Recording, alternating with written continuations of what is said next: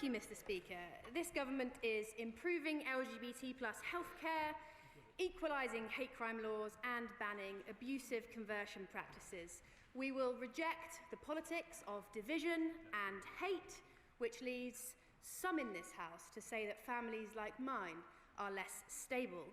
And we will build on Labour's proud record of fighting for equality. Thank you, Mr. Speaker. The EHRC's draft code of practice has caused uncertainty and anxiety amongst the trans and non-binary community, and it's also left many workplaces, businesses and sex-based spaces confused about how they should proceed.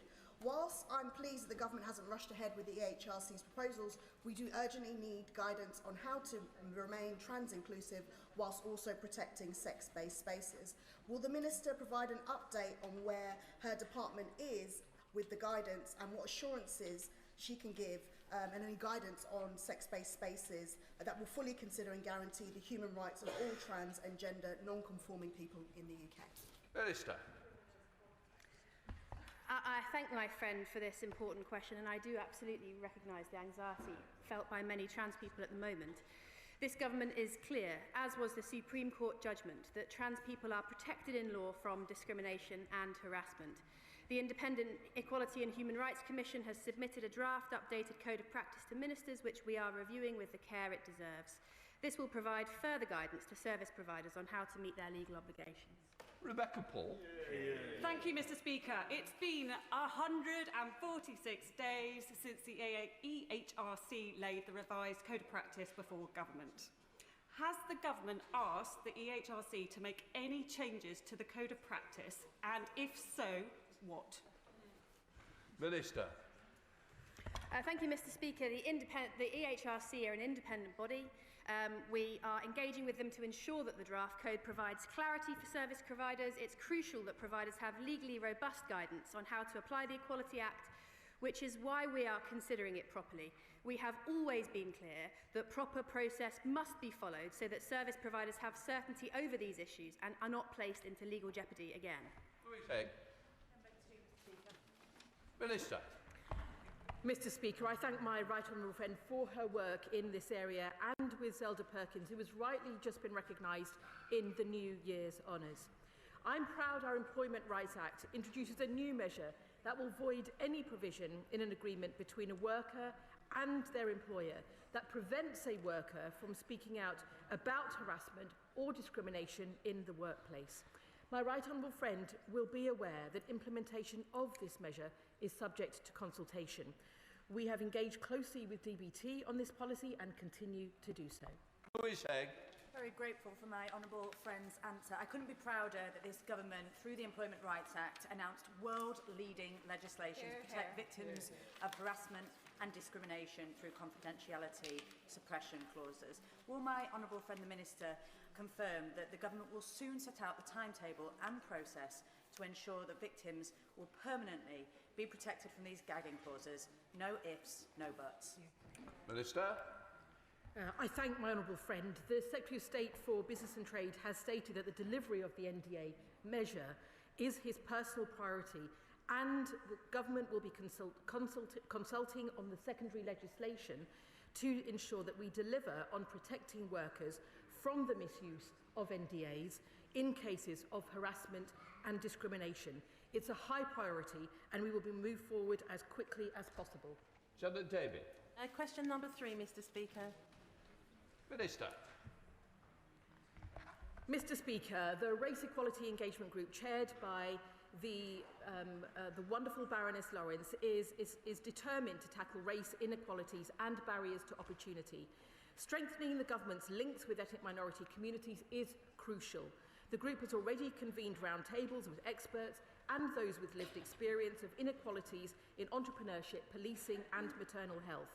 We are meeting with relevant ministers across government to discuss findings and to make sure we tackle race inequalities wherever they persist.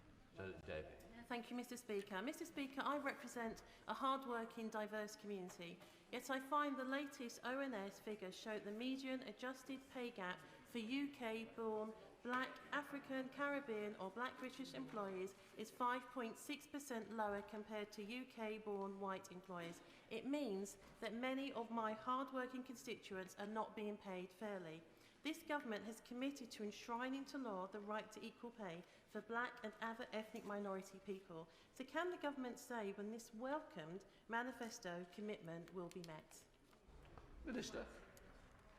Mr Speaker, my honourable friend is right to raise this issue, and the Race Equality Engagement Group is engaging with minority communities across the country to tackle inequality. We are committed to our manifesto commitments and moving forward to make the right to equal pay effective for ethnic minority people and introducing mandatory ethnicity pay gap reporting for large employers. Last year, we published a call for evidence on equality policy, which closed last summer. We are working to analyse the responses and will update the House on our plans soon. Kirsty Black. Mr Speaker, it is 316 days since the Minister announced that consultation. It is 560 days since the King's Speech, when the draft legislation was announced in the King's Speech. The Minister has made clear that she expects the draft bill to be published during this session. Please, can she update us on whether this is still her promise and when we expect to see that draft bill to reduce and remove that ethnicity pay gap that people are struggling with? Minister. I thank the honourable member for her question, and indeed, as I have highlighted, we are continuing to move forward with our plans. We will be publishing the call for evidence and also to, as we're analysing responses, and update the House on our plans soon. Max Wilkins. Thank you, Mr Speaker. Question number 4. Minister. Thank you, Mr Speaker. Through our 10-year health plan, we are committed to prioritising women's health as we build an NHS fit for the future. This includes renewing the women's health strategy, investing in research that addresses health inequalities and continue to build on vital progress in women's health. Grouping Minister. With permission. Right. Max Wilkins. Thank you, Mr Speaker. I'm grateful to the Health Minister for her to come into the House today.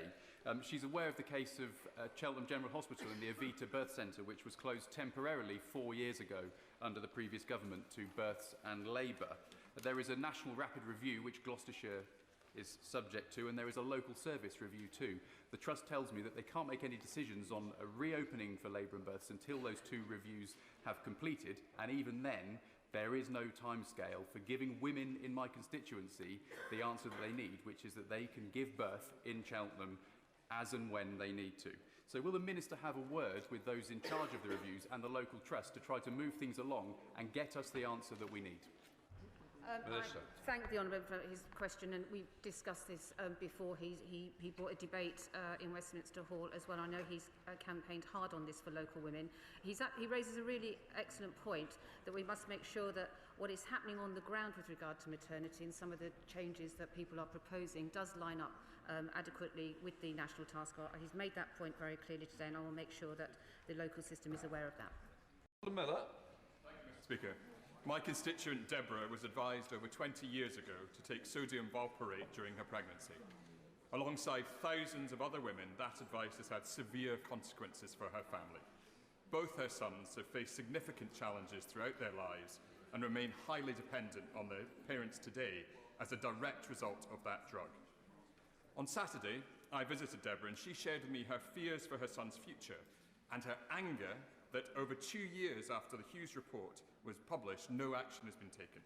So will the Minister meet with Deborah and me to hear her family story and to discuss how the government intends to put right this terrible injustice? Minister. Thank you, and I thank him for his question. And we obviously understand that for women like Deborah and many others that have been raised very often in this House leading to that report, these are serious and long-enduring conditions.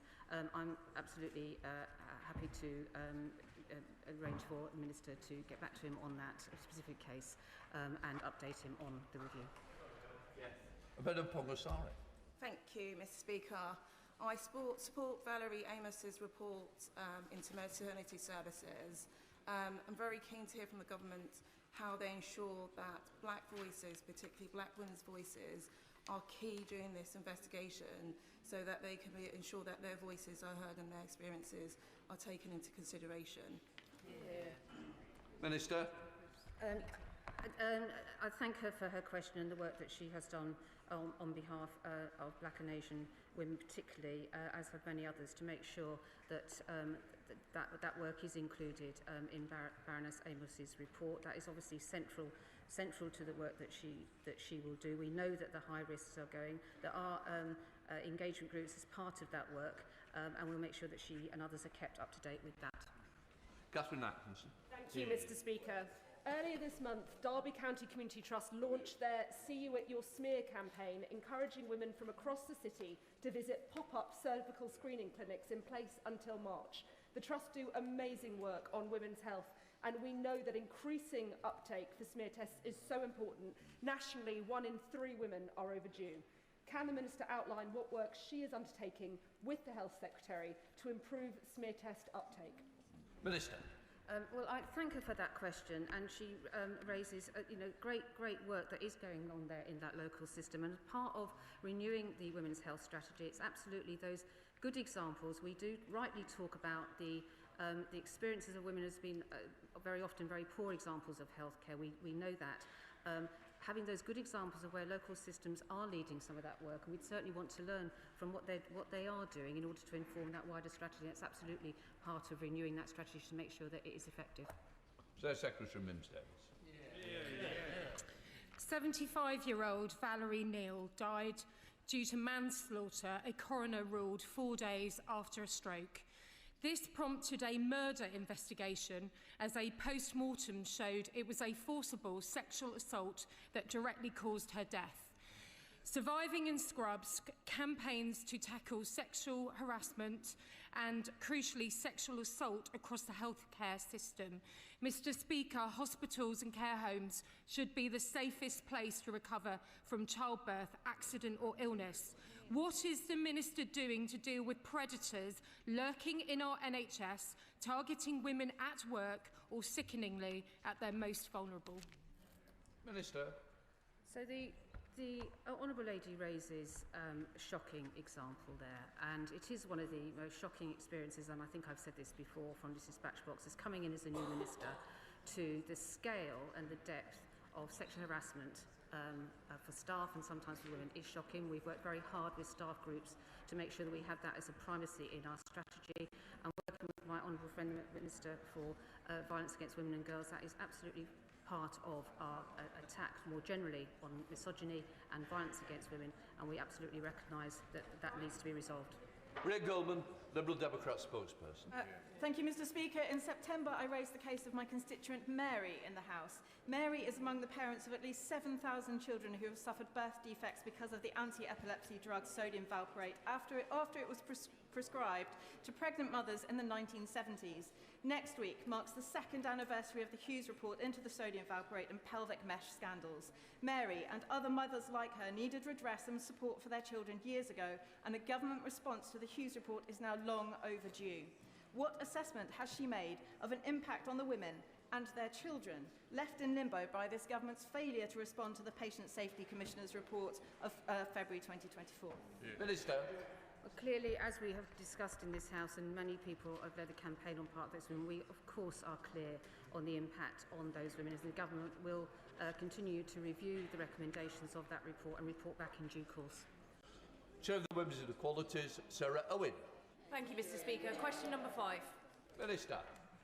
Mr. Speaker, our Pathways to Work guarantee will tackle the unnecessary barriers keeping disabled people out of work. Connect to Work employment support will be nationwide by April.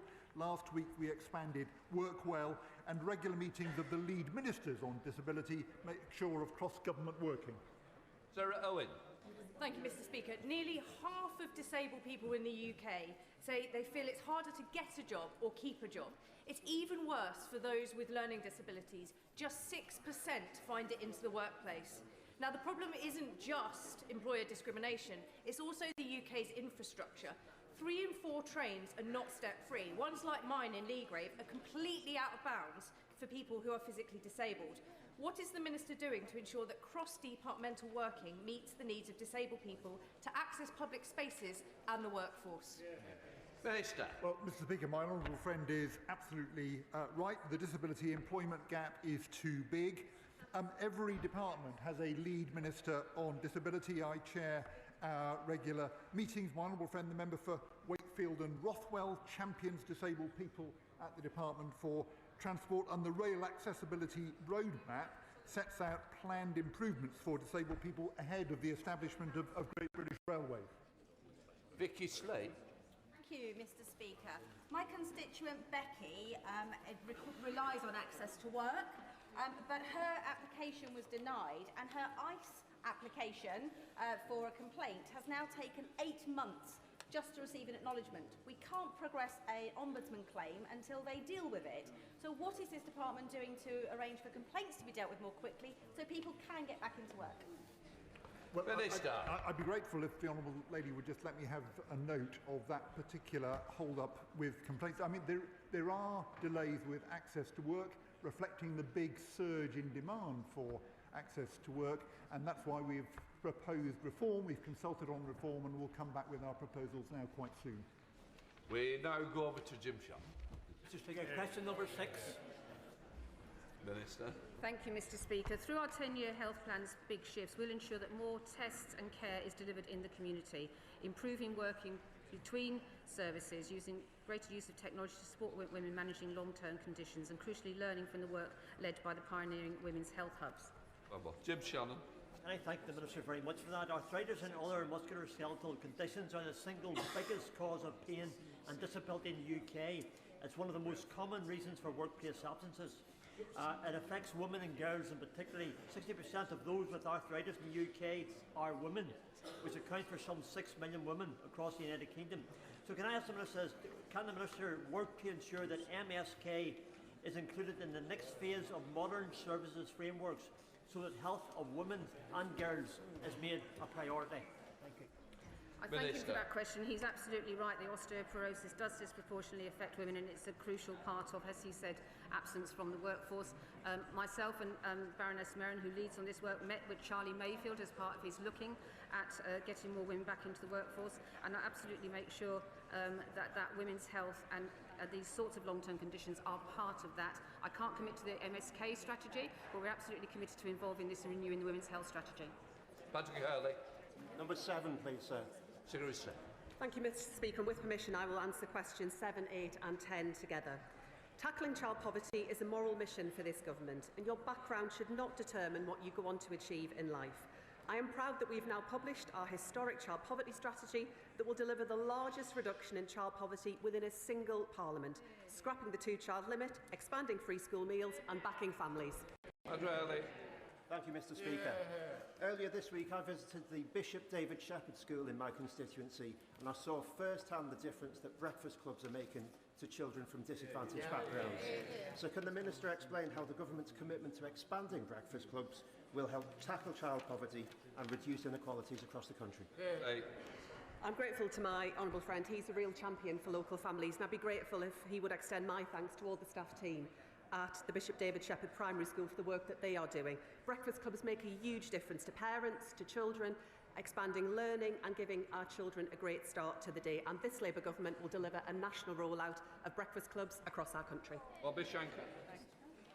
Thank you, Mr. Speaker. In Arboretum, in my constituency, half of the children are growing up in poverty. That means hungry mornings, cold homes, and kids who are 4 times more likely to face mental health problems by the time they're 11. What urgent action is this government taking across government to tackle child poverty that eliminates health inequalities so that all children can grow up in a warm and a stable society? Thank you, Mr. Speaker. Alongside the expansion of new free breakfast clubs, we massively expanding free school meals, expanding extra childcare for families, and that runs alongside our work in rolling out Best Start family hubs in every area, building on the proud Labour legacy of Sure Start to support families early when their children are young. Irene Campbell. Thank you, Mr. Speaker. In my constituency of North Ayrshire and Arran, healthy life expectancy is currently 52.5 years for women and 52.6 years for men, This is shockingly the lowest in Scotland and shows clear evidence of increasing health inequalities compared to other parts of Scotland. Years ago, the Glasgow effect was often cited when looking at life expectancy and at healthy life expectancy, but in this case I fear we now also have a North Ayrshire effect. Does the Minister agree with me that this is no way to start your life and that Scottish Government must do more to address these inequalities, given that they have had the biggest financial settlement in the history of devolution? Mr Speaker, those are truly shocking statistics that my honourable friend shares. I know that she, Anna Sawa and all Scottish Labour colleagues are working to kick out the SNP in May and show them how we can make the NHS fit for the future, running alongside our child poverty strategy, Mr Speaker, that will lift thousands of children in Scotland out of poverty. That is the difference a Labour government here in Westminster is making in Scotland. The best way out of poverty is through supporting people into work and creating jobs. What assessment has the Minister made with her colleagues on the impact of the crippling national insurance hike her government has had on families with children living in poverty? Mr Speaker, our child poverty strategy will deliver the biggest reduction in child poverty in any parliament ever. That is the difference a Labour government is making, and she will surely recognise that the majority of children who are in poverty are in working families, people doing the right thing, working hard, and we are determined to support them. We know that poor housing is a serious contributor to children living in poverty, and I've recently heard concerns about social housing providers in my constituency failing to carry out vital repairs to tackle damp and mould, with some even choosing to sell off homes rather than bring them up to the standards under Awab's law because it's too expensive. So what is the government doing across government with its Equalities Department and MHCLG to stop social housing providers from selling off homes and to ensure that every child has access to safe, warm, dry, affordable social housing? I'm grateful to the Honourable Lady for raising that point. Issues around housing were a key feature of the work that we did through the Child Poverty Task Force. It's also work that colleagues right across government are taking up. I'm concerned to hear as to the cases that she raises. If she would like a minister to look into those and provide a response, if she shares some details, I'll make sure that happens. Of course, there is poverty of aspiration, which of course contributes to inequalities, and there are over 100,000 children in looked after care in this country, as you will know, secure homes, children's homes and foster care. Every single one of those children has a skill, an ability, something to contribute to society. So can I ask her to, with her other hat on as Secretary of State for Education, to look at scholarships for looked after children, for those children to develop those skills? The Honourable Gentleman raises an important area that has been a big focus of the work of the Department for Education around children's social care reform, supporting more families around kinship arrangements, expanding fostering and making sure we're supporting children earlier on to stop that crisis escalation. I'd be happy to discuss further any other ideas that he has. Douglas McAllister. Your number one, please, Mr Speaker. Mr Speaker, next week is Race Equality Week, and this week's theme is Change Needs Us All. The Government's Race Equality Engagement Group, chaired by Baroness Lawrence, is ensuring that we are hearing directly from those most affected by race inequality. And Mr Speaker, yesterday we marked Holocaust Memorial Day, and across this House we remember the 6 million Jewish people murdered by the Nazis. We redouble our efforts to combat prejudice, hatred and anti-Semitism in all its forms. Douglas McAllister. The gender pay gap for full-time employees in Scotland. The gender pay gap for full-time employees in Scotland widened from 2% in 2024 to 3.5% in 2025. It's utterly unacceptable that under the SNP watch, women in Scotland are earning less for the same hours. What can our UK government do to improve matters for women across our country? Mr Speaker, my honourable friend is right. We do have to narrow that gap, and we're ensuring that large employers, including in the Scottish private sector, will publish a plan to how they will address the gender pay gap. But of course, I'm proud that along with him, this Labour government is delivering the biggest upgrade in workers' rights in a generation. Secretary of State Claire Coutinho. Nurses up and down the country, like the Darlington nurses and Jennifer Mellé, are being hounded and harassed by the NHS simply for recognising that biological sex is real. I'm grateful that the Secretary of State had previously agreed to meet with Jennifer, and I hope she still will. But she takes up the cause of working class women. These are working class women, and they are being abused by people in positions of power. So will she go further? Will she hold accountable people in the NHS, the Nursing and Midwifery Council, and in the unions who have harassed and victimised these hard-working nurses? Mr. Speaker, I look forward to meeting with Jennifer soon to discuss her experiences and what more we can do to make sure that women in the NHS are safe at work. I'm determined to ensure that the rights, voices and spaces of women who both work in the NHS and are patients in the NHS are protected. Thank you, Tina. Thank you, Mr. Speaker. In the case of Gorton and Denton, we heard this week that the Muslim vote has decided to endorse the Green Party. This is overt sectarianism in our midst, and we know where we have sectarian politics, conflict and strife follows.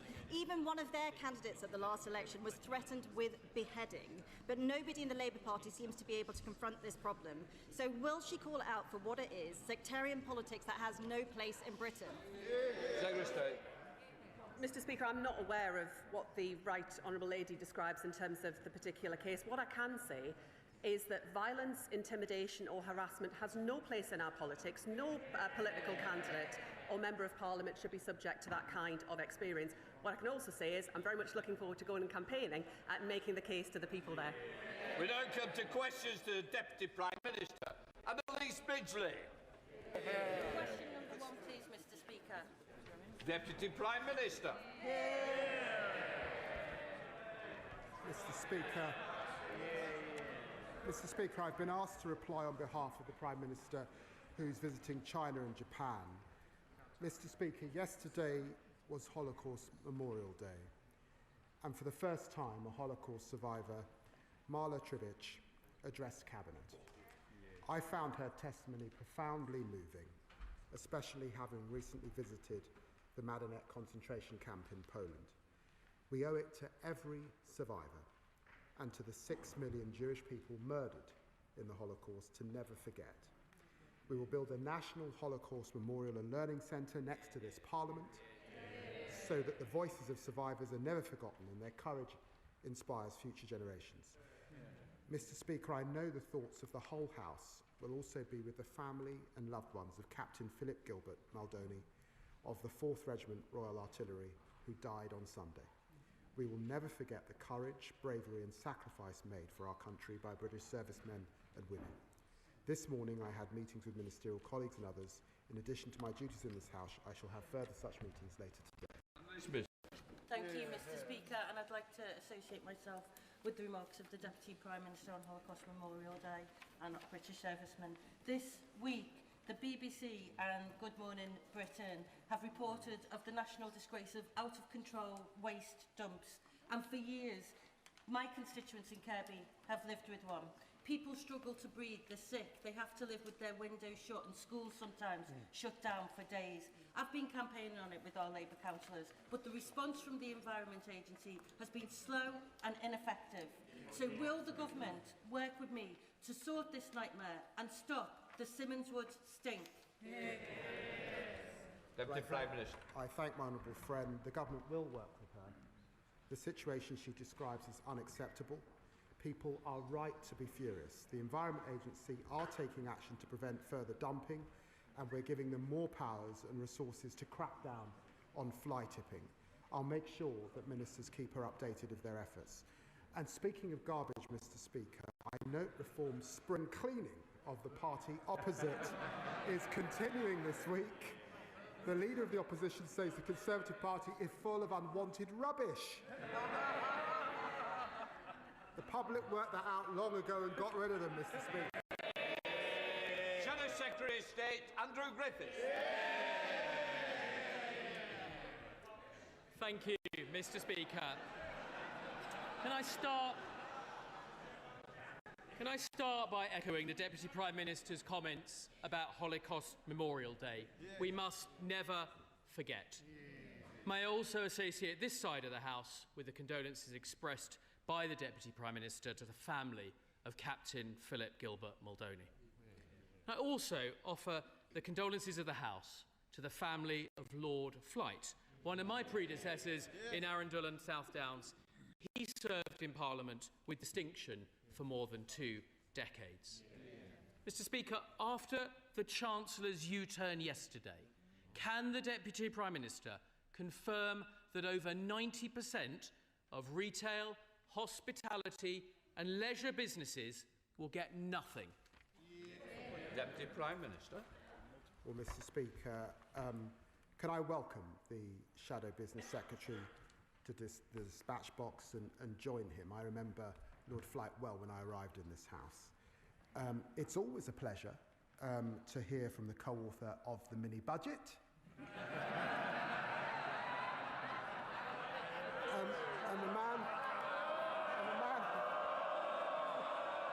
And the man who said that Liz Truss has the best plan to deliver for voters. Remember that? Of course, all of us want to see our pubs in good health and to support hospitality. That's why the Chancellor announced a £4 billion package of support. But yesterday, in addition, business rates for pubs and music venues will be cut by 15% this year and frozen for the next 2 years, and will review the methodology for valuing pubs in the future. I must say that contrasts with the party opposite, who of course saw 7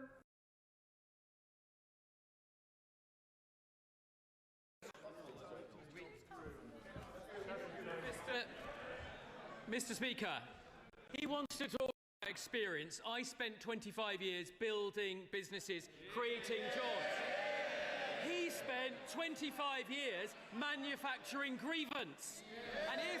And if the party opposite knew anything about business, they would know this is too little too late. Our high streets, their high streets, are bleeding out. The Chancellor's handing out. They don't want to hear this, Deputy Speaker. Our high streets are bleeding out, and the Chancellor's handing out a box of sticking plasters. They can't even U-turn properly. Mr. Deputy Speaker, a senior advisor... Mr. Speaker. Mr. Speaker, a senior advisor to Andy Burnham said yesterday the Chancellor just wants a cheap headline. Meanwhile, our high streets are being decimated. He's right, isn't he? Deputy Prime Minister. I've got to say, Mr. Speaker, he talks about business. We know what his plan for business is. This is the man who opposed the minimum wage and said it was, quote, simply something that legislators pass to make themselves feel good. Well, let me tell him, raising the minimum wage doesn't make us feel good. It changes lives, and Labour's proud of how we're supporting small business. And on small business, creating hospitality zones to cut red tape, greater licensing freedoms, very important, and tackling late payments. All of that supporting business. That's a hard cry to what small business saw before. Mr. Speaker, you don't make young people better off by putting them out of work.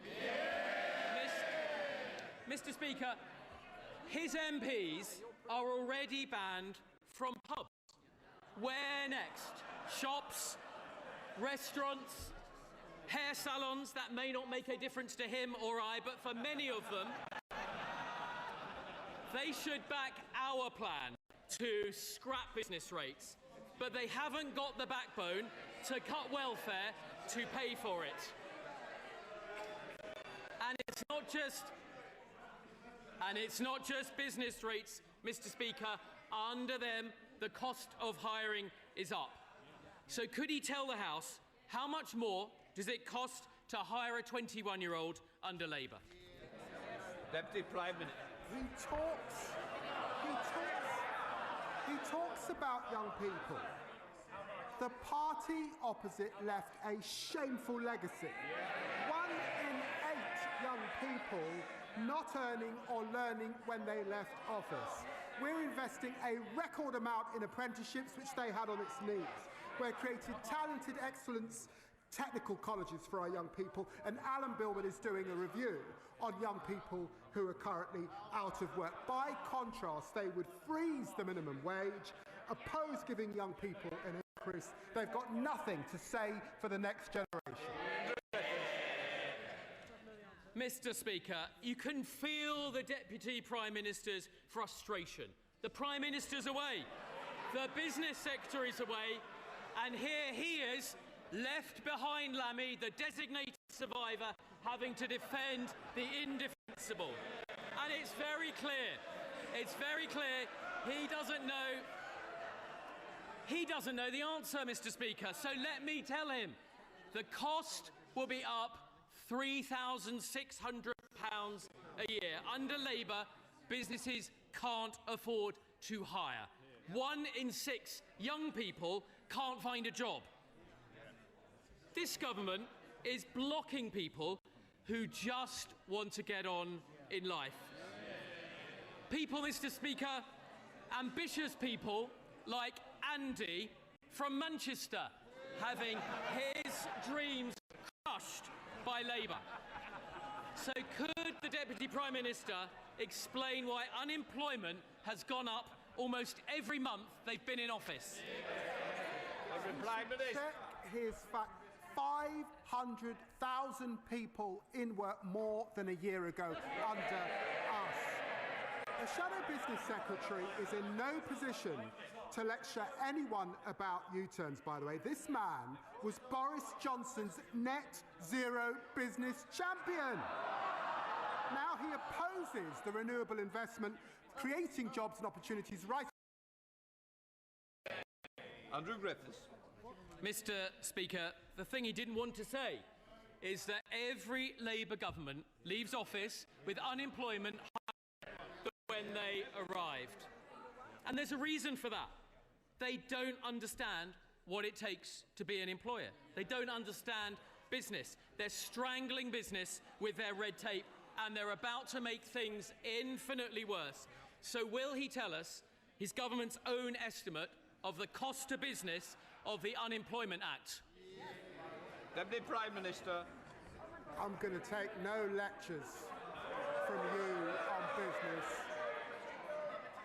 My father was run out of business under the Thatcher government. I know what it's like to grow up under a Tory government. And whilst we're talking about it, 26 Tory MPs and counting have already defected to reform, and now they're all counting down, Mr. Speaker, because today is 100 days until the Tory transfer window slams shut. It's going to be the longest and most disloyal transfer saga since Sol Campbell left Spurs. I don't know where he is, has signed 3 white ringers in the past fortnight. Andrew Griffiths. Thank you. I don't know what's in his head, Mr. Speaker. It's our party that is getting stronger. And overnight, overnight,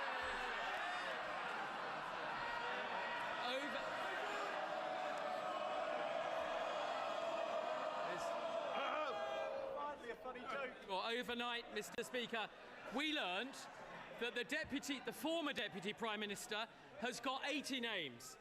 On Sunday, we learned that the Health Secretary's allies claimed that he's got 200 names, and oddly, 50 of them want the Mayor of Greater Manchester, who's not even in this MP.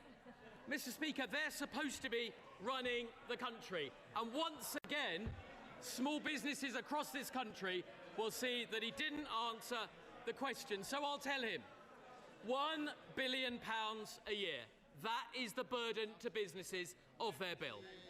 So there we have it, Mr. Speaker. They've no answers for small business. There's no relief coming. They don't care about high streets. They don't care about hotels, restaurants, farmers, or young people. Won't the Deputy Prime Minister admit what the members behind him are thinking? That it's not the Prime Minister going to China that's the problem, it's the fear that he might come back. Deputy Prime Minister. Mr. Speaker, he's not going to get this gig again, is he? Let's face it.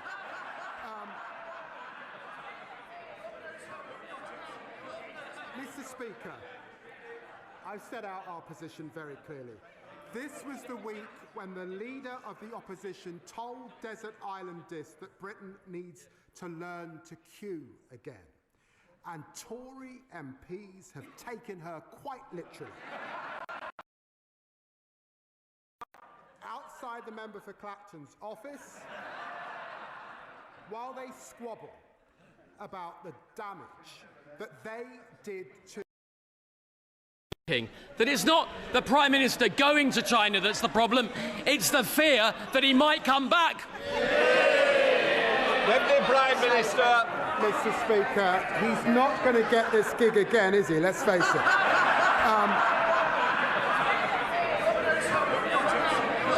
Mr. Speaker, I've set out our position very clearly. This was the week when the leader of the opposition told Desert Island Disc that Britain needs to learn to queue again. And Tory MPs have taken her quite literally. They're lining up outside the member for Clacton's office while they squabble about the damage that they did to our country.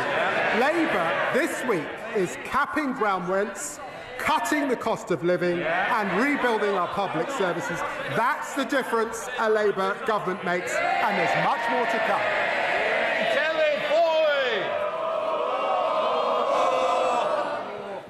Mr. Speaker, Elmore's Hall School is a fantastic multi-site provision supporting over 200 of County Durham's vulnerable young people with social, emotional and mental health difficulties. Their PAC site in Durham caters for 20 key Stage 4 pupils, but SAN provision in Durham is at crisis point.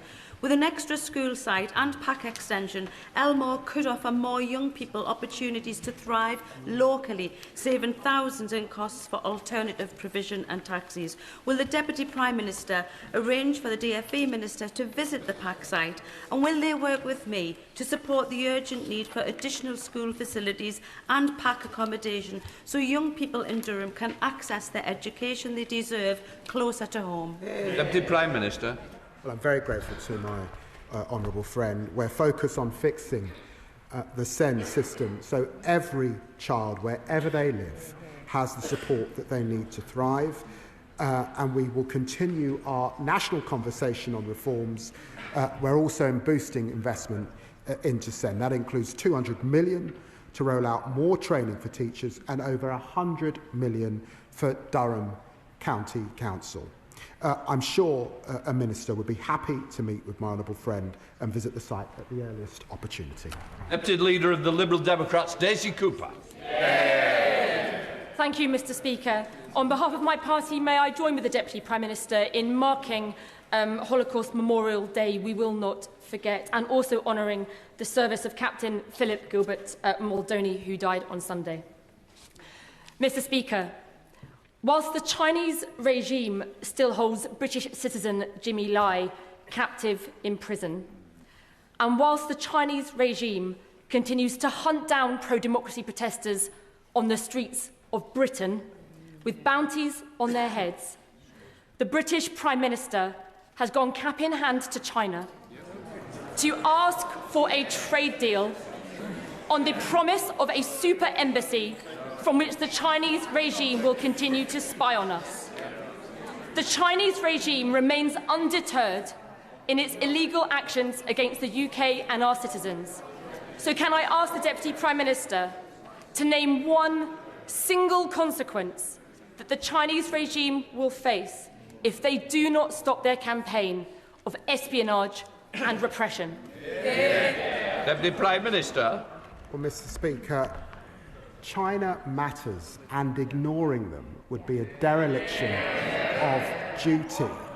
We will build a consistent, long-term and strategic approach grounded in reality. I set that out in the China audit statement I made a few months ago, and that is what our allies do. President Trump, Macron, Chancellor Merz, Prime Minister Carney, all are visiting and engaging. We'll cooperate where we can, and I'm sure in areas like climate, she would expect us to cooperate, and we will challenge in areas where we disagree. That's the way that we deliver for the public of this country. Daisy Cooper. Thank you, Mr. Speaker. I note the Deputy Prime Minister could not name one single consequence if the Chinese do not stop their espionage and repression. Mr. Speaker, Withdraw.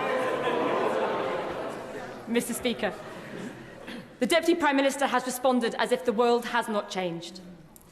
With Russia waging war in Europe, with the Chinese hunting protesters and pro-democracy protesters on our streets, and with President Trump undermining NATO and the rules-based order which keeps us safe, we have got to act with urgency to strengthen our alliances with trusted allies in Europe and the Commonwealth, and we have got to ramp up defence spending now.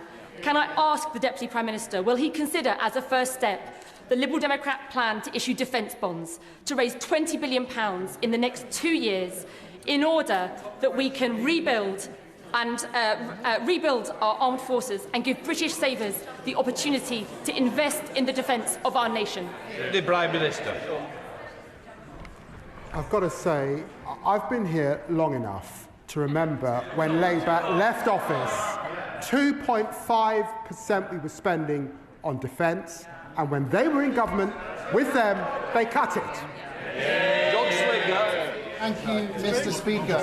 Does the Deputy Prime Minister agree with me that the good work of this Labour government to get the NHS back on its feet, with waiting lists down, including by 2,400 in my constituency, ambulance waits down, and prescription charges frozen, would be put at risk, could be put at risk by Reform UK, as confirmed at the weekend, when the last but one defector, the honourable member for Romford, when asked about a private health insurance system, said, "I don't object to that." Deputy Prime Minister. Well, he's right. Waiting lists are down 3,200 in his local area, and he's right to highlight the progress with our plan to get the NHS back on its feet. Thanks to this Labour government decisions, waiting lists have fallen by over 300,000 since the election, and we delivered 5.2 million extra appointments, slashed ambulance response times, and recruited 3,000 more GPs. Meanwhile, the member for Romford confirmed at the weekend that Reform would support privatising the National Health Service. Labour will never let it happen. Trusted with our National Health Service. Mr. Speaker, this week marks 2 years from the attempted great deception of the former government and the DUP that the IRGC border was gone. No checks, no paperwork was the strapline. And yet within the first few months of this new year alone, we've had imposed a veterinary medicine border, and we've had a ban on new GB cars being sold in Northern Ireland. And now the EU says that from July it plans to impose a €3 charge on small parcels coming into Northern Ireland. What sort of government allows a foreign power to impose a tax on parcels coming into its own territory? Deputy Prime Minister. Well, Mr. Speaker, I looked at this specifically when I was Foreign Secretary. We provided a wide range of guidance and support to businesses. We've not seen evidence of significant disruption to the flow of parcels. However, of course, HMRC stands ready to provide support wherever businesses have difficulties. Alex Boriscott. You, Mr. Speaker. When the Prime Minister recently visited my constituency of Cardiff West in Ely to launch the UK child poverty strategy, I took the opportunity to discuss with him that much-needed Pride in Place funding that we want in Ely and Cairo. My constituents are telling me they want it in important things such as a youth zone and in recreational sports activities. So will my right honourable friend agree to meet with me to discuss securing this vital funding for my constituents in Ely and Cairo? Deputy Prime Minister. Well, of course I'll ensure that my honourable friend gets the meeting with the appropriate minister. Look at the difference that Labour is making in Wales.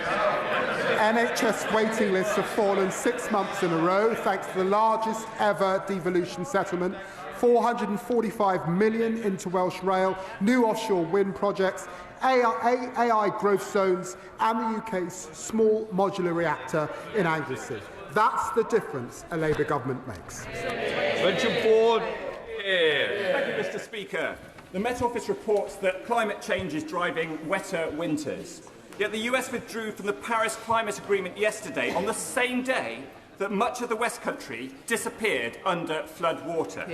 My part of Devon is submerged and needs better flood defences. Would the Deputy Prime Minister like to invite his US counterpart on a fishing trip to the southwest? Deputy Prime Minister. Well, I'll get a licence if I do, but my sympathies are with his constituents affected by the recent floods. We're investing a record £10.5 billion into flood defences to protect 890,000 homes. The flood defences are inherited, of course, from the party opposite, which was shameful. But we've committed to net zero and the Paris Agreement. It's good for lowering bills, good for jobs and investment in the UK. Elsie Blundell. In my borough, the social housing waiting list exceeds 7,000 live applications. Council housing offers my constituents the safety and security that they deserve. What further steps can the government take to speed up the delivery of the social and affordable homes programme and build the high-quality social housing my constituents deserve? Prime Minister. She's absolutely right. We believe in council housing on this side of the House. We're investing £39 billion to deliver the biggest boost to social and affordable housing in a generation, and that will deliver 300,000 social and affordable homes with at least a 60% rate, and will bring forward legislation to strengthen councils' ability to buy back homes sold under the Right to Buy scheme. John Monk. The Scottish press is full of stories about the plot by Scottish Labour MPs to bring down the Prime Minister. One Scottish Labour MP said he's terrible. Another Scottish Labour MP said the handling of the budget had been incompetent. And yet another Scottish Labour MP predicted that Scottish Labour would be slaughtered in May's election. They're not wrong, are they, Deputy Prime Minister? Deputy Prime Minister. The people of Scotland have a big decision later on this year. Certainly not to vote Conservative, to get rid of SNP and vote Labour. And I and my colleagues will be campaigning every single day to bring that about. Vicky Bolscroft. Thank you, Mr. Speaker. As the UK's first borough sanctuary, Lewisham has a proud history of welcoming people fleeing conflict, persecution and instability.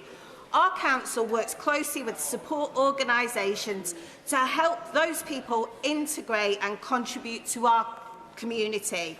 So how will the Deputy Prime Minister ensure that proposed reforms to the asylum system support rather than undermine the positive outcomes already being achieved in boroughs like mine? Deputy Prime Minister. Well, I'm grateful to my honourable friend for raising this issue. Britain has always been a fair, tolerant and compassionate country that has offered safe haven to those fleeing peril, and this government will always defend those values. We're introducing the largest overhaul of asylum policy in modern times to restore control, contribution and fairness. That includes creating new, capped, safe and legal routes for refugees. Asylum claims are falling across Europe, but in Britain they are rising. So we must make it less attractive for those who are coming here illegally to come to Britain and easier to remove them, and that's what we'll continue to do. Mr. Speaker, 6 in 10 families say their pay is going backwards, with the lowest earners £73 a week worse off, and middle earners are worse off too. So will the Deputy Prime Minister admit that his government, this government, has broken its promise to improve living standards? Deputy Prime Minister. Real wages have risen nearly every single month since we came into office. Thank you very much, Mr. Speaker. Sergeant Matthew Telford, Trooper Robert Pearson and Guardsman James Jimmy Major, aged just 18, 3 heroic servicemen from Great Grimsby and Cleethorpes who made the ultimate sacrifice on their tours of Afghanistan. I want to put on record my condemnation of President Trump's plain wrong comments that so undermine the commitment of our brave British servicemen and women at home and abroad, which the Deputy Prime Minister has rightly recognised. This government has launched the Valour system to ensure that our veterans' support offer on housing, health, welfare and work is fit for purpose, fully backing our forces. That's in stark contrast to the leader of Reform, who happily takes cash to champion the IRA. Shame. My local armed forces charities want to know if he can set out how urgent action is being taken to house homeless veterans by this government under Valour. Deputy Prime Minister. One of the greatest privileges of my life is visiting our servicemen and women who are stationed abroad. We're renewing the contract with our veterans, providing millions to eradicate veteran homelessness and investing £50 million into a nationwide network of support centres. I also want to take this opportunity to pay my respects to Private Jonathan Kitolongoda. He was the first British soldier killed by enemy action in Afghanistan on this day in 2004. He was just 23. The valour and heroism of those who have served our country to keep us safe must never be forgotten. Thank you, Mr. Speaker. A month ago today, protests erupted across Iran. In response, the Iranian government launched a deadly crackdown. They fired indiscriminately on protesters and they shut off internet access to hide what they were doing from the outside world. In April 2024, the then Shadow Home Secretary, now the Foreign Secretary, asked the Conservative government if they would finally proscribe the Islamic Revolutionary Guard Corps as a terrorist organisation. And just 2 weeks ago, she described the Iranian regime as a consistent threat to the UK's stability, security, freedom and our national interest. The world order that we thought we knew is being shaken up. The US is no longer able to show moral leadership to governments that kill their own citizens. Can this government step up and take the lead, and will they now proscribe the IRGC? Deputy Prime Minister. Well, I utterly condemn the Iranian regime's brutal repression of peaceful protesters. It's a long-standing position under successive governments not to comment on whether a specific organisation is being considered for proscription. We have long criticised Iran's authoritarian regime and taken robust action to protect UK interests from Iranian state threats, and that includes over 220 sanctions on Iran, placing the entirety of the Iranian state on the enhanced tier of the Foreign Influence Registration Scheme. We're working at pace, of course, to explore what further measures can be taken to respond to these horrific... Thank you, Mr. Speaker. Mr. Speaker, violence is again escalating in north-east Syria, Rojava, with humanitarian crisis unfolding, and the city of Kobani under siege yet again. The Kurdish communities who fought and helped defeat ISIS now feel abandoned by their Western allies.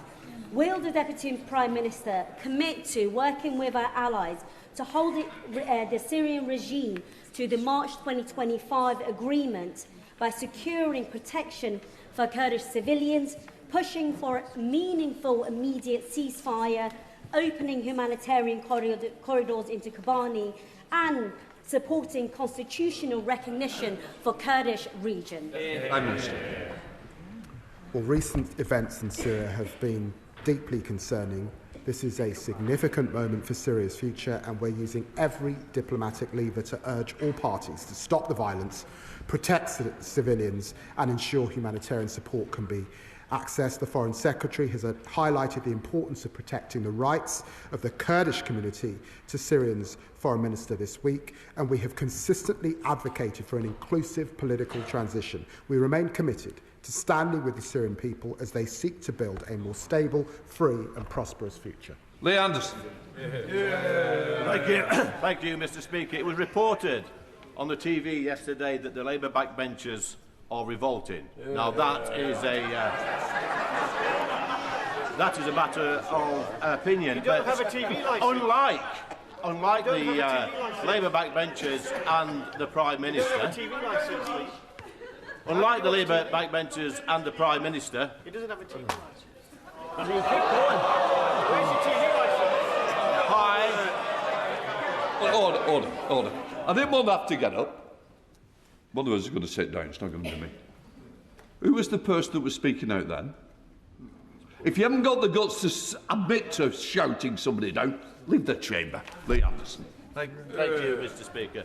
Unlike the Prime Minister of our country, I've never been thrown out or barred from a pub, and after yesterday's disastrous announcement to save our pubs, there's no wonder it's cleared off to China. But I've got one question for the Deputy Prime Minister. Will he come with me to Ashfield to visit some pubs and speak to some landlords and explain to them why over 500 pubs have closed since this Labour government came into power, and why another 500 pubs will close in the next year? Come on, be a man. Deputy Prime Minister. Well, Mr. Speaker, I think I once campaigned with the honourable gentleman who was a member of the Labour Party. And it's been said of him that when he left, he enhanced the IQ of the Labour Party and the IQ of the party that he went to.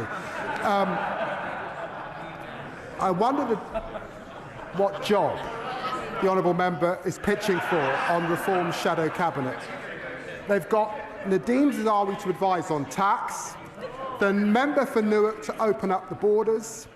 Now they need Liz Truss to crash the economy. Ian Byrne. Thank you, Mr. Speaker, and I hope you get well soon. Lydia Jakeman is 19 years of age and has been given a devastating diagnosis of motor neurone disease. When she was told she has a very rare form of the disease that can be treated with a groundbreaking new drug called tofersen, her family were given hope. They have since discovered that while the drug has been made available to the NHS free of charge, a local trust has declined to deliver it. This afternoon, a family will be arriving at Downing Street, having walked from Southampton to highlight this injustice.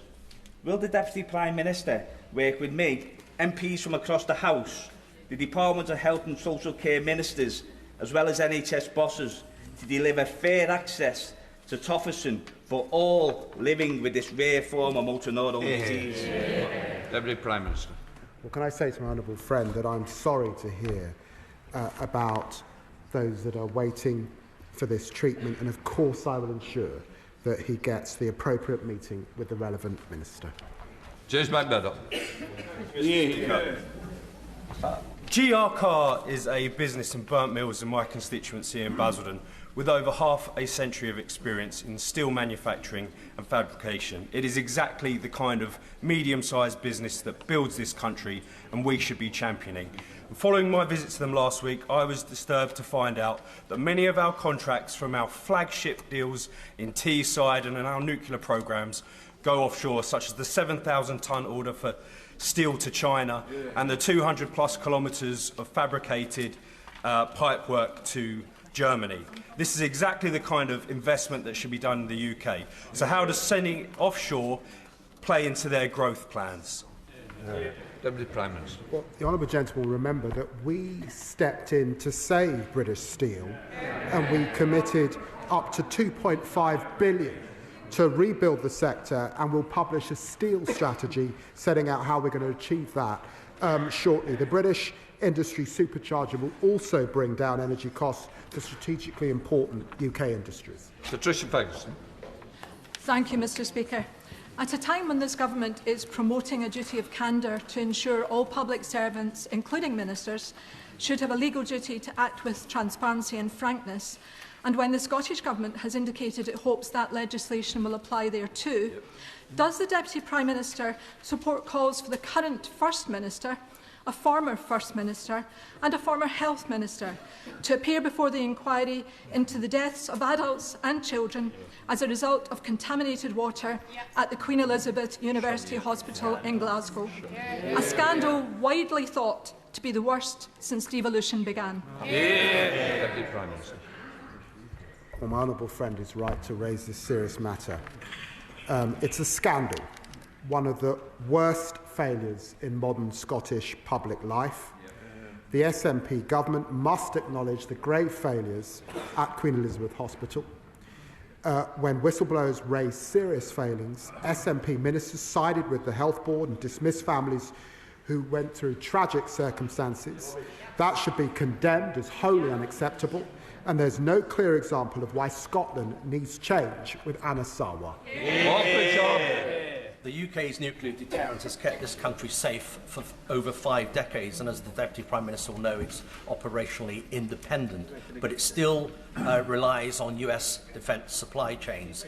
Given the shaking of traditional alliances, could the Deputy Prime Minister reassure the House and the country that the UK has sufficient stockpiles of the component parts of the D5 Triton II missiles that the nuclear submarines have, and ensure that the supply chain remains resilient and is able to cope with any change in the White House, whether positive or negative?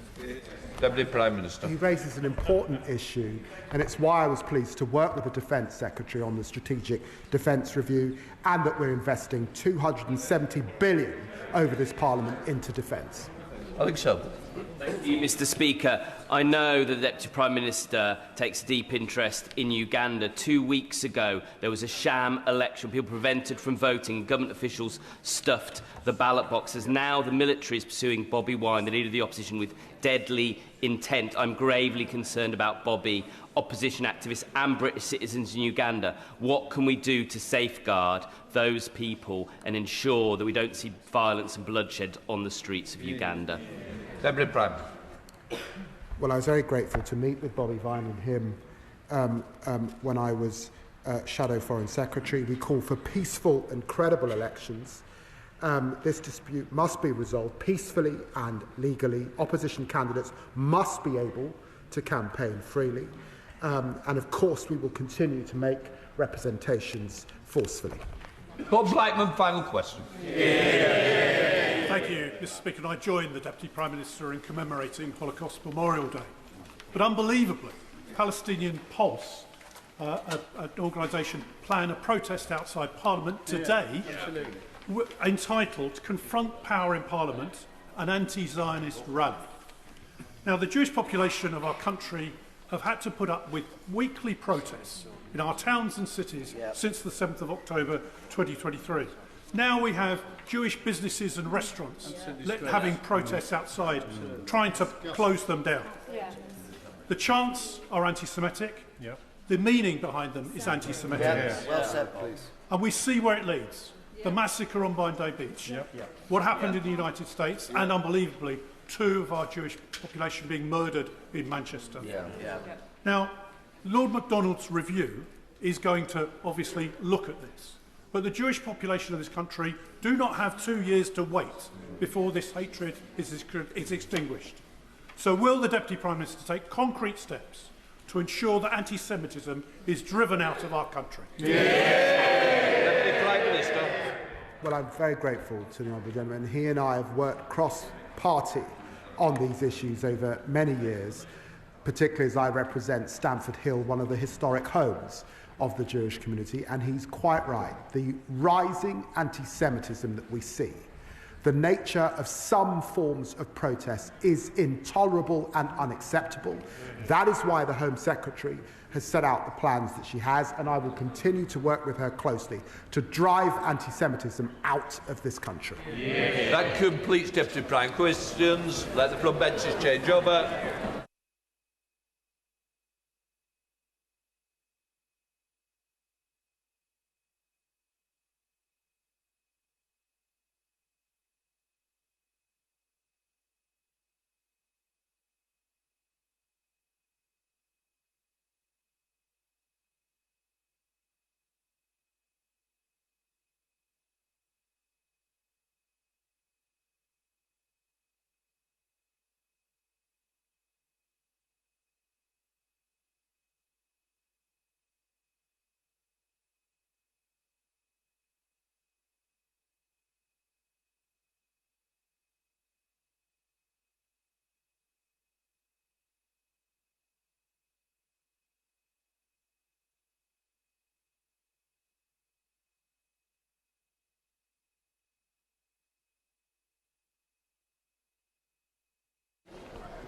Presentations, bills.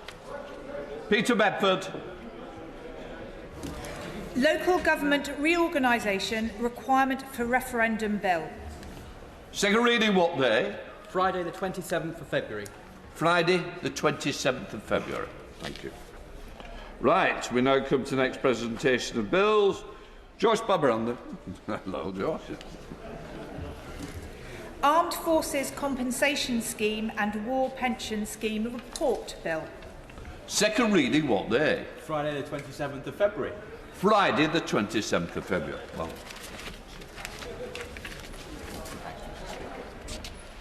We now come to the 10-minute rule motion. It's about flooding from George Freeman. Thank you, Mr. Speaker. I beg to move leave be given to bring in a bill to make provision about the responsibilities and duties of certain authorities and agencies in respect of inland flood prevention, to make provision about the powers of local flood authorities and internal drainage boards, to require the Secretary of State to report to Parliament on the funding of LFAs and IDBs, to provide for the designation of internal drainage board pumping equipment as critical national infrastructure, to require the Secretary of State to prepare and publish a report on the potential merits of establishing a flood compensation fund to support homeowners whose primary residence has become unsaleable as a direct result of flooding, to make provision about the flood reinsurance scheme, to make provision about the responsibilities of developers and water companies in respect of the provision of drainage upgrades with new housing developments, to make water companies statutory consultees for certain planning applications, and to place a duty on fire and rescue services to respond to flood events, and to make provision for national and local digital flood mapping and for connected purposes. Mr. Speaker, when you hear Norfolk and floods, I imagine that you, sir, and like most, think of coastal flooding, salt marsh flooding, storm tides eroding our cliffs, river flooding, the Broads, but not inland flooding from surface water, runoff, overloading drains and sewers, which is all too often overlooked, which is why I'm introducing this bill today. Mr. Speaker, you are probably, like many, wondering, why is mid-Norfolk flooding? It's Breckland, it's dry, it's sandy, it's inland. The clue is in the name. It should not be flooding. But over the last decade or so, we've seen a spate of inland surface flooding in 23 of my 130 villages, increasing every year. Why? Yes, climate change. In 22-3, we had the wettest October, November, December, January, February and March on record. But also lack of maintenance of council highway culverts, a lack of maintenance of farm ditches, inadequate funding of internal drainage boards, who, by the way, have been doing a really good job since about 1560 when they were created, and local flood authorities, the relinquishing of riparian rights. I'm sorry to say, I think the Environment Agency rather more focused on rivers as habitats than channels to get water off the land. But this is happening in many areas. Why mid-Norfolk? The big factor in mid-Norfolk is new housing. Along the A11 corridor in the last 10-15 years, we've seen 5,000 houses at Thetford, 5,000 houses at Attleborough, 3,000 at Windham, 1,000 at Silfield, a 5,000 house new town planned at Snetterton, and in commuter villages like Yaxham, Mattershall and Ellingham, big national developers and their agents like Gladman Homes abusing the 5-year land supply to land bank and then dump massive commuter housing estates on the outskirts of towns and villages without proper infrastructure investment, against the wishes of the local council, local plan and communities who are too often powerless.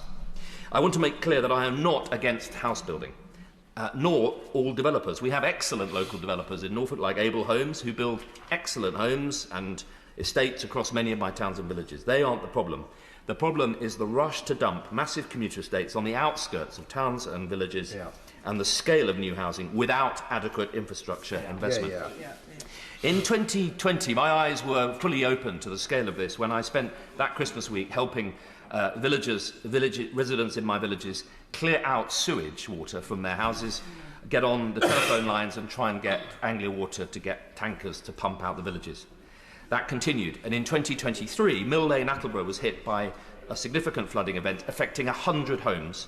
Spare a thought, please, for Lynn and Hans Short, who live next to the culvert, which was, by the way, wrongly installed by Anglia Water before they handed over the riparian responsibilities. Lynn and Hans have been flooded 4 out of the last 5 years.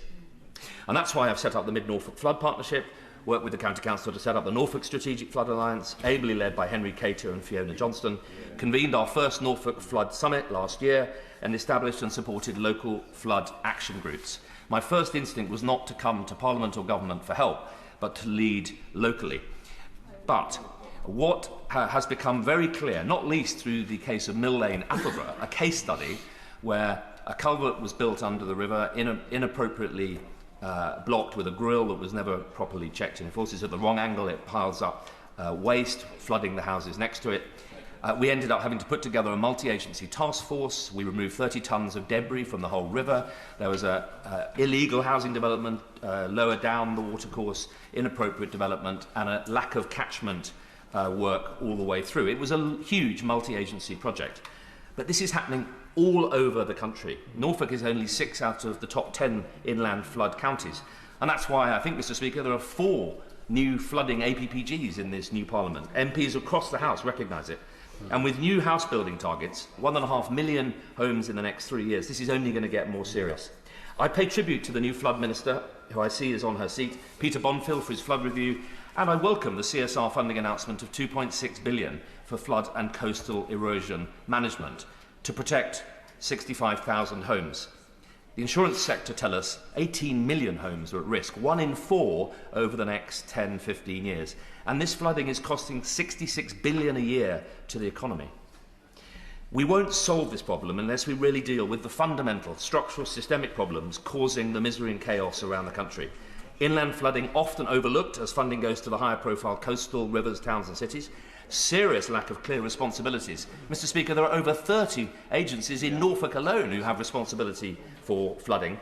The disempowering of local bodies such as the internal drainage boards, local flood authorities with no power or funding, continue building on floodplains without adequate infrastructure, no enforceable requirement to upgrade pre-existing drainage, no funding for those drainage upgrades because most Section 106 money goes on important local services, residents in district council areas with IDB flooding seeing their service funding cuts, tons of data but no proper mapping of where and when these floods are likely to happen. We have the technology and the data to do it. We don't use it. The vital flood re-scheme, limited in time and scope and set to expire, and an insurance, mortgage and saleability time bomb in our housing market. And nothing, sadly, in the recent planning bill, despite multiple amendments, including from the other House. So this bill that I'm introducing today has been designed with and around the advice of frontline bodies to tackle the practical reality of flood prevention in 4 key areas: responsibilities, funding, planning, and national and local data and flood mapping. I've developed it in a spirit of non-partisan practical politics to help and embolden the Minister to take this opportunity to make the key reforms essential to avoid a growing crisis worsening to calamitous levels.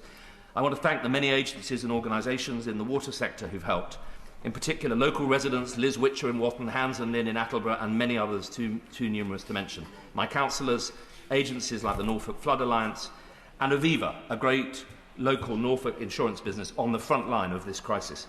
But most of all, this is a bill shaped by and for those poor people up and down this country who, like Hans and Lynn Short at Mill Lane, Attleborough, live in fear of going through the hell of their homes being flooded, through no fault of their own, but because the system has failed them. The planning, drainage, sewerage, insurance and flood prevention system has evolved without design. No single body or person is responsible. That's the problem. It's not fit for purpose today, let alone for the 1.5 million new homes set to be built in the next 3 years.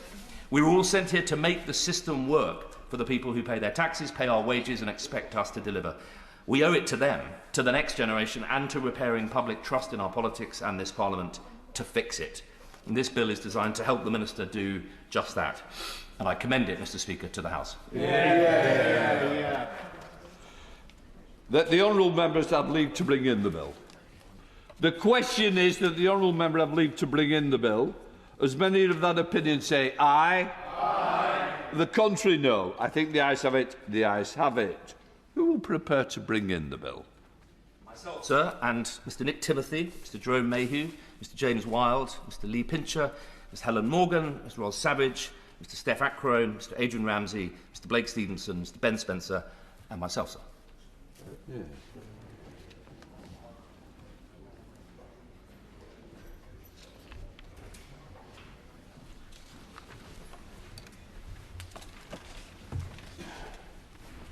George Freeman.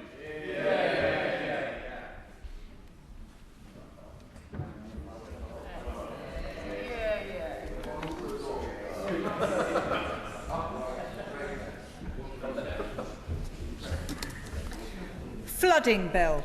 Second reading what day? Friday, 10th of July, sir. Friday, the 10th of July. I thought you'd had your Wellingtons on. Take care, George. We now come to the Opposition Day motion on the British Indian Ocean Territory. I inform the House that I have not selected the amendment.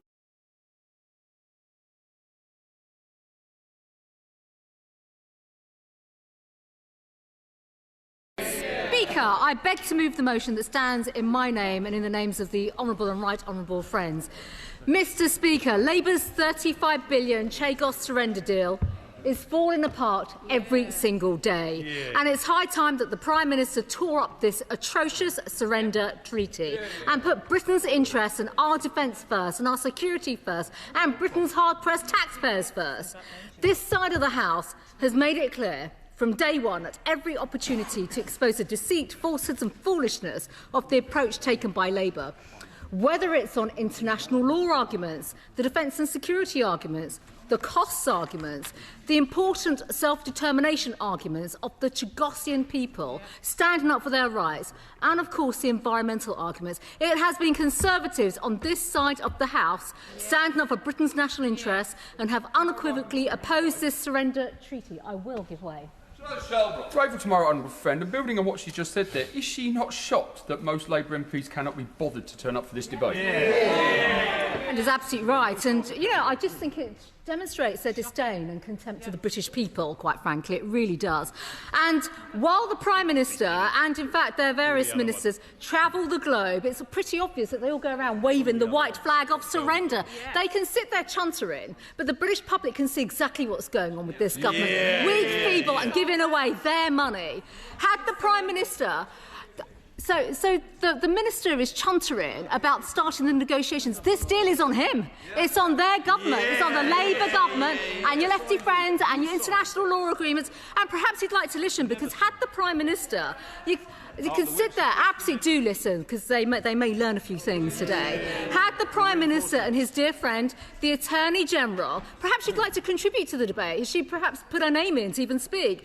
Then I suggest she sits and listen.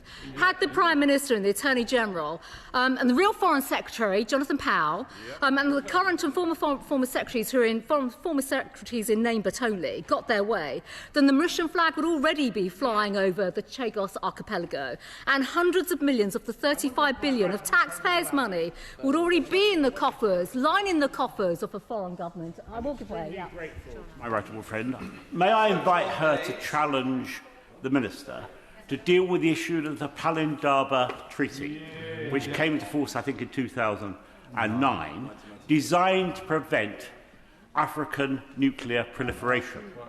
If we breach that treaty by means of this deal, it will open up an opportunity for all kinds of hostile powers, including China and others, to site nuclear weapons in Africa. Do the government realise that? And I know my honourable friend certainly does. Yeah, well, my honourable friend is absolutely right. And, of course, again, it's this side of the House that's been raising this issue, because guess what? It gives succour and strength to Britain's enemies. So all the people, basically, that are working against us, China, Russia, Iran, they'd be accelerating, they're plotting with their Mauritian friends on how to undermine the operationalisation of the military base at Diego Garcia and exert their influence in the Indo-Pacific at the expense of all our interests. I will give way. I commend the Shadow Minister and indeed the Conservatives for bringing forward with a consistent focus on what they're trying to do. But does the Shadow Minister share the concerns over the long-term guarantee for the UK and the right to extend the military lease and the right of access within the treaty, and the fact that this essential base can never have no ambiguity attached to it in any way? Is absolutely right, and this speaks to the fundamental point about the capitulation, the surrender, the way in which this government has worked night and day. We see it now in terms of working against Britain and Britain's interests, and that is unforgivable. I will give way to my right honourable friend. Right honourable friend, who I must say is making an excellent start to this attack on the government. But I will ask her this simple question, which shouldn't we also dig a little bit deeper as to some of the linkages between, say, the Prime Minister and some of his earlier colleagues, to learn that Philippe Sands, who was representing the Mauritian government, had a deal done with the Russians over Crimea in which he assured them, I understand, that the granting of independence and ownership for Mauritius would not impinge on their right to stay in Crimea, which brought them to vote and support this? Doesn't that look to you, like to my right honourable friend and to myself, as absolute method traitorship? Yes, my right honourable friend has made his point very clearly. This is a government that effectively is not standing up for our values, our interests, or even making any effort whatsoever to demonstrate that it's on the side of our national security. And fundamentally, this is what it's been all about. And, Mr. Speaker, you will absolutely know it's been the diligent work and the scrutiny of Conservatives in this House and in the other place that's led the government being forced to pause in this surrender through our diligent diplomatic engagement with the US administration, asking over 400 parliamentary questions, 2 opposition day debates, and thanks to you, Mr. Speaker, urgent question after urgent question, here to demand answers which they never provide, they only hide. This is all thanks to this government's shameful and outright contempt of Parliament and the British public. We have proudly made representations on behalf of the Chagosian people. Not only have they been betrayed, Mr. Speaker, but they're also now being threatened in Britain, and their family members are now being intimidated by people associated with the government of Mauritius, who seem to be learning how to conduct transnational repression from their Chinese Communist Party friends. This Labour government will go down in history for many, many terrible things, and they can now add to that list of shame the repression and betrayal of the Chagosian people. Labour must rethink their deeply corrosive policy, which is putting our security and the safety of the Chagosian people at risk. But instead, we have a weak and feeble Prime Minister, currently on his knees in Beijing, who will do anything possible to push through this deal, a deal that has been constructed and negotiated by his left-wing international lawyer friends, whose views he seems to value much more than the British people and the Chagosian community. And, Mr. Speaker, we all know how this has gone completely wrong. The Prime Minister can take a different course, and it's gone wrong because this surrender is completely unnecessary, because, as this side of the House knows, it's based on an advisory opinion. Exactly. And ministers have failed to give convincing answers as to why we will accept this. There is no answer on what enforcement mechanisms would exist. So tell us today, please, other than some hypothetical comments about the electromagnetic spectrum and the ITU. Mr. Speaker, we not only have a government of incompetent politicians, it's a government of incompetent lawyers. And in the words of President Trump, Labour is surrendering sovereignty for no reason whatsoever. But it's not just the fact that they are misinterpreting international law, given that this Labour government's obsession with international law. It is surprising and shocking to see that they've overlooked essential detail, Mr. Speaker. Very important detail. This detail in the 1966 UK-US exchange of notes, which is now the 3rd time I brought this to the dispatch box in just the last week. The 1966 treaty with the USA, which establishes the military base on Diego Garcia. And it states, for the avoidance of any doubt in this House, or even any ignorance on behalf of the benches opposite, the territory, and that's the whole of the British Indian Ocean Territory, shall remain under British sovereignty, subject to the provision as set out below. The islands, that's all of the Chagos Islands, not just Diego Garcia, shall be made available to meet the needs of both governments for defence. This is a legally binding treaty between the United Kingdom and the United States of America regarding the British Indian Ocean Territory, and any attempt for the UK to surrender sovereignty over BIOT violates international law. Yep. And yet, when the government signed and published their treaty on the 22nd of May last year, and then published their surrender bill, there wasn't a single mention of the treaty, in the treaty, or the bill, of any of these explanatory notes, or the need for the exchange of notes. So on Monday, in response to the urgent question, the Minister for the Overseas Territory said, "We have been clear throughout that before the UK can ratify the treaty, we'll need to do the following: pass primary and secondary legislation, update the UK-US agreement, the exchange of notes, and put in place agreements on environment, marine protection, security, migration." But this was not mentioned in any of the documents accompanying the legislation, let alone the treaty. And when we questioned this in both houses, ministers have merely mentioned talks are ongoing to update the UK-US exchange of letters, as the exchange of notes was not even referred to in any of the accompanied documents for the legislation. I think this House deserves an explanation. When did these talks begin? What is the status of these talks? What is the timescale for making changes? Have the Americans raised concerns that the exchange of notes were not part of the original discussions with the US government last year, when the Prime Minister said the US supported the treaty? And why was the government, why did they try to force through this surrender bill without confirming the future of this exchange of notes? I will give way. Give way, because the key question on this part is negotiations may well be ongoing, but this rests on whether the UK can make a unilateral decision to give sovereignty away without the blessing of the US. Now, I posed this question. It was posed 3 times on Monday, and the Minister simply said it's in discussion. So the Ministers need to answer directly today, can this be done unilaterally or not? Well, this is the perfect debate and opportunity for the government, and perhaps the Minister would like to intervene right now, and I'm very, very happy for her to answer that question. And I think just shortly, and I think there is also another question. Has the American administration questioned why the British government, the United Kingdom, would want to give up sovereignty of the British Indian Ocean Territory and, in doing so, violate international law? For once, the Minister just needs to be straightforward and give precise answers to what are precise questions that these benches have, because the government has continuously failed to do so. And by the way, British taxpayers rightly want an explanation as to why their taxes should line the pockets of the government of Mauritius without full and proper scrutiny and disclosure and transparency that they deserve. So perhaps the Minister can tell us what exactly did the National Security Advisor, Mr Powell, and the former Ambassador, Lord Mandelson, do we remember him? What did they tell the US administration about the surrender treaty? It is well known that the government is run by its friends and cronies, and it's also well known that Jonathan Powell, a friend of China, accelerated the negotiations when he was appointed envoy in September 2024. And frankly, can anyone in this House really trust anything that Lord Mandelson would have been involved in? I think that's definitely a question for the government. I will, of course, give way.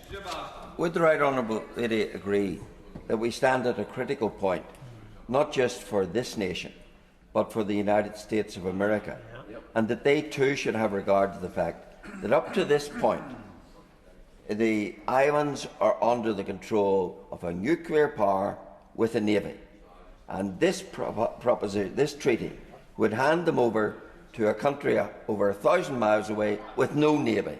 And doesn't that create an obvious geopolitical vacuum to which we are all vulnerable? And shouldn't the Americans in particular be very wary of that? Well, my honourable friend, absolutely, as he is many times actually, spot on. He really is. And, I think this is exactly why the Minister today has this marvellous opportunity to explain to the House and also to the British public. Because let's not forget, President Trump, the Commander-in-Chief, said that the UK is giving away extremely important land. It's an act of great stupidity. I think this House would agree with those comments. There is no doubt that China and Russia have noted this act of total weakness.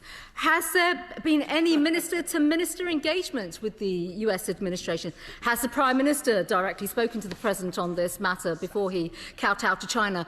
I asked this very question here on Monday, but the Minister, who is not here today, could not answer this question. So this is a new opportunity for the Minister for the Indo-Pacific to tell us, is it a yes or no? And on that point as well, it's worth asking, should there be a change in the proposed US-UK treaty, will this come to Parliament through the 21-day CRAG process? Because, again, we asked this on Monday and the Minister refused to answer the question. So what are they trying to hide? Because Labour failed to provide this House with the scrutiny under the previous CRAG process. So it's clear that they're happy to give away the sovereign territory and billions in taxpayers' money without being held to account. And given the Labour government's abject failure to clarify these points, it took Conservatives in the other place to take action, which led to the pause of this treaty. But instead of showing some humility, transparency and commitment to engage in proper scrutiny, Labour have sought to gaslight its critics, and by the way, the British public, with a spokesperson from the government telling the media This is irresponsible, reckless behaviour by peers.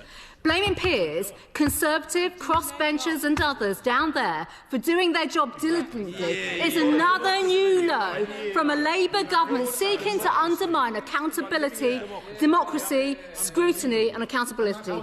So when the junior minister for the Indo-Pacific responds, I hope she will respond on behalf of this feeble Labour government and apologise to the British people for their appalling and discredited conduct. I will give way, of course. My right honourable friend, and like her, I'm proud of the role that Conservative peers have played in the other place. But can we also take a moment to pay credit to backbench Labour MPs? Because I think it's important to note, Mr. Speaker, they're not here. Literally, practically the only person scribbling is the member for Rugby, who I admire a great deal, but loyalist he is to his very core. If he's practically the only person who's prepared to speak up, the truth is they've moved with their feet and they now agree with my right honourable friend. This deal has to go.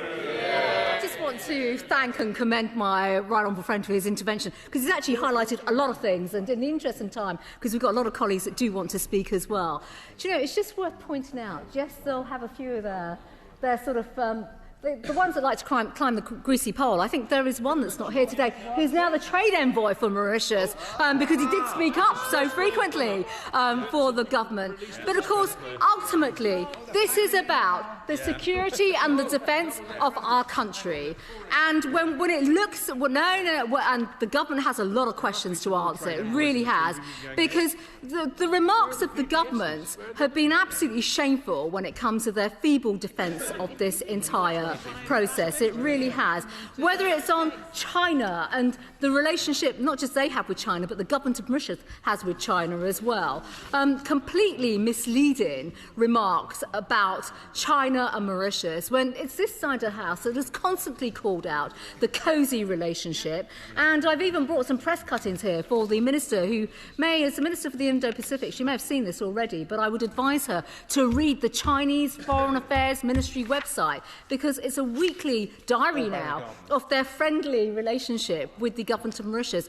On the Pelindaba Treaty, we've already heard on this side of the House the comments about what this now means. We think it's absolutely wrong to inhibit and restrict our ability when it comes to stationing nuclear deterrent on Diego Garcia, and it's right that this side of the House continues to question this all.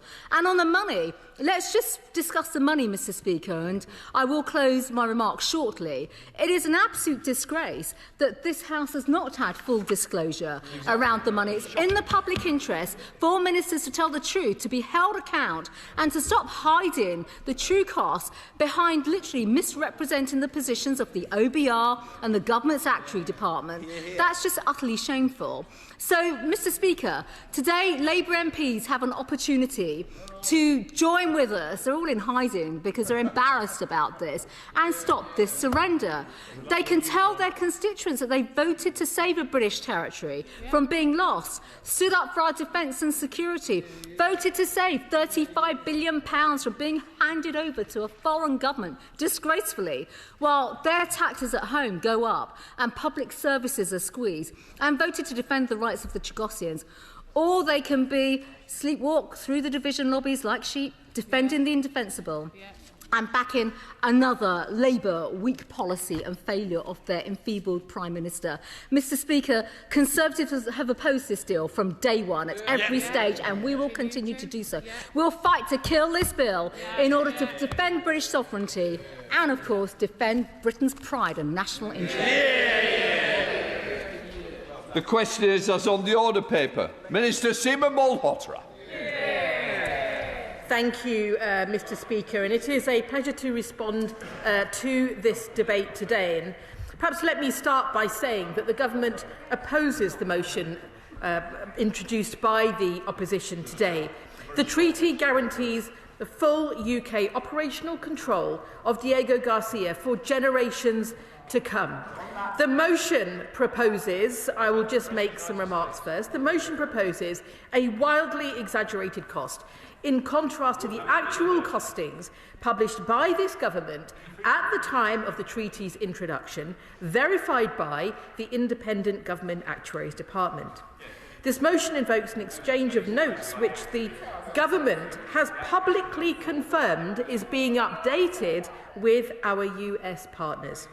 And it attempts to bind parliamentary procedure on that exchange, despite it not having yet been finalised. This isn't patriotic.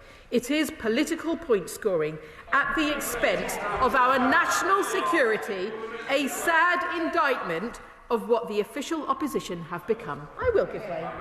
Minister giving way. She refers to the issue of the numbers, the cost. Does she agree with me that the government's actually confirmed that the number is over £34 billion? No. And I will say as well that I will take no truck from Reform, who frankly have no record on supporting the security of our country, especially with what's happened in Wales. And I will continue with my remarks. Thank you very much. And I will, if the opposition may not want to hear this. The opposition may not want to hear this, but the Tories backed negotiations over Chagos every step of the way. 85% of the Chagos negotiations took place under the Conservatives, led by the former Foreign Secretary. And indeed, they may not want to hear this, but I think it's important to share. They may not want to hear this, but I think it's important to share. And in November 2022, the former Foreign Secretary said that through negotiations, aren't they? I think a lot of people are interested in the past. Order. Can I just say the two front benches either intervene in each other, not having this running battle? Seaman Mulholtz. Thank you, Mr. Speaker. I will make slight progress, and then I will give way to the right honourable gentleman.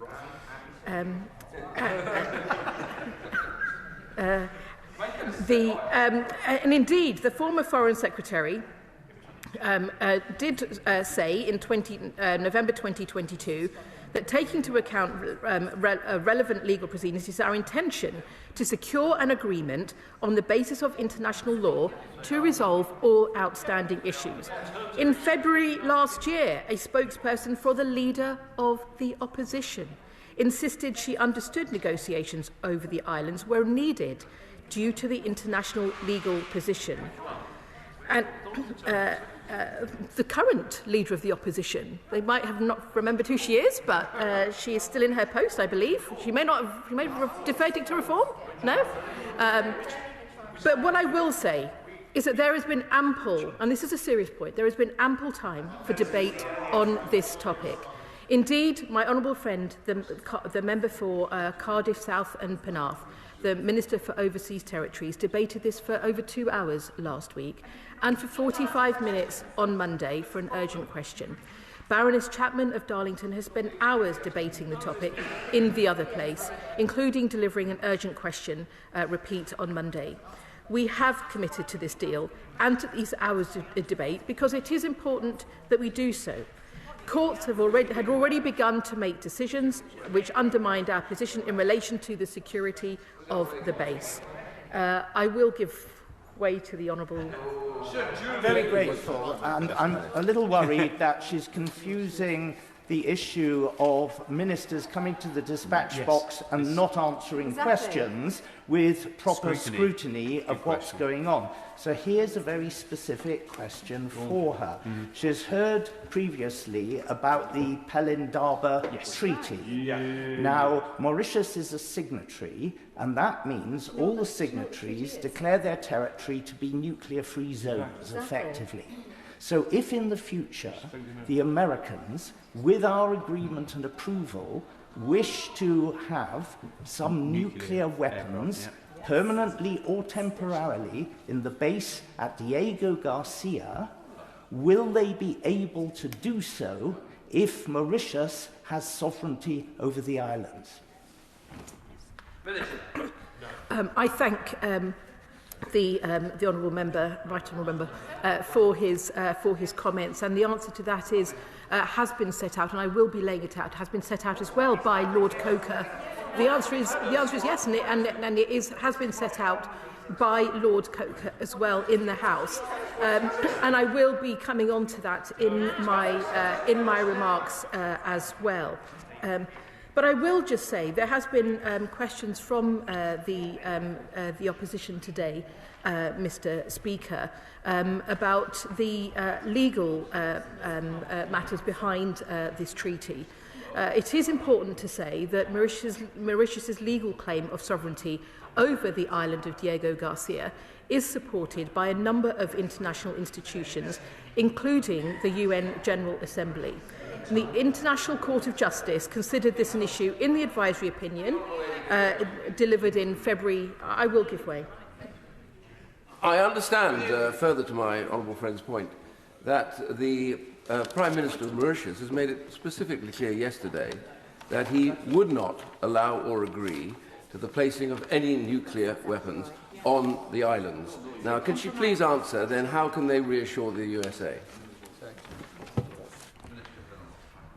I will be coming on to this in my remarks. I will be coming on to this in my remarks as well.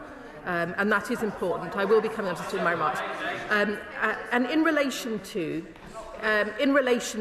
I do want to finish the point on the legal points that have been raised. What was said in relation to this by the International Court of Justice in the advisory opinion is it does carry significant weight, and in particular it's likely to be influential on any subsequent court or tribunal considering the issues arising out of disputed sovereignty and whose judgment would be binding in international law. The ICJ, I will finish my remarks on this, the ICJ concluded that the United Kingdom is under an obligation to bring to an end its administration of the Chagos Archipelago as rapidly as possible. You might want to listen to the next bit. The 2019 advisory opinion was followed in 2021 by a special chamber of the International Tribunal for the Law of the Sea in a case about delimitation of the boundary between Mauritius and the Maldives, which ruled that Mauritius sovereignty was inferred from the ICJ's determination. Will the other lady give way? Just out. Who are you giving way to, Minister? There's three of them thinking it's them.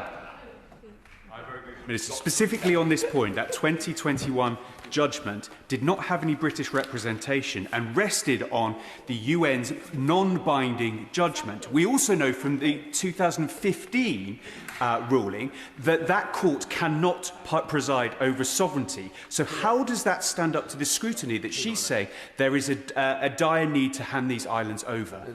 And can we have nuclear weapons there? I thank the honourable member for his comments. He will know that these matters have been shared before in the House, but I perhaps may remind him what US Secretary Hegseth has said as well, that the UK's very important deal with Mauritius secures the operational capabilities of the base and key... Dr. Evans, no. Dr. Evans, do you have to keep chunnering? You've asked the question, you're getting an answer. I don't need to run it. No, I wouldn't bother giving me a back chat, please. I don't need the run commentary. Just let's calm it down a little. It doesn't look good on TV. Minister. Thank you, Mr. Speaker. I will just remind the honourable member what the US Secretary Hegseth has said, which is that the UK's very important deal with Mauritius secures the operational capabilities of the base and key US national security interests in the region. We are confident the base is protected for many years to come.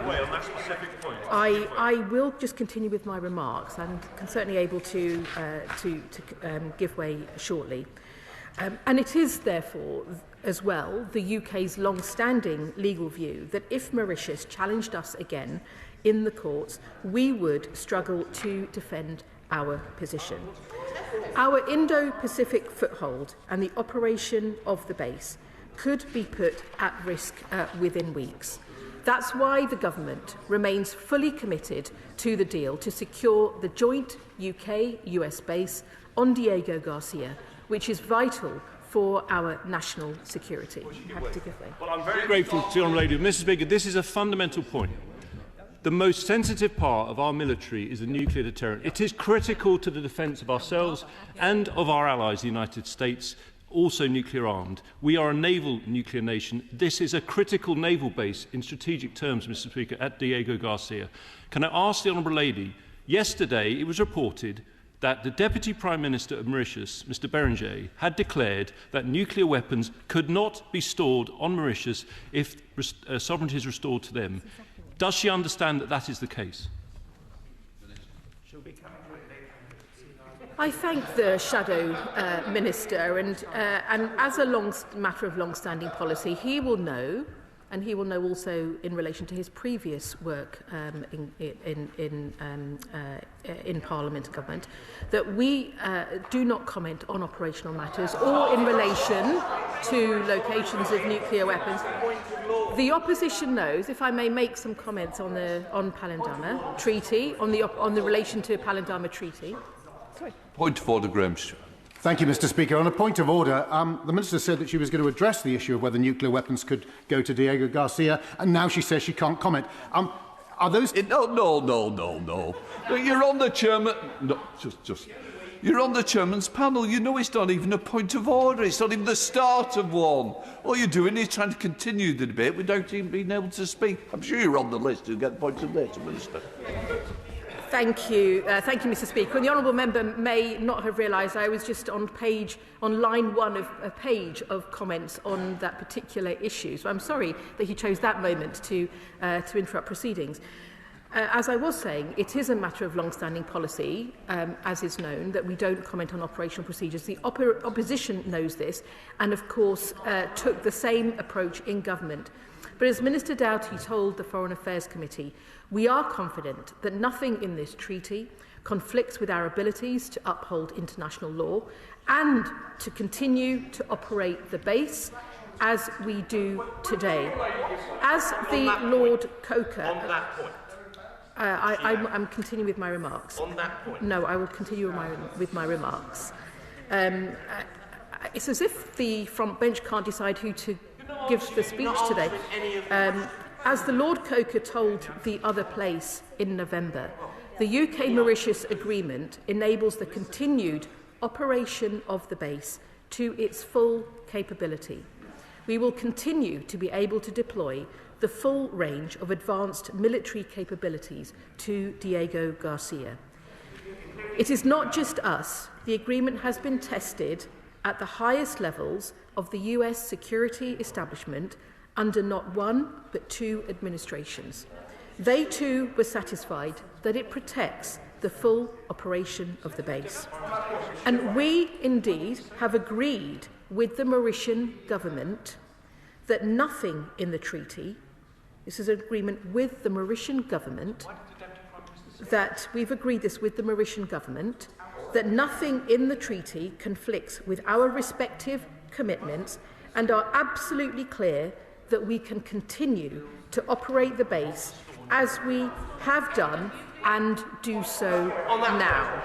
On that point, I'm going to just continue with my remarks. I have given way. I've been very generous in giving way. No, I will continue with my remarks.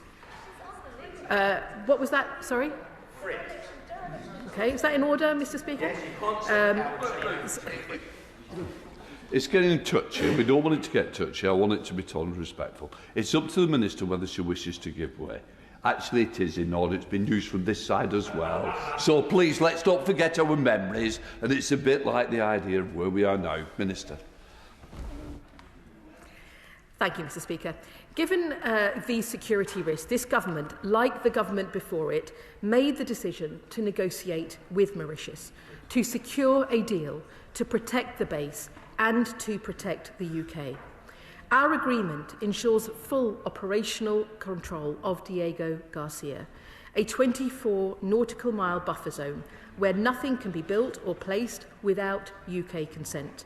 A rigorous process, including joint decision-making, to prevent any activities on the wider islands, some over 100 nautical miles away, from disrupting base operations, full UK control, over the presence of full UK control over the presence of foreign security forces on the outer islands, whether civilian or military, and a binding obligation to ensure the operation of the base is never undermined. I'm just going to continue with my remarks at the moment. And as I have said, we are confident that nothing in this treaty conflicts with our abilities to uphold international law and to be able to continue to operate the base as we do today. Now, I want to move on to talk about the UK-US relationship. We have been clear that before the UK can ratify the treaty, we will need to do the following: pass primary and secondary legislation, update the UK-US exchange of notes, and put in place arrangements on the environment, maritime security and migration. This government considers it our duty to protect the public. Therefore, it is our duty to pursue this agreement with clarity and resolve. And we will not put party politics ahead of national security, as we are seeing the opposition do today. We have made very strong progress. Towards finalising an updated UK-US agreement, and will reach an agreement on it before the agreement between the United Kingdom and Mauritius concerning the Chagos Archipelago, including Diego Garcia, is ratified.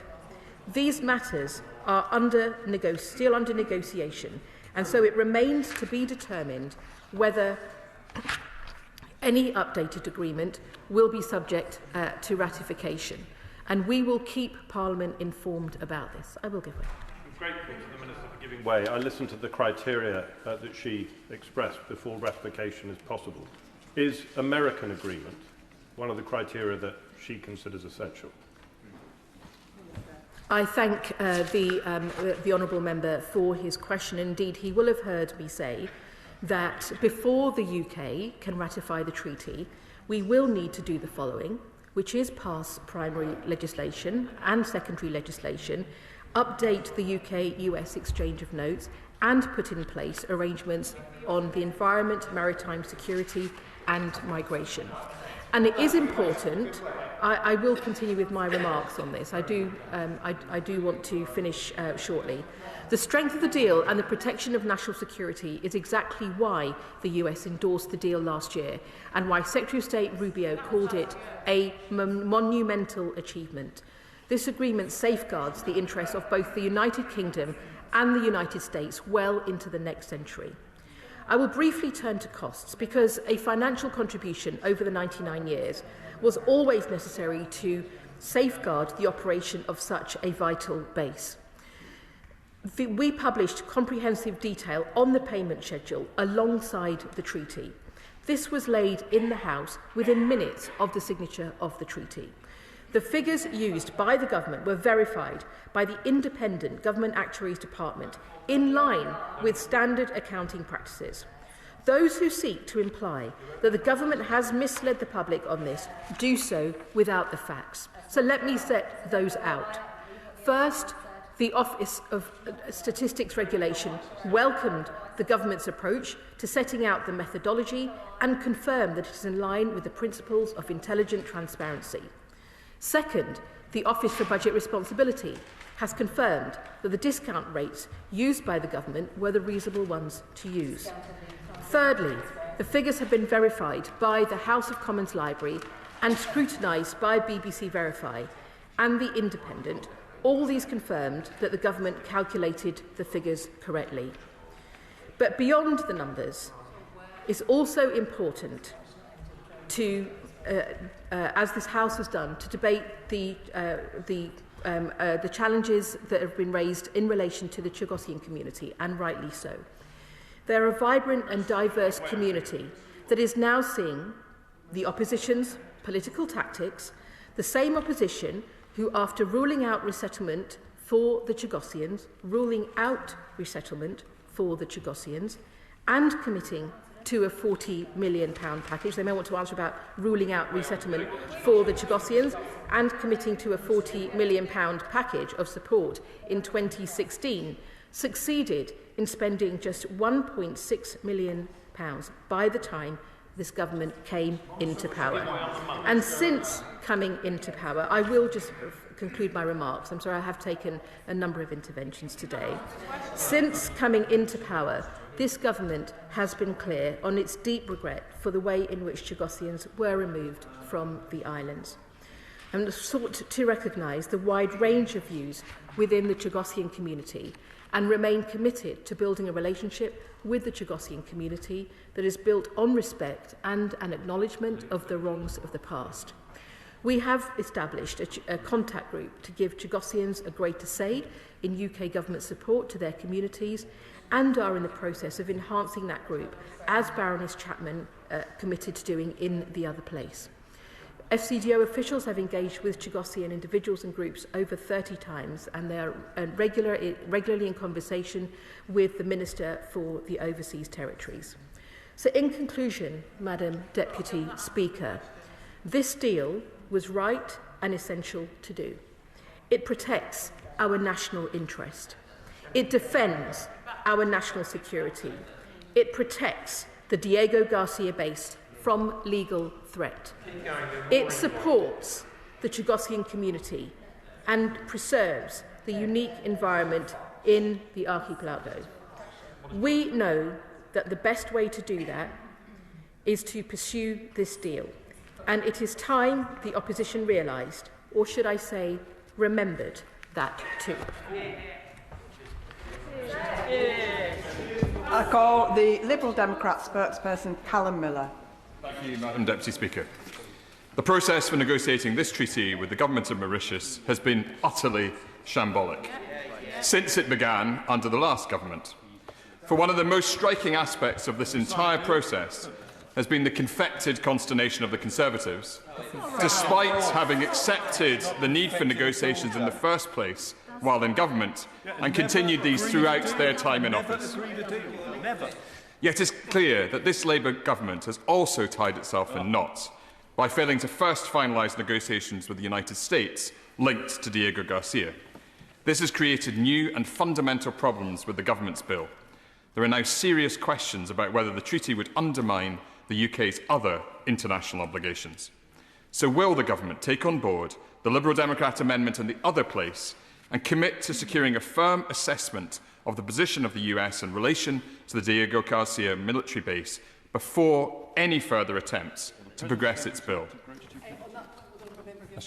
Very grateful to the honourable member giving way. He is really talking about some of the key issues here in relation to the US and its agreement. But in relation to remarks from the US, I remember being contacted by my friend on the morning her brother was injured severely in an IED explosion in Afghanistan, and I've had many constituents in touch with me who are deeply angry about the remarks of President Trump in relation to our service personnel. Does he agree with me that the rowing back is not sufficient and the President needs to give an apology to British service personnel?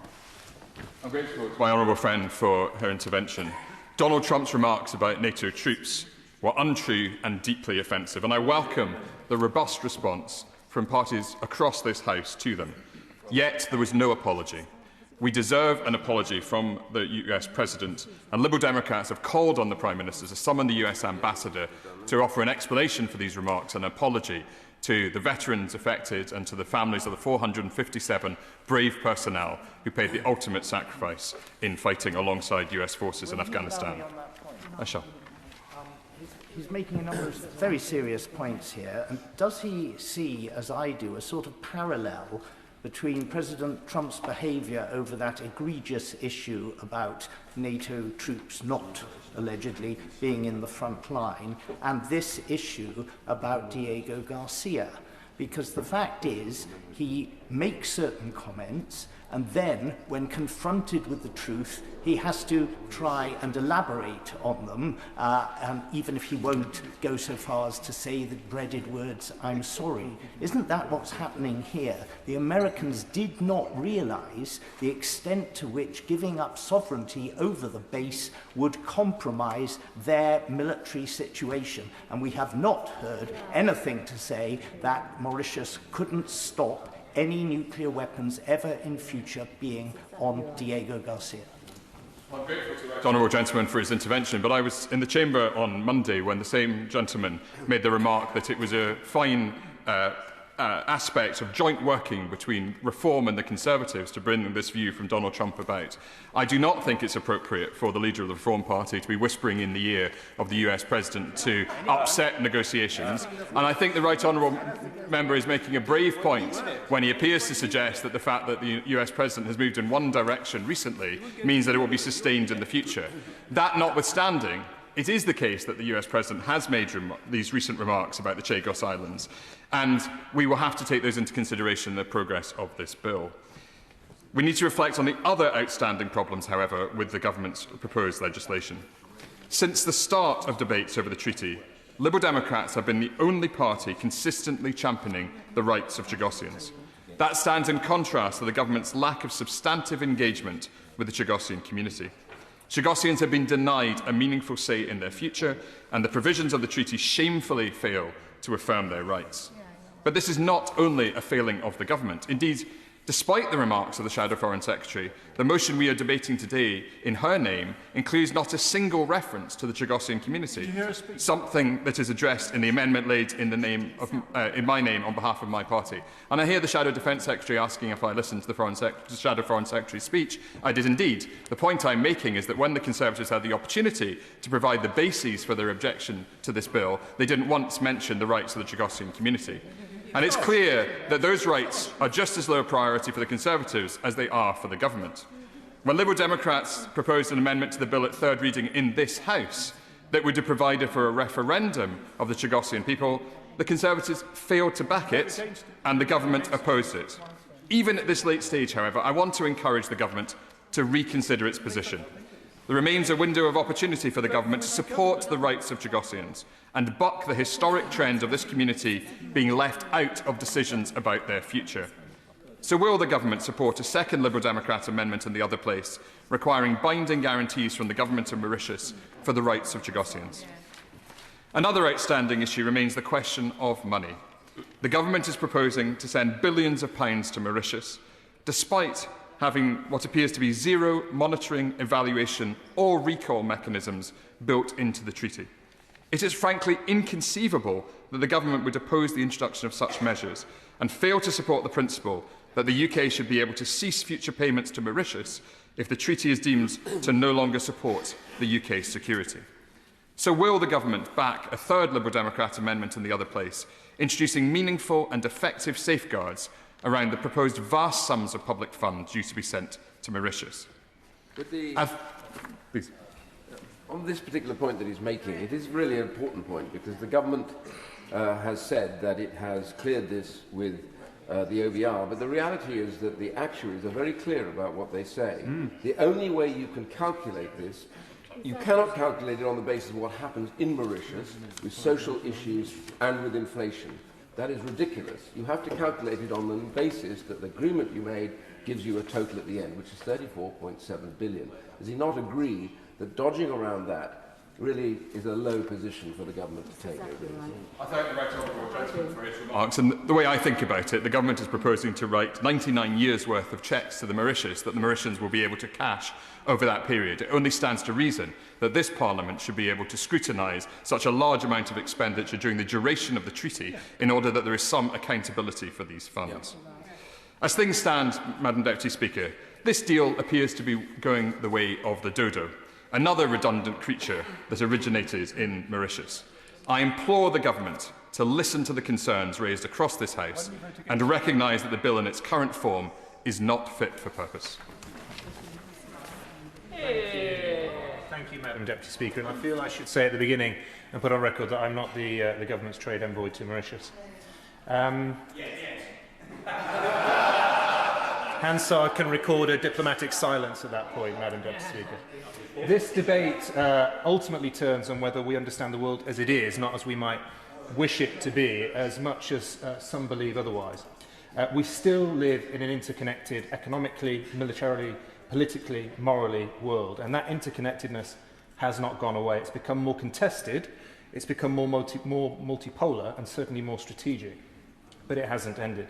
And that matters because this deal must be judged not on slogans or hyperbole, but on whether it secures the United Kingdom's security interests in that interconnected world. Now, one of the central lessons of recent years is that uncertainty invites challenge. We see that every day in the South China Sea. China has asserted expansive territorial claims that many countries do not recognise, that international courts and tribunals do not recognise, and what happens in response? Other states deliberately sail ships and fly aircraft through those waters and airspace to contest those claims and to test resolve. Uncertainty becomes a pressure point, and ambiguity becomes an opportunity for interference.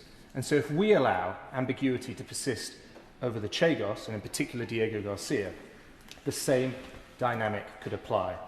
Our claims may be strong historically, but they are being increasingly contested in international courts. And that doesn't make the base more secure, it makes it more vulnerable. It creates exactly the kind of grey zone in which hostile actors thrive, including an ever-expanding Chinese navy. This treaty removes that uncertainty. It closes off the space for challenge rather than leaving it open. I'm happy to give way to my friend. The mistake he makes is in buying into China's narrative that there is a grey zone in the South China Sea. There is no grey zone. They shouldn't be there. They don't care less. They go anyway. So the idea that some agreement we meet that the Mauritius agree with is going to stop China acting at a later date is complete nonsense, as they prove all the time in the South China Sea every day. I thank the honourable member for his point. I do disagree with him. The two situations do have parallels. In the South China Sea, people are challenging Chinese sovereignty, and it's been proved not to have standing in international courts. Now, at the moment, ambiguity is starting to arrive in our position over the Chagos Islands. This treaty would remove it and remove cause for the Chinese Navy to take advantage. And against that backdrop, allow me to make some headway, if that's all right. Against that backdrop, I want to restate the tests that I set out in an earlier debate on this deal. Does the agreement protect our national security? Does it command the support of our allies and professional security community? Are the costs proportionate to the benefits? And on each of these tests, the answer remains yes.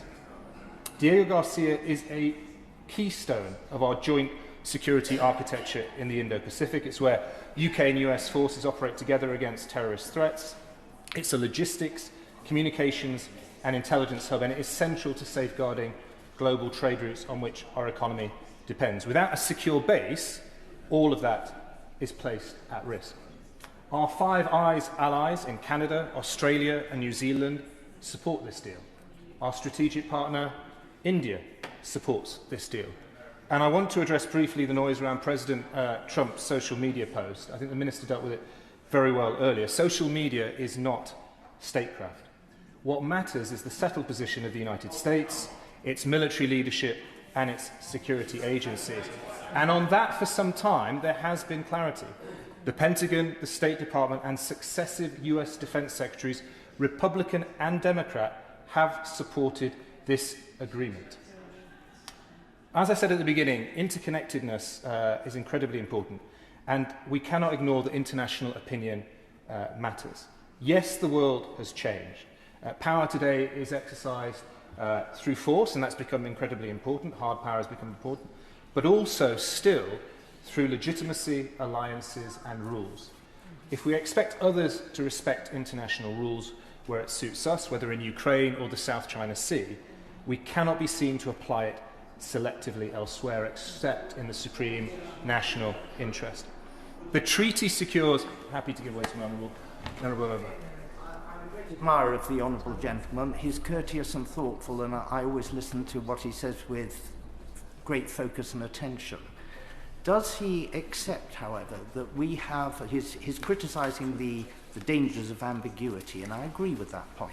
Does he accept, however, that we haven't cleared up the ambiguity about whether nuclear weapons could ever be on Diego Garcia if the Americans and the British wanted them to be. It is no good saying, as his front bench spokesman, the minister, said, we never talk about deployments of nuclear weapons. We're not asking about deployments of nuclear weapons, we're asking about the legal position if the case was that the Americans or the British wanted to have some nuclear weapons temporarily or permanently on Diego Garcia. If we transfer sovereignty to a country that is signed up to be part of a nuclear-free zone, that is bound to call into doubt the ability to have nuclear weapons there in the future. Can he clear up that point?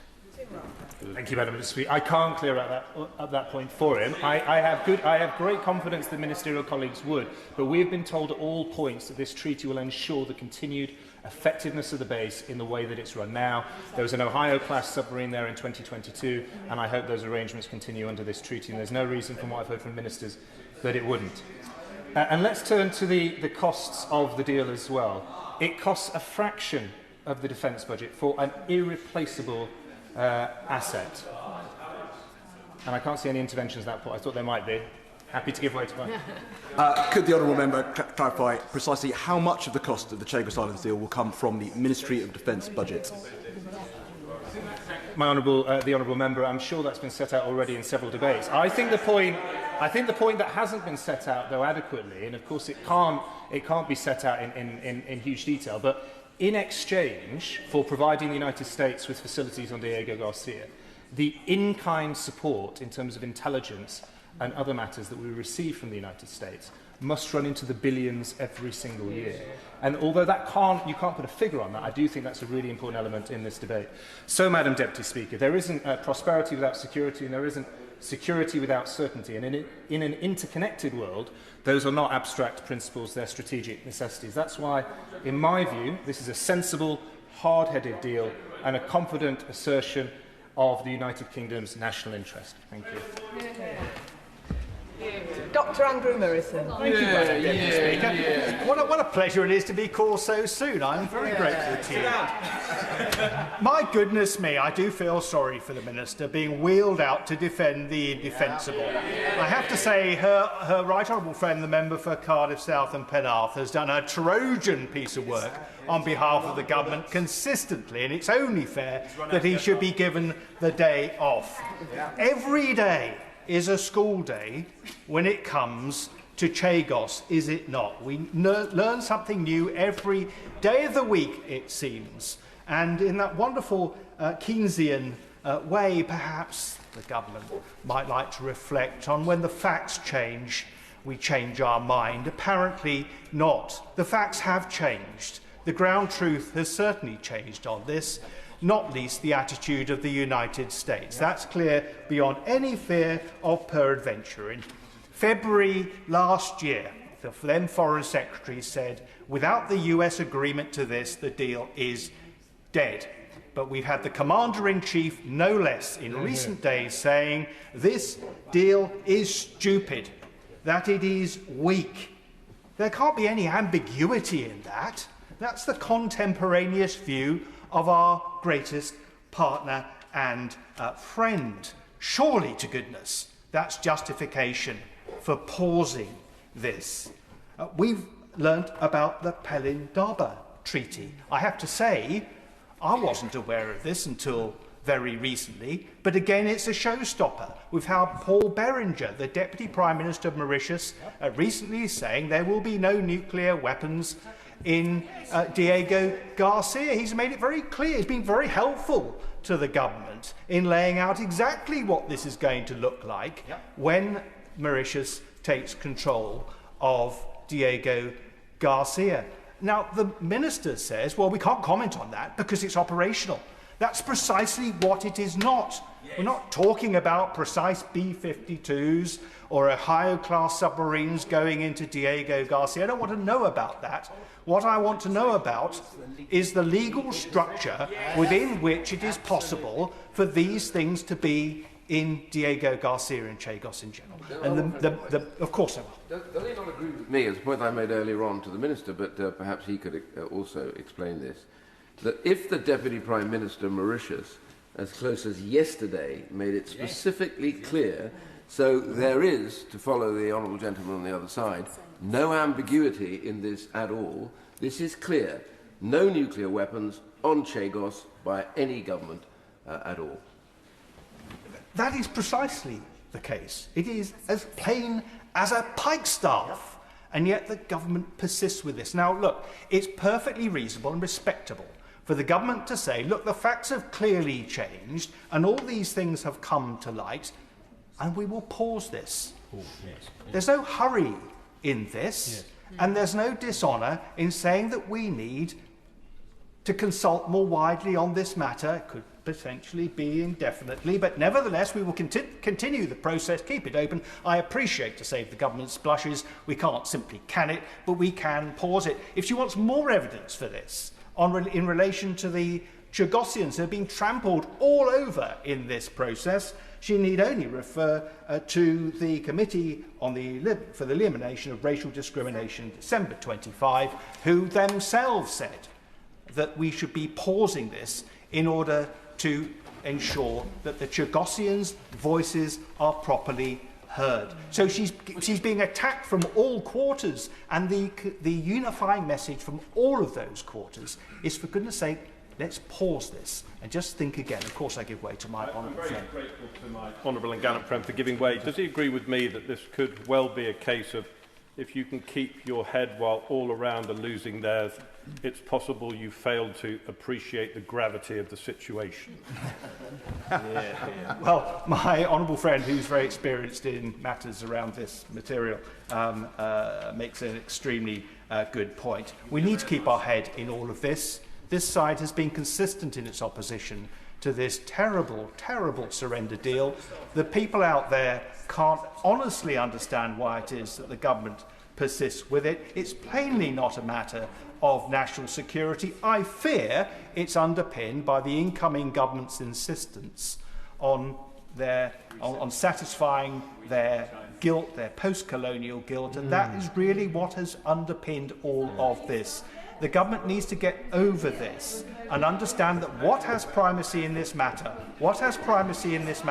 is national security. Of course, I give way to the gentleman. I thank the honourable member for giving way. I want to give him the assurance that as a Labour Member of Parliament, I have had zero conversations with other Labour Members of Parliament about this deal being motivated by some kind of post-colonial guilt. That is absolutely not a motivation, and I want to dispel him of that impression once and for all. But he talks about consistency. Why was it that the Conservatives started negotiations, and why was it that 85% of negotiations were actually concluded under the Conservatives? Would he not agree that actually, just because the Conservatives are now out of office, they suddenly have discovered they don't need to be consistent?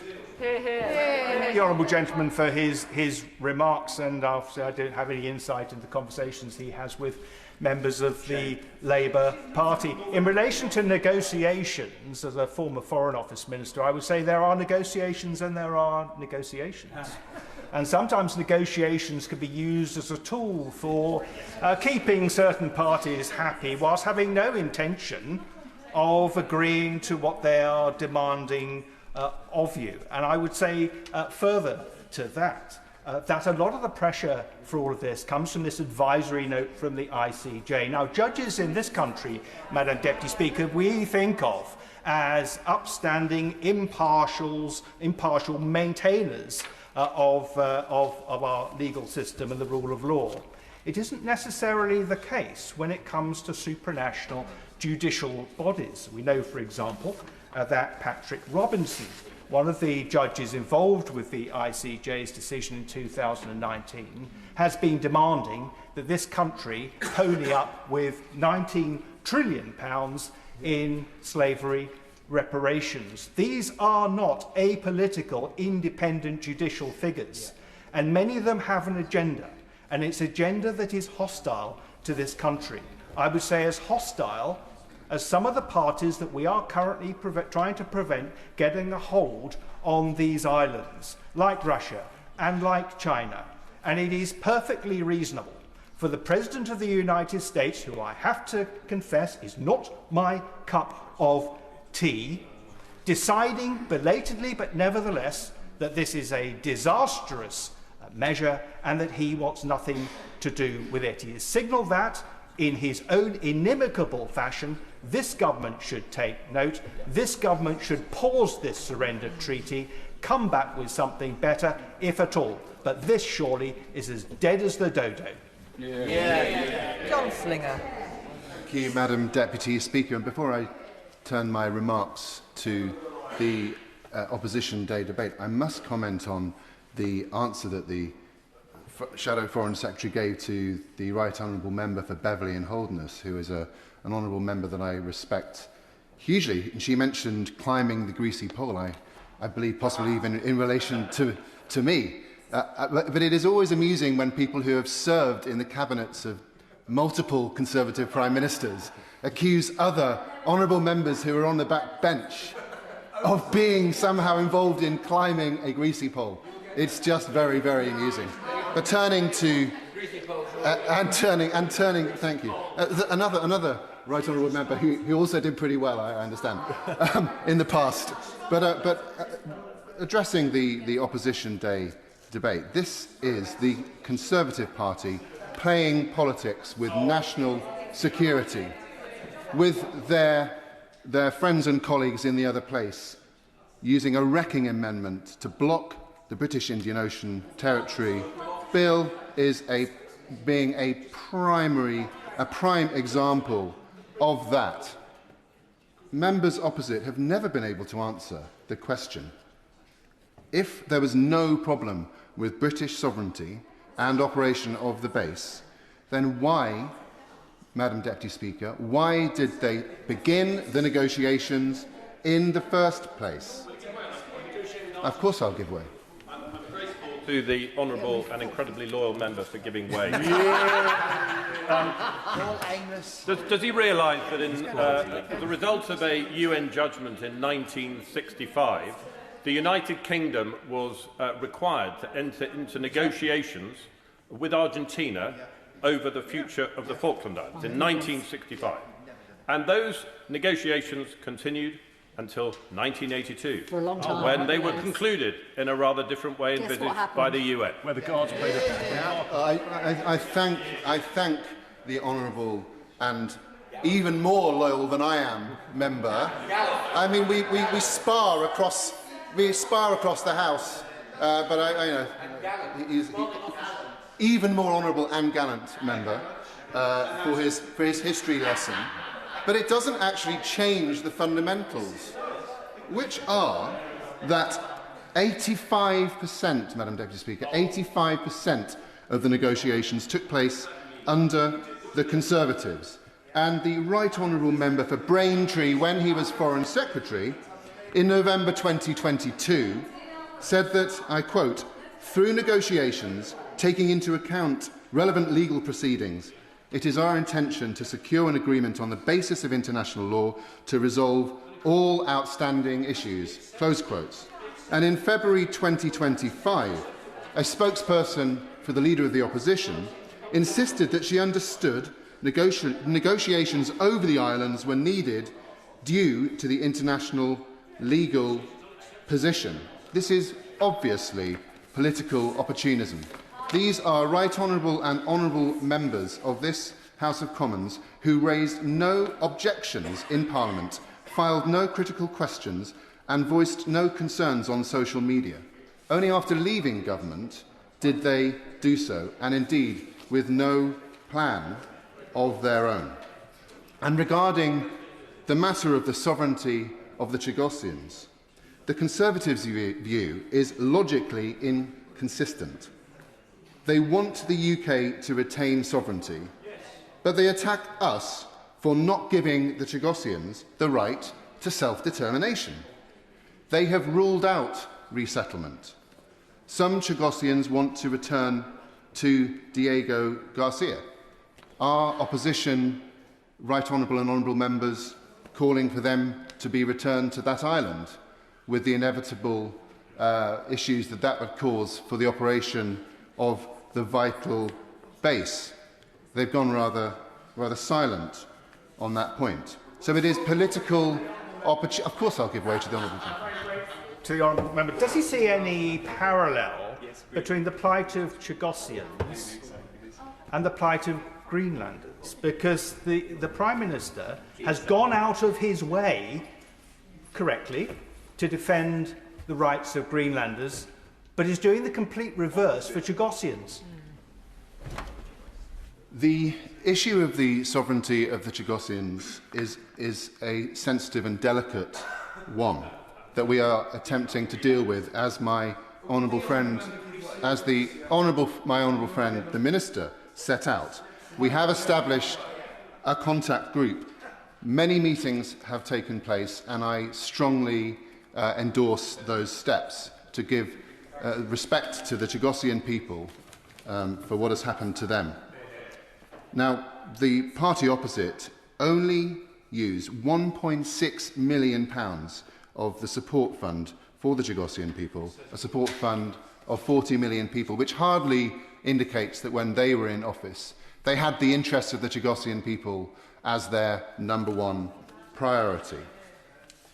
In conclusion, Madam Deputy Speaker, I want to make clear to the House that this is political opportunism of the worst kind, Madam Deputy Speaker, because it is regarding national security and the British national interest, and they really should not be playing party political games with that.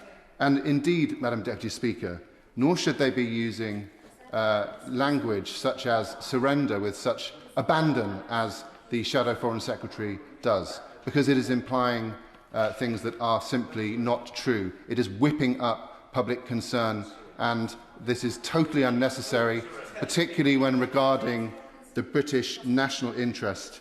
And that is why I am very glad to be opposing this opportunistic motion before the House today, and I commend my honourable friend the Minister for her statement. Dr. Karen Mullen. Very much, Madam Deputy Speaker. I welcome the opportunity to speak today and make clear my opposition to any proposal to give away the strategically important sovereign British territory.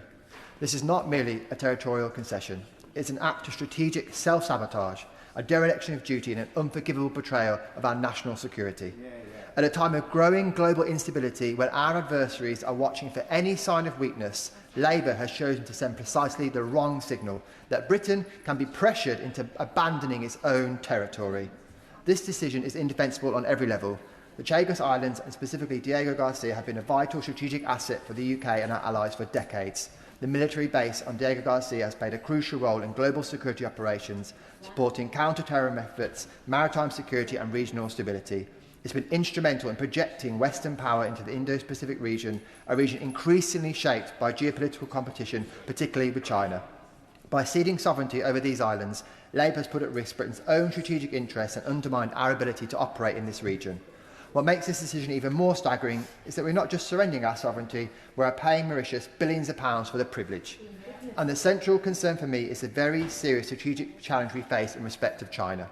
China is a country with a population of 1.4 billion people. Their expected GDP by 2030 is projected to be $26 trillion, and second only to the US, with potential projections that will outstrip them by 2050. China's increase in their military spending this year alone is expected to be at 7.2%. This would mean it is the third consecutive year that China's increase in military spending has been over 7%. China has now become the world's largest shipbuilding nation.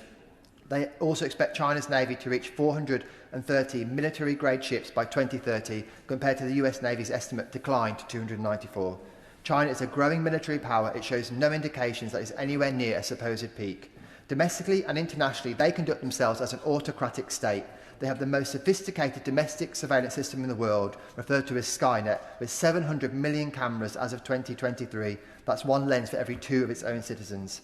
We must not be so naive as to assume that if we end up in even greater strategic competition with China, that they will care at all what agreement we've reached with Mauritius. We saw with Hong Kong how easily agreements made with third countries can be ignored, as China has itself done directly there.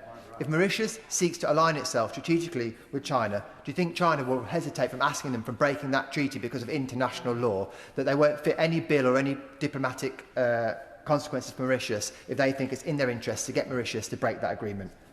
That is the difference between any form of agreement and sovereignty. Once sovereignty has been given away, it can never be brought back. I will give way. and this is why some people are concerned also that even if Mauritius did allow the Americans to have nuclear weapons on the base, which I don't think they would, but if they did, then that would give China an excuse to break the same treaty to which Mauritius is already committed about a non-nuclear Africa, and China wouldn't even get the odium that it otherwise would if it started deploying nuclear weapons all over the African continent. The member is absolutely right. I think it's extraordinary that we have a Labour MP willing to stand up on the other side and defend this deal whilst admitting they don't even know whether or not our accusations are correct. At least stand up and say you don't agree with what we're proposing. To admit you don't know whether or not we can have nuclear weapons on the island, but you're happy to support the deal anyway is disgraceful. I mean, must address the wider consequences of this decision. If Labour is willing to abandon the Chagos Islands so easily, what message does this send to our other overseas territories? And the International Court of Justice may have issued an advisory opinion in 2019 recommend. Well, it's true. The world is watching. We have been pressure put on us in relation to a sovereign territory, and we have collapsed. And they don't want us to think that the rest of the world won't take an interpretation from that. I'm happy to. I'm really grateful because we've heard from chief ministers and leaders of the other British overseas territories how disappointed they've been in the rhetoric of the party opposite in trying to drag them in. There is no question about our commitment to the British overseas territories, and it is a completely separate matter, this deal. We should be worried about are not the people in charge of the British overseas territories. It's the people who are watching what we do and make decisions about how they will act, as we saw, for example, with previous attempts to take control of those territories. Do you think Argentina will observe this and won't draw a lesson from it? Of course they will. I'm grateful to my honourable friend for giving way. He's making a very powerful speech. Can he confirm to the House that very shortly after this deal was announced, the Argentinian government announced that they wish to renew their claim to the Falkland Islands? That is a fact, is it not? It is a fact. And he will also note that for decades, other UN bodies have supported Argentina, and it's pressuring us to continue negotiations around that issue. So, again, the government relies on what the UN say. The UN's position on the Falklands is completely contrary to the interests of this country. I'm grateful for giving way yet again, and the fact is that government ministers keep saying, how dare you compare this with the Falkland Islands? But it was their own manifesto at the last election that gave a commitment to defend the sovereignty of the British overseas territories. Not some of them, all of them. And if they can't be trusted on this one, then they can't be trusted on any of them. And the member is drawing out the lessons that the rest of the world will be observing. And a submissive approach to third-party courts on these issues displays an incredible naivety about the world we live in today and the direction it's travelling in. Our previous positive disposition to these institutions could play was in a different era when we expected a converging uniformity of basic values and democracy. That convergence is not happening, and instead our enemies are using our desire to stick to it as a weakness to exploit. They don't even recognise basic legal norms and institutions in their own countries. Their own citizens don't benefit from legal protections and rights. They don't believe in the rule of law, full stop. Do they ever really think that they will put international legal obligations ahead of pursuing their own strategic interests? Of course they won't. And yet we're expected to undertake a strategic surrender in the name of the rule of law in a way that advantages them on the basis of what? That they might look at what we've done and then in future change their ways, as they failed to do in Hong Kong. It's incredible naivety. Grateful to my honourable friend. And does it really not just prove his point that despite being signatories to the WTO, they continue, the Chinese, to steal IP? It isn't just the WTO. Of course, they're supposed to be following the jurisdiction, for example, of the International Maritime Courts, that the opposition point to as a reason why we should comply with it. They breach those rulings all the time, as we discussed in relation to the South China Sea. They couldn't care less. They just are only restrained by their own strict self-interest and pretend and play at the idea that they might follow or not follow the rules. And when it doesn't suit them, they don't follow them. But then we're supposed to follow them because it's aimed at getting them on side. It's never going to happen. Sorry, Madam Day Speaker. And let's actually look at the membership of the ICJ and the people that made the ruling. The Vice President was Zhu Han-kin, who ruled that the UK should give the islands over to Mauritius. She's a former Chinese Communist Party official who serves as Director General of the Department of Treaty and Law in China's Foreign Ministry, the same ministry that's overseeing the violation of the agreement in Hong Kong. It makes absolutely no sense that we can see them as neutral arbiters. And in 2022, she's one of the 2 judges to vote against an ICJ ruling that Russia should suspend its invasion of Ukraine. Would our country, slavishly adhering to these rulings against our own national interests, bring on side wavering countries that are making their own strategic calculations about who they want to support if it comes to challenges like Ukraine and, if it happens, Taiwan? Of course it won't. The historical argument for that approach has been to suggest we will bring other countries over to our way of doing things, the rules-based order. But I'm afraid that's not happening, and what the reward is actually looking at is which bloc, which sphere of influence is best at defending their interests if they seek to align with them. And this surrender deal will make it very clear that perhaps they should think twice about supporting the Western democracies and instead point their finger towards the autocratic states that are going to benefit so enormously from this deal. Surrendering the Chagos Islands will simply strengthen those countries that want a more disorderly world. Of course we should seek to use the rules-based order. That's a long-term goal that we shouldn't abandon, and we should continue to make it clear that's our preference for how we run the world, but not with our eyes and ears closed to what's actually happening and not at huge cost to our own interests. This is not diplomacy, it's not pragmatism, it's weakness. Our weakness has consequences. Britain is not just losing a territory, we are losing credibility. Our allies are watching as Labour surrenders key strategic ground without so much as a fight. Our adversaries are taking note and seeing a government that lacks the resolve to defend its own interests. Madam Deputy Speaker, this deal is a sellout and a catastrophic misjudgment. It must not go ahead. I urge every member of this House to stand firm for Britain's interests, for our national security and for our place in the world. We must reject this reckless agreement and demand that our government defends British sovereign territory, not bargaining it away behind closed doors. Sir Alex Shelbrooke. Thank you, Madam Deputy Speaker. Madam Deputy Speaker, I think it's also worth reflecting today upon the entire geopolitical situation that the world faces. We've had many examples that many treaty states simply aren't worth the paper they're written on. And if it is to suit our adversaries to ignore them, they will ignore them. And is not the old maxim of to stop a war, be ready to fight a war, more true today than it's ever been before? And if we decide that actually we're just going to rely on pieces of paper rather than the ability to say we will defend at war if need be, that we weaken our position. Madam Deputy Speaker, let us consider the whole Indo-Pacific region. The NATO Parliamentary Assembly did a visit to Pacific Command back in August, and the Admiral of that base made it crystal clear that in a very short space of time the Americans would be outnumbered in the Pacific arena. And it is simply not going to work to limit the ability of what weapons may or may not be able to be used that are currently able to be used. There has not been a satisfactory answer in relation as to whether nuclear weapons can be stored on Diego Garcia when under the authority of the Mauritians.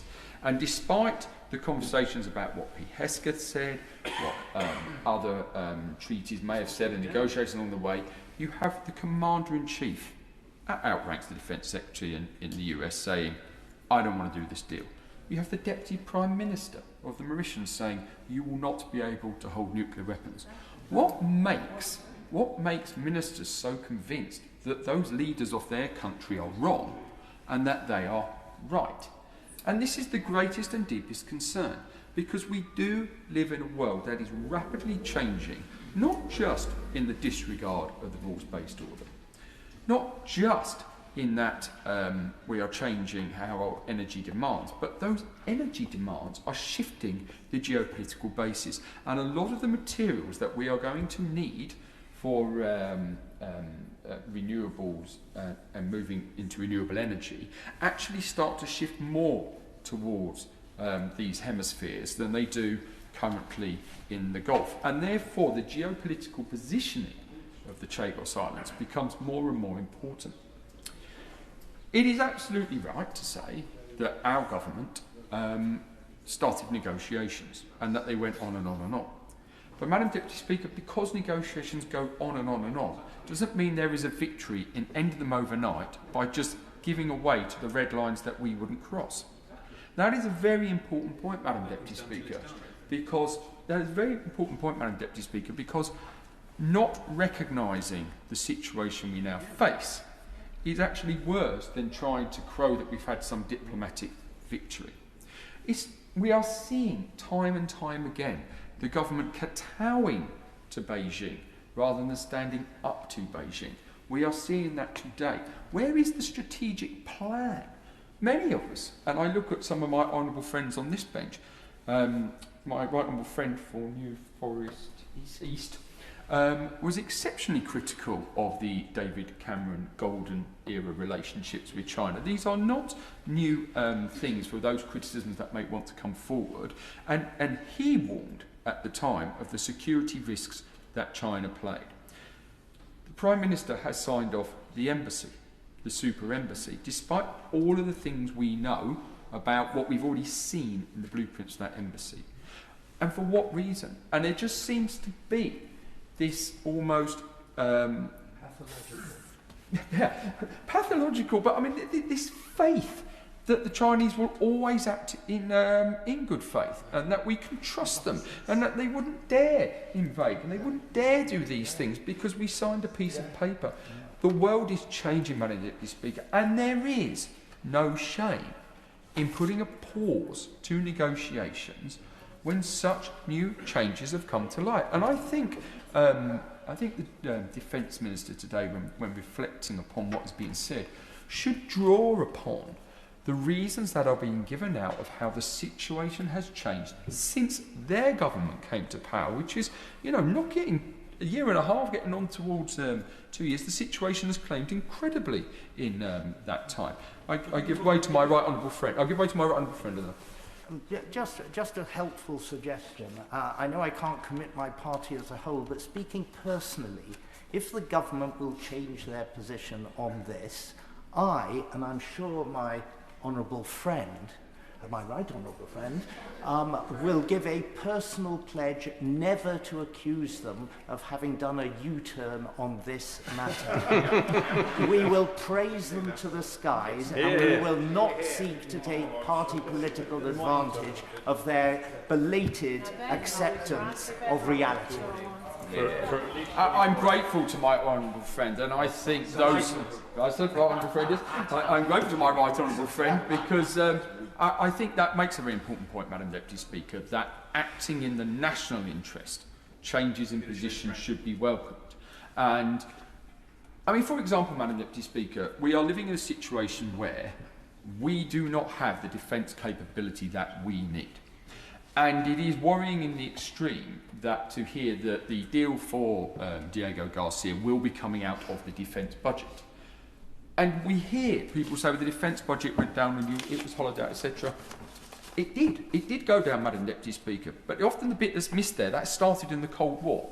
That continued through the 13 years of Labour government. It continued across Europe. The Americans halved their defence budget in that time. The world was a different place. And then we had the invasion of Ukraine. And at that point, the world changed direction. Let's just consider for a moment, Madam Deputy Speaker, two countries which have made incredibly significant, if you will, U-turns. And that is Germany, and its now defence posture, and the hundreds of billions they're going to spend on defence. And, of course, Japan. Both countries who have drawn a huge line under the events of the Second World War to recognise that the world has changed to a much more dangerous place and needs a much bigger posture. And, Deputy Speaker, I give way to the honourable gentleman. I thank the honourable member for giving way. The point I was going to make is now slightly taken forward by the additional things that he said. And I do take the point that we live in a more insecure time to which this country has to respond. He gives the example of Germany. Germany is able to do that because its level of indebtedness has not risen so extraordinarily in recent years as our own country has.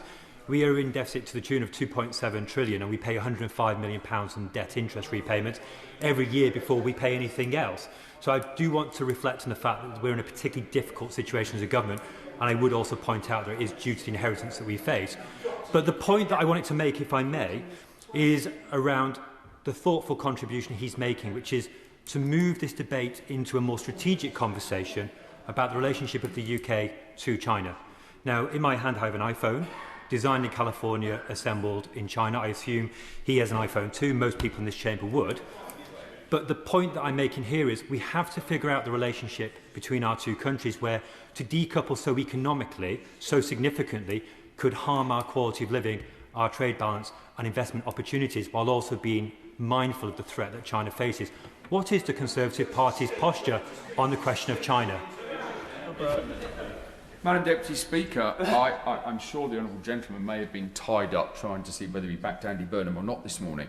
But our leader today made it very crystal clear. When asked, would she be going to Beijing now, she said no, because until there was a proper plan in place of what strategic interest that you would want to work out with colleagues in Beijing, there was no point in going along. I'm afraid, Madam Deputy Speaker, I do not believe there is much to celebrate in a trade deal with the Chinese of £600 million.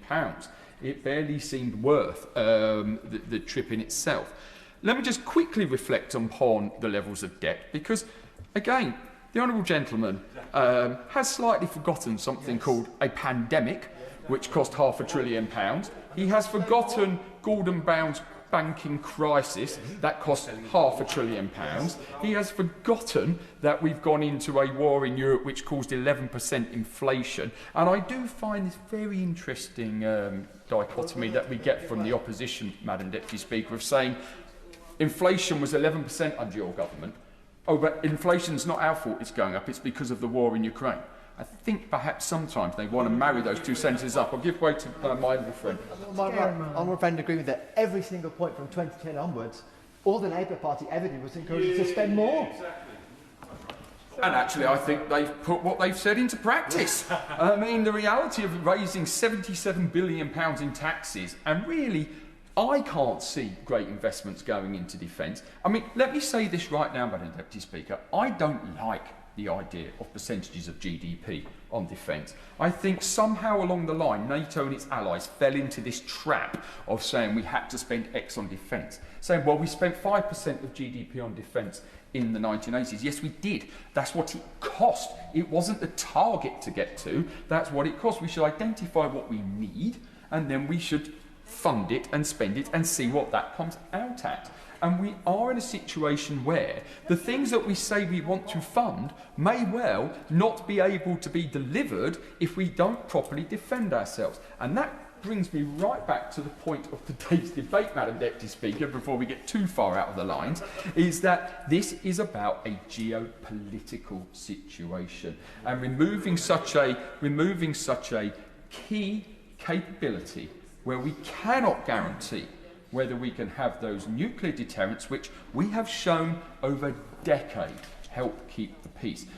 There's nobody from the SNP here today, Madam Deputy Speaker, but when they say we would never use Trident, we would never use a nuclear weapon, they miss the point that it's not a nuclear weapon, it is the nuclear deterrent, and that we have used it every single day from the day that the resolution passed was launched, and that has made sure that we have kept a semblance of peace and moved away from war. And so I am deeply concerned that this debate seems to be more and more about what may be written on a piece of paper than what we actually have the capability to do today.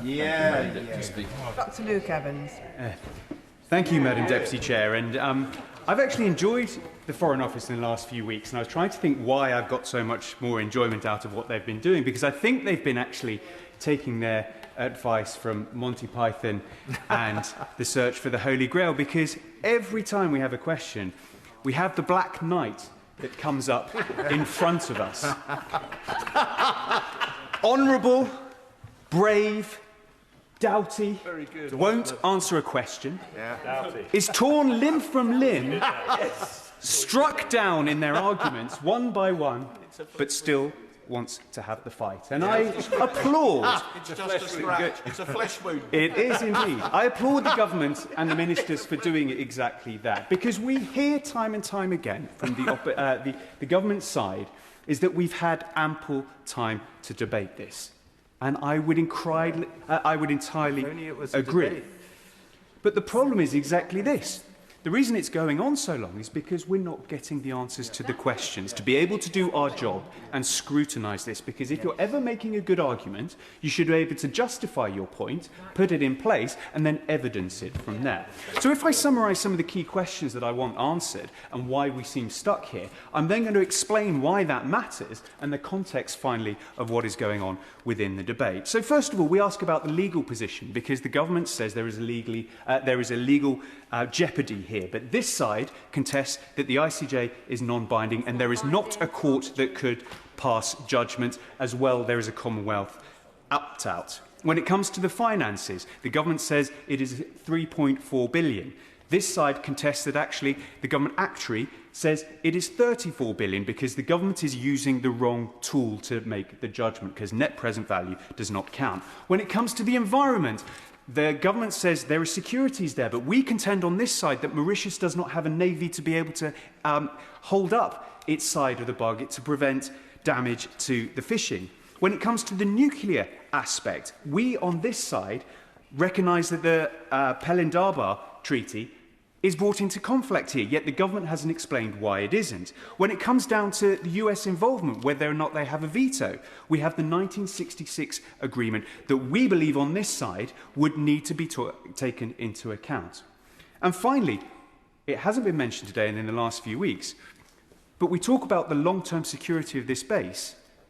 At the end of 99 years, there's only an option for us to buy and continue. So what happens at this point? We haven't secured the long-term nature of the base whatsoever.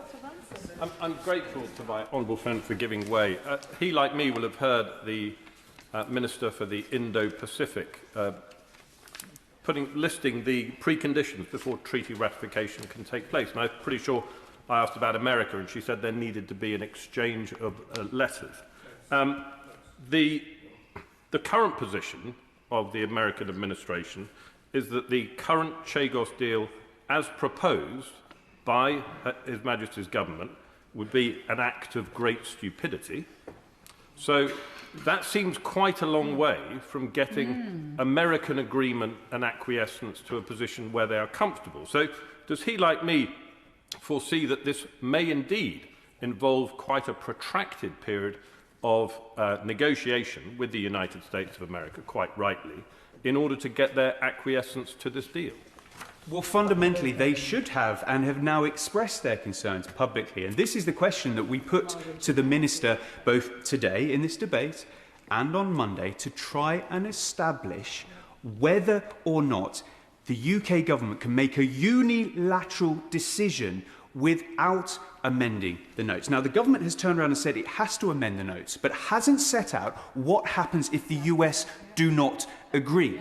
That is the key part to this, and the government keep reading out the same answer that I got on Monday when I asked this question, the same answer I got when I intervened from the Minister, and the same answer when it was asked from behind me again, to say that we have set out the process, primary legislation, secondary legislation, and then amendments to the notes. The question is, what happens if the Americans do not agree to that amendment of the 1966 notes? What happens then? I'll take an intervention if the Minister can tell us, because that is the fundamental point when it comes to US involvement, because if they say no but we say yes, where do these islands go? What happens to the agreement? What if they say yes and we say no? What happens at that point? These are the fundamental questions why we keep coming back, because if there was clarity and simple answers to simple questions, we would understand that on this side and be able to make a balanced judgment. But we have gaps in the understanding from the government. My honourable friend's making an excellent speech, but I think he knows what the answers to these questions, these simple questions, are. The answer to the question about whether Mauritius would be able to stop us having nuclear weapons stored on Diego Garcia is clearly that they would be able to stop us doing it, and it's quite clear that the answer to the question of what happens if the Americans say no to changing the 1966 agreement is that this deal to get rid of our sovereignty over the Chagos Islands is dead in the water. But the reason why ministers won't say those things, even though they know it to be true, is that they're fearful of a headline saying, Minister admits that Chagos surrender can't go ahead without American agreement, even though they know that that's the case, but they're afraid of the headline. I think my honourable friend is exactly right and entirely right on pinpointing some of the issues. So I'm going to reverse my speech and deal with some of these issues first. So if we start with the Pelindaba Treaty from 1996, formally ratified in 2009, Article 4 is the key part for me, because although the whole treaty is about where you can research what you can do with nuclear weapons, Article 4 is the prevention of device parking nuclear explosives. Point 1 of it says each party undertakes to prohibit the parking of nuclear explosive devices on its territory. So therefore, by definition, if the base goes across to Mauritius, it is under the treaty because Mauritius is a signatory. But our side is slightly misconstrued because there is actually a carve-out specifically, because point 2 says, and I quote, "Without prejudice to the purposes and objectives of this treaty, each of the parties in the exercise of their sovereign rights may decide at its discretion to authorise the visit of foreign ships or aircrafts to its ports and airports and transit," and it goes on. So what it's implying, and what it says specifically, is that Mauritius would have to be consulted and provide permission for nuclear craft, be it submarine, be it boat, or be it aircraft, would have to get explicit permission, which we've already heard only yesterday it would not be granted. Very good.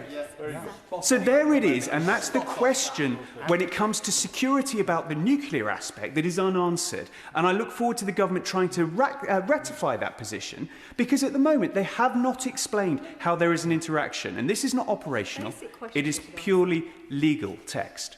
I thank the honourable member for giving way and for giving his excellent speech, which frankly contains more detail in it than the government's own position. In a nutshell, in conclusion, isn't this the fundamental problem that when you give away British sovereign territory to another nation, whatever agreement you have that sits around it, you are vulnerable in perpetuity for that agreement to be torn up, disagreed with and not implemented? Absolutely, because at the end of the day you have signed that treaty. So again, the Minister on a technicality is right to say that the current treaty in front of us has no problems. But it's the interaction with the other treaties when you've given sovereignty away, because it's right, you're right. My honourable friend is right. It would not be covered because it no longer belongs to us. And that is a real difficulty the government is struggling to explain. I will take further. I'm sorry, I must just tweak what my honourable friend just said then. The fact is that although there is that discretion for the Mauritian government to give permission for a nuclear-armed vessel, for example, to visit temporarily, there is no discretion for nuclear weapons to be stored permanently at Diego Garcia. Absolutely, again, he's right. I think he's referring to Article 3 from memory that explicitly says in terms of also researching, etc. So the government needs to set out the interaction of that treaty and the implications with regards to the treaty it is currently signing or wanting us to ratify. But let's step back a little bit further, because we're in this position because the government argues there was a non-binding ICJ judgment. So I ask the Minister again, which court does he believe there would be a problem here with? Because we've heard from the government time and time again that there are several courts that could be brought into conflict here. The Defence Secretary was worried about UNCLOS and the International Tribunal Law of the Sea. But we already know from 2015, in a ruling against the UK when it came to Mauritius, that actually they cannot judge sovereignty. So that one's out of the window.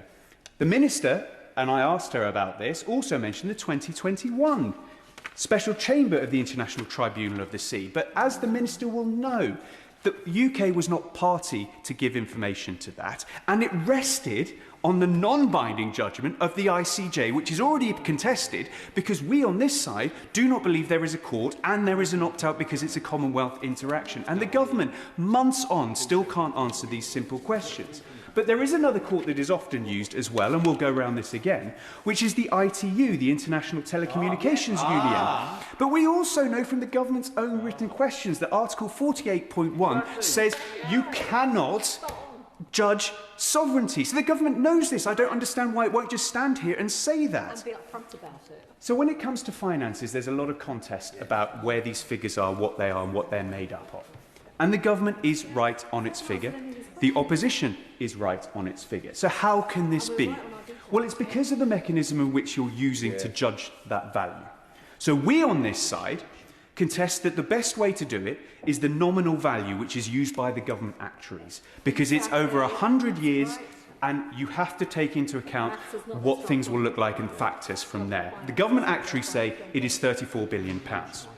Yet the government is using net present value, which does give you 3.4 billion. I'm glad the Defence Minister's here because I posed this to him in the last debate and his answer was, well, it's in the Green Book. And I retorted to him, can he give any other deal when it comes to giving away sovereignty that uses net present value? Because as he will know, I will give way. I'm grateful to him. I ran a department that spent its whole time looking at net present value at the Department of Welfare. So my question really is, the key problem with this is you don't use net present value when you're dealing with a foreign country for a very simple reason. You have no idea what social issues will erupt or change, whereas you have control in the UK, you do not have control in a foreign country. That immediately distorts the nature of the amount of payment, plus it strips out relevant inflation, which also makes it so much officially cheaper. £34.7 billion by the actuaries is the real cost that we have to bear, not this nonsense of net present value. Well, I entirely agree, and he's been through that experience of running a department, which I find it all the more frustrating that ministers can't simply set out the difference between the two values, because if I as a backbencher can spot it and explain it, the question is, which is the better tool and why? And actually, when it comes to net present value, it is a domestic use. So that's why the ONS won't come out and say there's a problem with it, because it's a legitimate tool to use. It's being used inappropriately when we're dealing with sovereignty. Because the assumptions they build it on are 3.5% for the first 30 years, but of course this is a 99-year lease. So we don't even know what happens at those 70 years. And if you compare it to other countries, the US used 7% as a valuation when it comes to dealing with the social discount rate. So these are simple questions that we are posing, doing our job on this side of the benches, trying to get answers from the ministers as to why you would use this. Because when you take it all into account, if you use simply inflation adjusted, it's 10 billion. So there are three figures out there that are all correct, but all stand to be used in a different way. And the fact that a minister repeatedly can't answer those questions is of due concern to us on this side of the House. If we turn to the environmental aspect, environmental aspect, it's been pointed out multiple times, Mauritius don't have a navy or a force to protect the Blue Planet part, the Blue programme that is in place. And actually, why am I concerned about that? Well, we know from the 2015 UNCLOS tribunal that took place was all about the fact that the UK wanted to put more protections in, but the Mauritians wanted fishing rights in the area. So we already have history of the fact that fishing will want to happen in that area, and yet we don't have a navy now to enforce it. This is a simple question for the government to answer. How will it resolve that problem? I will give way. And therefore, does my honourable friend share this concern that clearly, if this deal is to go ahead, there will be need for more navy, which is expensive, and yet at the end of the day, the budget increases we're being told are in the defence budget are actually being used to pay for this ridiculous deal? Well, quite possibly, although we already know that the FCDO have their Blue Planet programme to help protect environmental areas that were under British control or are under British control. So whether it comes under the FCDO budget as well, we simply don't know the answer to these questions. Again, very simple questions a year on in that we've been asking for. On the matter of the Chagossians, my honourable friend raised this principle, and this is a really simple one. Again, I'm confused by the government because the Prime Minister himself has said Greenlanders will decide for Greenland, yet Chagossians can't decide for Chagos. I can understand there could be an argument one way or the other, but the government won't seem to make it. It doesn't seem to see the illogical nature of what they are putting forward when they make one statement in reference to sovereignty in one area, yet not in the case that we are discussing here today. And finally, I will give way. Does my honourable friend agree with me that for British Chagossians, they will be given no say over how a trust fund is to be spent, and that it is simply wrong that they are being given no opportunity to have any of their own personal say on the things that are going to affect them and their futures? Absolutely, and again, this is a question for the government to answer as to why not, and set out the reasons and rationale. That's a perfectly sensible question to pose to the government. And I'm still concerned, when we're dealing with the detail, of the long-term nature of this deal, because it does look bomb-proof to me. So when we come to the end of 99 years, what happens. The only protection we have is that we have first say on taking it on. We've already heard in the debate earlier from both sides of the House, actually, just how much China's economy is going to be in growing. So therefore, are we going to even have the finances to be able to buy that deal? Will we be outbid by the US, by China, by some other BRIC power, maybe? So we're held over a barrel by the Mauritians. Or worse still, the Mauritians can simply say, we don't want it anymore. And the base is gone. And we can do nothing about it. Well, why does all this matter? So these are all the technical questions that I want the government to answer. But overall, we have to see the wider context, and it's been explained multiple times here before. The US is changing its foreign policy. China is changing its foreign policy. And yet the UK doesn't appear to have an approach in either way. It appears we're looking towards a sphere of influence, with America having one side, China and Russia having another. So the question is for this House, why rush this through? Why not think about it? Why not answer these simple questions to get this side of the House on board, to be able to then say, we think this is the right thing for the country? Because the saddest thing about this whole debate is how the government has turned this into scapegoating this side of the House as if we're playing political games, rather than seeing these simple technical questions that need to be answered are the key to unlocking our understanding. Because if we as parliamentarians can't get answers to these questions and don't simply understand the rationale, how can we explain it to our constituents, and how can we explain it to the nation, and how can we explain it to the world? So my ask is for the government here, if they want us to stop supposedly playing politics, answer simple questions with the simple answers, back them up, evidence them, because otherwise we are left fighting the Black Knight, who is brave, who is forthright, who is keen to stand in the way of any progress, but simply won't answer a question and is cut down limb by limb in a pool of blood. Order, order. I will now announce the result of today's deferred division on the Draft Medical Devices Fees Amendment Regulations 2026. The ayes were 294, the noes were 108, so the ayes have it. I now call Sir Ian Duncan-Smith. Madam Deputy Speaker, I'm going to try and keep my my words brief, because so much of this has already been laid out by my colleagues, so I see no reason why I can't repeat it. In essence, this whole thing falls onto a couple of stools, but there are some intervening issues here. I say to the honourable gentleman who we've been to Ukraine together, and I have a very high regard for him, and the government should ought to put him on their front bench as soon as possible, because he'll make less of a mess of it than the others. But I simply say to him, well, it's a compliment.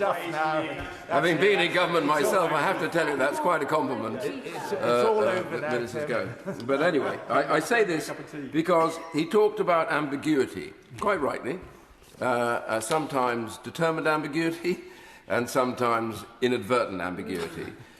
We have the situation in the South China Seas, where China has, against international law and condemned by the UN, absolutely and clearly, they have no right to that area at all, historic or otherwise, but the Chinese have ignored that and are now putting defensive forts in the area. We've seen the Chinese now threaten the Philippines to barge their boats out of the way, to fire shots over them, and the same goes for Vietnam, who all lay a certain amount of claim to the area. But they've ignored all that. They're threatening Taiwan, and the one thing they do want to do is to extend that position out to the trade routes. If the Chinese government can get control of the trade routes going east-west, which, strangely enough, flow right past the Chagos Islands, then that would be an absolute win for them, so they would be able to choke the trade going east-west at any time they wish. And if people think, well, they wouldn't do that, would they? Oh, yes, they would. They are talking about now blockading Taiwan as a part of that process. So I know he's a realist, and on that basis, I simply say we need to look at the Chagos Islands and to look at this treaty in light of the threat to the free world that is growing in plain sight by this unbelievably brutal, but enormous growing power. And it's worth reminding ourselves that the Chinese are building a navy which even US experts accept will outgrow the US naval forces within 2 years. Yes. And this is really important. Any one shipyard in China today builds more naval ships than the whole of the United States of America and probably Europe as well. And they have many naval shipyards. So the threat, I'll give way. I'm most grateful to my honourable friend. Something I didn't touch on. I spoke about the naval problem, but also China have built an incredible number of ICBM silos. They're hugely increasing their nuclear arsenal. They refuse to come to the table for negotiations on non-proliferation treaties. Is it not the most ridiculous time that you would give up the certainty of being able to house nuclear weapons at a strategic site? Well, I'm going to come on to this, and he's right. I just wanted to set the background information about what the problem is. The problem is China. And China, remember, supports Russia. So the very idea that a British citizen, Philippe Sands, in this case representing Mauritius, actually negotiates and talks to the Russians about how this would not make it difficult for them to hold on to Crimea is astounding to me. To even engage with them on this is astonishing as well. So that tells you that the nature of some of those people involved in this is really questionable indeed. And so the background is, what is the threat? And the threat is greater than it has been, you could argue now, I think, at any time since the Second World War, and certainly now since the end of the Cold War. We are in a new environment, and that new environment requires us to understand the nature of our assets and how we would maximise those assets, not minimise them. Yes. So my argument here is slightly different. It is, we have taken the wrong decision over Chagos for the wrong reasons. If we had stepped back and asked ourselves in 10 years, 5 years' time, or even in 2 years' time, when China is estimated to have a more powerful fleet in the Pacific than the US can muster at any stage, then really would we say that we ought to let the Chagos Islands go and put in the hands of Mauritius? Mauritius, who China lauds in almost every announcement that it makes, and has a very good relationship with it. Okay, I will. And actually, even if we accept the government position that Mauritius don't get on particularly well with China, are we really resting in the hands of fate that they might change their minds 50 years from now and seek to line up with their sphere of influence? It's a huge gamble to take. He's absolutely right, and I agree with him fundamentally. And I'm sorry, in a way, today that the Right Honourable Member for Cardiff South and Penarth is not here. Not that I have any particular view, detrimental view of the Right Honourable Gentleman who's there now, forgive me, but I worry why he isn't here. I hope he's not suffering from long Chagos, and therefore maybe we should send him a get-well card very soon. We miss him. Because that is definitely studied ambivalence at the dispatch box as a master plan, I'm sure of it. But I simply say now, on this treaty, we know now, because of yesterday, it's been said by a number of colleagues, and I just repeat it here, that we know now, yesterday, if we needed to know it at all, that the Deputy Prime Minister of Mauritius has made it categorically clear, categorically clear, there will be no allowance for nuclear weapons either parked or landed on the islands of Chagos while this treaty exists and while they have that. Now, I don't know about studied ambivalence, which the Honourable Gentleman did talk about quite rightly. I didn't think there was any ambivalence about his statement. He's completely clear, and yet we are ambivalent. And ambivalence for us is a mistake because it allows the statements of fact to be presented by those who will take control of Chagos. That is not just a mistake, but a disastrous mistake. I think my honourable friend wants to give it. I think there's a further twist on this, because it's not only that the Pelindaba Treaty prohibits the storing of nuclear weapons on the territory of Mauritius, which the Chagos Islands would become, but the treaty requires an inspection regime. Yes. And the country, I understand, which would be carrying out the inspection is South Africa. And South Africa is somewhat closer to China and Russia, particularly where naval cooperation is concerned, than it is towards America or the United Kingdom. My right honourable friend is absolutely right, as he normally is.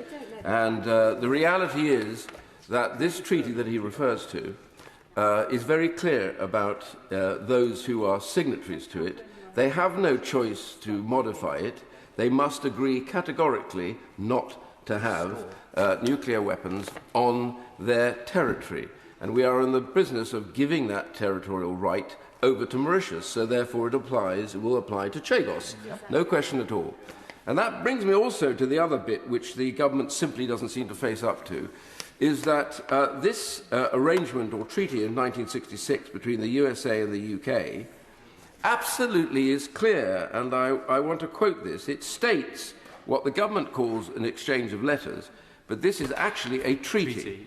So it obfuscates it when you talk about an exchange of letters. It sounds like a get well card or something that you put in the post. Oh, it's not a big problem. We just exchange a few letters to each other. How are you? Getting on fine. What about us? We're just going to give the islands away. Are you okay with that? We're okay with that. No problems. Can you give us a bit more detail? We will when it's all passed. Don't worry about it. We'll be with you on this. No, it is a treaty. It has the substance of being a treaty. And the substance of that treaty states categorically, the territory shall remain under the United Kingdom sovereignty. Now, we can't arbitrarily change that. We have to have full agreement from the USA that that is the case. And I do not believe now that the United States really understood that the nature of this was that they wouldn't have sovereign rights over the base. And I don't think the government ever even bothered to explain it, because I seem to recall that when this whole debate began, this was never mentioned. Not one moment did the government come forward and say, yes, we're going to get this bill through, but look, it's not in the bill, but I tell you what, we'll exchange letters with you afterwards, because although it's relevant and it's completely sovereign, we don't want to talk about it. So the government has to explain, when the minister gets to his feet, why they never made any significant mention of this at all. Because this has a massive bearing on now what happens to this really poor treaty, badly drafted, hurriedly written, and only of a few pages long. I have to tell you, I sat through the Maastricht Treaty, we're rebelling, of course, but the reality was, throughout all of that, it was huge. And every aspect of our arrangements was in there and debatable and amendable. It has been horrific to watch how fast the government wants to get this through. And I honestly say that this is madness. And I just want to come quickly to the cost. The other bit that is completely wrong is the government's desire to show how little they've had to pay for this to get what they consider to be a reasonable lease. The government's now moving against leaseholders. Isn't it ironic here in the UK? They do not like leases. Apparently there are not enough power over those leases. And I simply say to the government, I say, learn from your own views about what's happening domestically. The lease is a terrible thing at times because it gives you so little control. This is going to be a lease. I will, of course. He's making an excellent speech, and if he were not already sanctioned by the Chinese, he would be by the end of it. Does he recall that Disraeli said in opposition that we may not win the vote tonight, but we can win the argument? And does he agree with me that we are not only winning the argument, but the government are failing by not answering any questions to make any actual argument at all? Indeed. In fact, I would say that rather than us winning the argument, the government has simply lost the argument, which is even, in a way, more powerful because they're making no effort to explain it. And I feel sorry, honestly, for the ministers. I've sat in government and, you know, you're sent out to bat and to defend the indefensible, and you have to do it well. And I'll say to the honourable gentleman that I have a high regard for him, as he knows, and good luck on this one tonight. But in fact, he'll need to make it brief because we will intervene. I simply say, though, that the cost is nonsense. And my honourable friend brilliantly laid it out. So I won't repeat the specifics, but I will simply say, as I said to him, having sat in government, and I know how these figures are put together, and there is no way on earth that a government should rightly use net present value for a foreign treaty over a period of over 90 years. It is an absurdity. We have no control over their social obligations in Mauritius. They may shift them and change them. We have no control over what their economic policy will be, thus inflation in this. We have no control over that. It can only really be used for domestic issues. And I think this is a shimmy by the government to try and get the cost down, absurdly, to 3.4 billion, when in fact it's 34.7. And that's probably wrong. I think it's probably wrong because I think it will be more than that over the long term. So this is another absurdity and excuse to be got rid of. And I want to end on this one particular point, which is, as all the other points have been made, and I won't dwell on them, but I do want to dwell on this. It was wrong in 1966 when we chucked the Chagossians off their island. It was a bad decision. It was an immoral decision. And governments make this, and we need to own up to that fact. My government should have done, and I think we should today own up to this fact, that we owe the Chagossians something better. Now, the Right Honourable Gentleman Speaks for the Liberal Democrats has talked about a referendum. I absolutely think that's one of the possibilities. But I tell you what I would do if I was in government. I'd say, listen, we're not going to do the deal with Mauritius. We'll do the deal with you, the Chagossians, over the islands. And you will be allowed back to those islands with full rights, and we'll negotiate with you how we work together with British control overall, but with you being paid.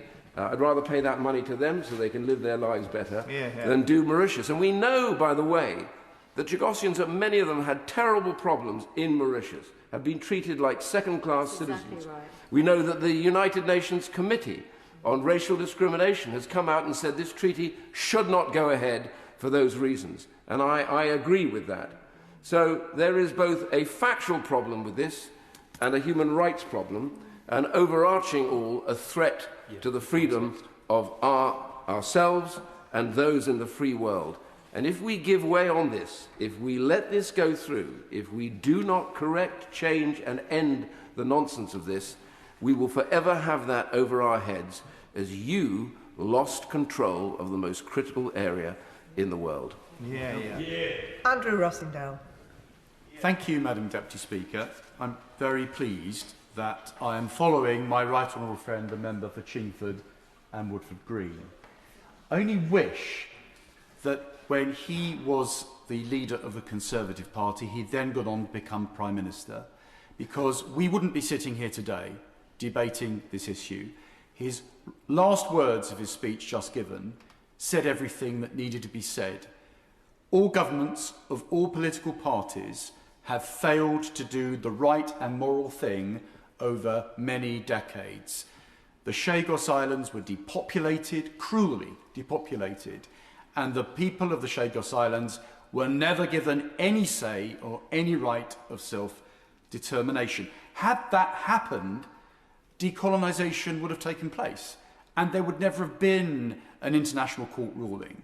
The Chagos would have stayed British, and they would have proudly, as the Falkland Islands and the Gibraltarians have done, they would have voted in any referendum to exercise their right of self-determination and stay British. But all governments of all parties ignored the whole issue for decades, despite all the appeals of a small number of us that tried again and again and again, but were ignored. And so that is why we are in the position we are today. But I cannot disagree with almost anything of my former colleagues have been saying today about this issue. They've analysed it correctly. I only wish in the 14 years we had done something about it at that stage. And so, Madam Deputy Speaker, I won't at this stage. And so, Madam Deputy Speaker, as all members, I think, on all sides of the House will know, there have been few issues that have consumed so much of my parliamentary life in 25 years as the British Indian Ocean Territory, Chagos Islands, and, more importantly, the Chagosian people. For more than 2 decades, I have fought for the Chagosian right of self-determination, as with all overseas territories and former colonies. I chaired the British Indian Ocean Territory all-party parliamentary group. In fact, I was the deputy chairman to the right honourable member for Islington North. So it's a bit of a juggling act in trying to get cross-party consensus about where we're heading on that. But the one thing that united that all-party group was the belief that the Chagosians should have the right of resettlement. And I argued strongly that ultimately self-determination, whatever the options are, the Chagosians make the final say, whatever happens. The Honourable Member for Islington North had a different view, but 7 political parties represented in that group came to the view that the first thing is resettlement, but the Conservative government over 14 years absolutely refused to even consider any option for resettlement of those islands. So I dealt with this issue also as a member of the Foreign Affairs Select Committee over 15 years. And unlike many who now speak with great certainty, they remained silent during that period, but I did not. And I've also been there. I've been to the British Indian Ocean Territory. I've walked those islands. I have seen the abandoned churches and schools. I've walked around the ancestral graves of the Chagosian people, the derelict homes, and the visible traces of a community expelled from its homeland and denied the right to return. And I've asked every minister, every government over and over again. I've been ignored, and a small number of us were ignored as well. I pay tribute to the former members Daniel Kawczynski, Shrewsbury, he raised it, and Henry Smith in Crawley. We all raised it, but over 14 years, sadly, the last government just dismissed it and refused to even consider it. I went to Peros Banos. They're the outer islands. They're 160 miles away from Diego Garcia. There's no security threat there. It took me get on 4 different boats to get to these outer islands. And people could live there with no issues whatsoever. Long, long way from Diego Garcia. And the Americans, despite the line from the Foreign Office, I went to the State Department, I raised it directly, and they said, we have no objections to the Chagosians living in the outer islands. It's our Foreign Office puppeteering this policy for years, and our ministers just went along with it, did nothing, ignored the facts. I went to Mauritius in 2002, accompanied by my Right Honourable friend, former leader of the Conservative Party, Michael Howard, Lord Howard of Folkestone, and it wasn't part of the official programme, wasn't part of it, but I said, please, can we go and visit the Chagosians in Port Louis? And after a bit of a flurry from officials, in the end we insisted and we went to meet leaders of the Chagosian community. And that was 2002. It was pretty much my first year as a Member of Parliament. And so when I speak about Chagos, I do so from long experience, having visited Diego Garcia, the outer islands, as I've mentioned, and I conclude that this represents, by all parties sadly, a shameful betrayal of the loyal British Chagosian people. And the bill the government is putting forward is nothing short of a surrender. It hands away British sovereignty over a territory we have administered for more than 2 centuries. It binds generations of British taxpayers to a grotesque financial settlement, tens of billions of pounds paid to a foreign government simply so that we may have lease back on the military base that we already own. That is vital to our security, and that is one of our closest allies, and yet we are prepared to risk that vital military and security base for the next century because of this shabby deal. And so ministers justify this capitulation by sheltering behind so-called international law. They insist that a non-binding advisory opinion of a court whose jurisdiction is explicitly excluded from intra-Commonwealth disputes is somehow beyond negotiation. Yet at the same time, they are content to ignore the 1966 agreement between the United States and the United Kingdom, an actual binding international treaty, which states plainly it is in its very first clause that the territory shall remain under United Kingdom sovereignty. That consideration tells us everything we need to know, Madam Deputy Speaker. This was never really about international law. An act of total weakness, that is how it has been described by the President of the United States of America. And doesn't that just say everything about this government's approach? And it does all this without the consent or a genuine consultation or even the courtesy, which every other territory has been afforded, of a democratic vote for the Chagosian people themselves. Disgraceful as this bill is, it did not emerge, however, from a vacuum. For over 2 decades and 14 years, as I've mentioned, from the government backbenches, I urged the Foreign Secretary after Foreign Secretary, Minister after Minister, speaking in the lobbies, going to the Foreign Office, talking to officials, discussing it over and over again, calling them into all-party group meetings, raising it at the FAC, Foreign Affairs Committee, to talk about the Chagosians and their right of resettlement and self-determination. Ignored all the way through. I certainly give way to my right honourable friend. I'm extremely grateful to my honourable friend, as I will always regard him, having known him for the past 40 years and having known that his patriotism is beyond question, for giving way. And does he agree with me that there's a bit of a pattern here? Because the government clearly wants to do this surrender deal giveaway, and yet tries to shelter behind inconclusive, legalistic analysis. And isn't this exactly the same as the betrayal of our Northern Ireland veterans, where the government, when pressed, admits that it wanted to remove the immunity for our veterans anyway, but it still seeks to shelter behind questionable legal considerations that have not been fully tested. Why won't the government, when it wants to do these terrible things, at least have the guts to stand up and admit that that's what they want to do, and that's not what they're being forced to do by lawyers whose credentials and jurisdiction are in question, to put it at its mildest? I agree with every word my very dear and long-standing friend has said. I say to you, Madam Deputy Speaker, that I sit here on a different bench now, but I look over the chamber there and I see colleagues over there who I still agree with on most things, but I see people on that side of the chamber who, some of whom, and certainly some of whom in government today, seem to hate everything about this country and want to undermine this country.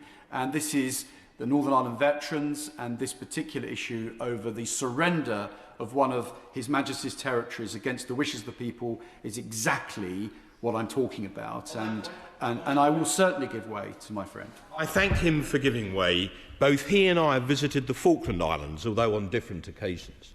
Would he agree that there is a strategic runway and base there at RAF Mount Pleasant?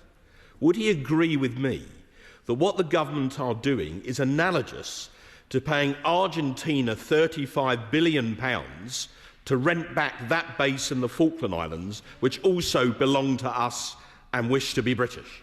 Well, my right honourable friend is completely right, and there is a precedent here.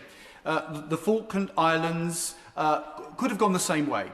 Gibraltar could have gone the same way, and if we indeed they tried to do so. In 2002, one of the biggest campaigns I've ever fought was against the joint sovereignty plan by Tony Blair, again against the wishes of the Gibraltarian people. And I commend the Speaker of the House of Commons, who I worked with very closely at that time, working to keep Gibraltar British, as we did in 1982 to keep the Falkland Islands British, but it's always on the basis of self-determination. I will make some progress, if I may.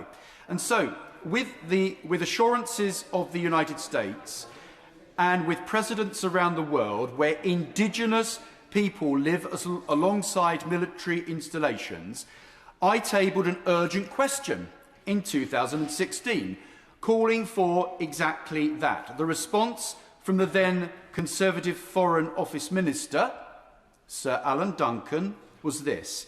And he said, and I quote, "We do not consider that the right of self-determination actually applies to the Chagosians." That is what he said at the time. Madam Deputy Speaker, what a colossal disgrace. Sir Alan compared Chagosian resettlement to Pitcairn. Another British community the Conservative government at that time was willing to discard to another nation, even though Pitcairn later proved strategically vital for our accession to the CPTPP. And I'm sad to say that the government is correct, that it was the government at the time, my government, Conservative government at the time, that began this scandal, conducting 11 rounds of negotiations with Port Louis.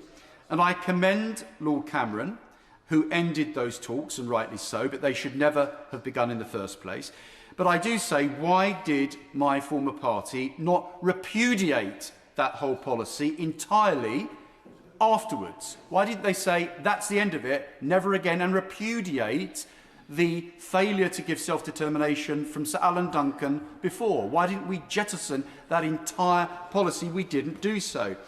Even from within the Shadow Foreign Affairs team, I argued very strongly that the policy was fundamentally and morally wrong, and that self-determination must be central to our response, but I was, Madam Deputy Speaker, shut down.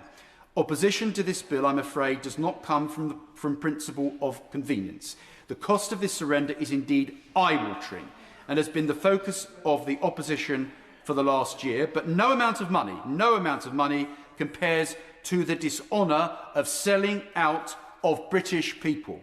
Self-determination is fundamental to everything I believe in. So fundamental, in fact, that it rendered my position as a shadow minister untenable. But I am pleased to hear the words of self-determination now being used from the Shadow Foreign Secretary earlier, because when I've asked for this in the past, I've been told that's not the party policy. So I am thrilled if now, at long last, self-determination for the Chagosian people is official party policy. I hope that is the case, because then everything I've been fighting for the last 25 years has been worth it. But, Madam Deputy Speaker, this bill and its origins under both this Labour government and the previous Conservative government represents the moment that I had enough over this issue and needed to say clearly that country has to come before party. And I believe the Chagosians deserve the same democratic rights as every other British citizen. And that is why I was genuinely horrified and upset a few weeks ago to be prevented, on Conservative Whip's instruction at the time, from voting for the amendment tabled in this House by the Honourable Member for Surrey Heath, who is a fine addition to this House and has campaigned wonderfully for the rights of the Chagosian people. And his amendment sought to guarantee a referendum for the Chagosian people. And I went to the door and I was told I cannot go in and vote for it. And I apologise to my Chagosian friends that I let them down on that, but I was told not to. And I felt deeply upset that I didn't do so. And I made it clear to the Honourable Member for Surrey Heath that he had my support and still has my support in what he was proposing.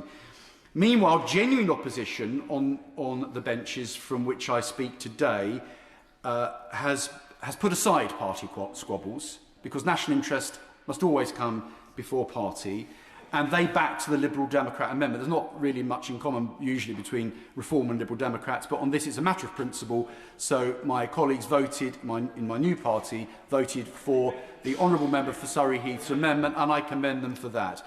It asks simply to give the displaced people the right of consent before their homeland is gift-wrapped and donated to a foreign country. That's all we're asking. Let the people decide. Who can seriously disagree with that principle? And so we rightly insist on self-determination for the Falkland Islanders. We strongly uphold it for Gibraltar, and we defend it for every other British overseas territory and former colony. And the government is happy to support this principle over Greenland, it seems, but not for their own British Chagosian people. It makes no sense, and it's morally reprehensible. And what took place in the House of Lords at third reading was, I believe, shameful. Peers repeatedly called for a division. Shouts of not content were heard again and again, yet the House was denied the opportunity to vote. a bill of immense constitutional, financial and strategic consequence.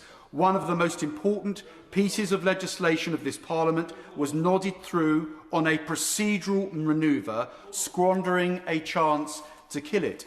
And I was further disturbed to learn from many Conservative peers who contacted me very angry that they had been instructed not to vote the bill down, not because the arguments were weak, not because the numbers were lacking, but because of a quiet understanding that sovereignty should not be defended too robustly today, lest it cause inconvenience for tomorrow. Many, many members of the House of Lords contacted me absolutely in despair at the instructions they were given by the whips in the Lords. So this is not coming from me, because I'm not in the Lords, but those who are there were deeply upset by that.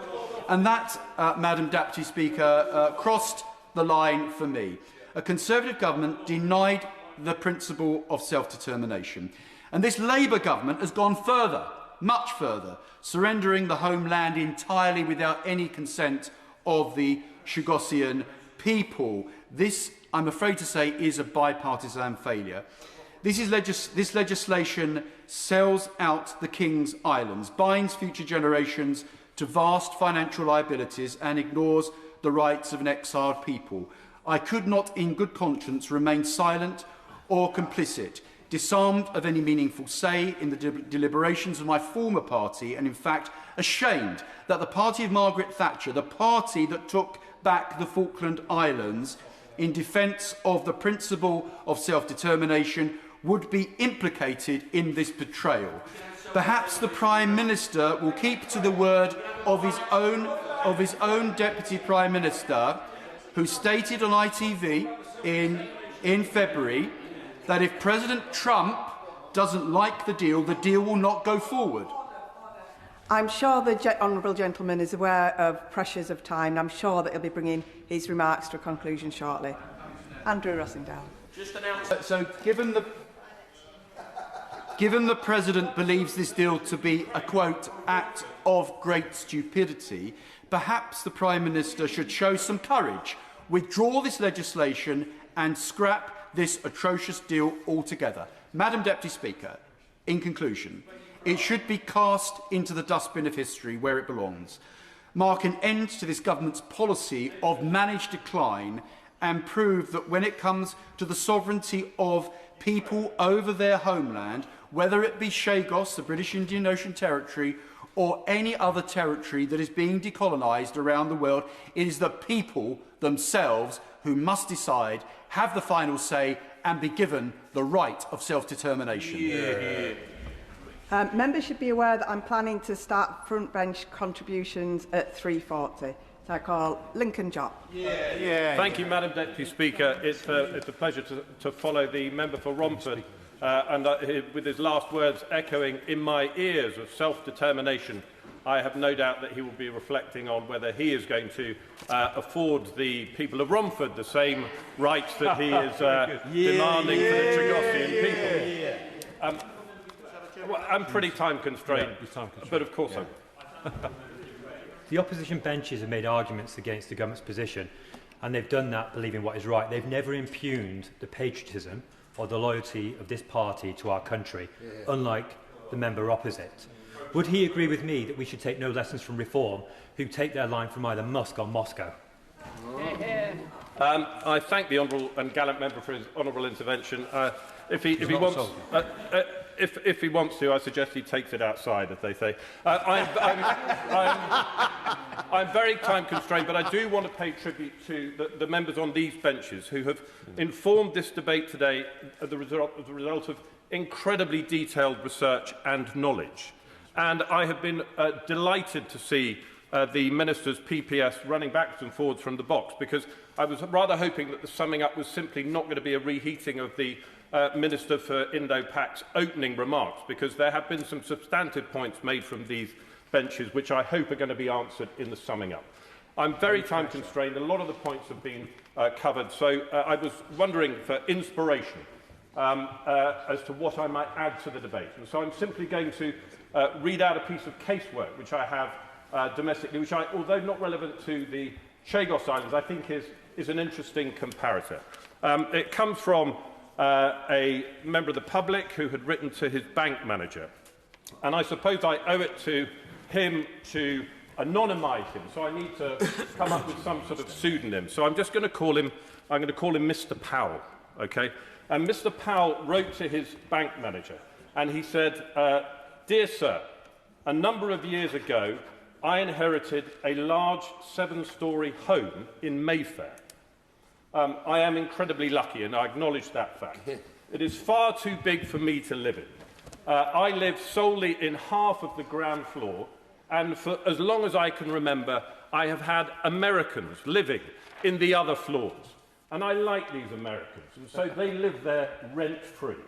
And so what I am proposing, sir, is that I give you, the bank, this house, and then I propose to pay you, the bank, rent above the market rent for not only me, but all the Americans who live upstairs." And so not in Mauritius, not Mauritius. I would be very grateful for your advice on this issue. And the bank manager wrote back to Mr. Powell.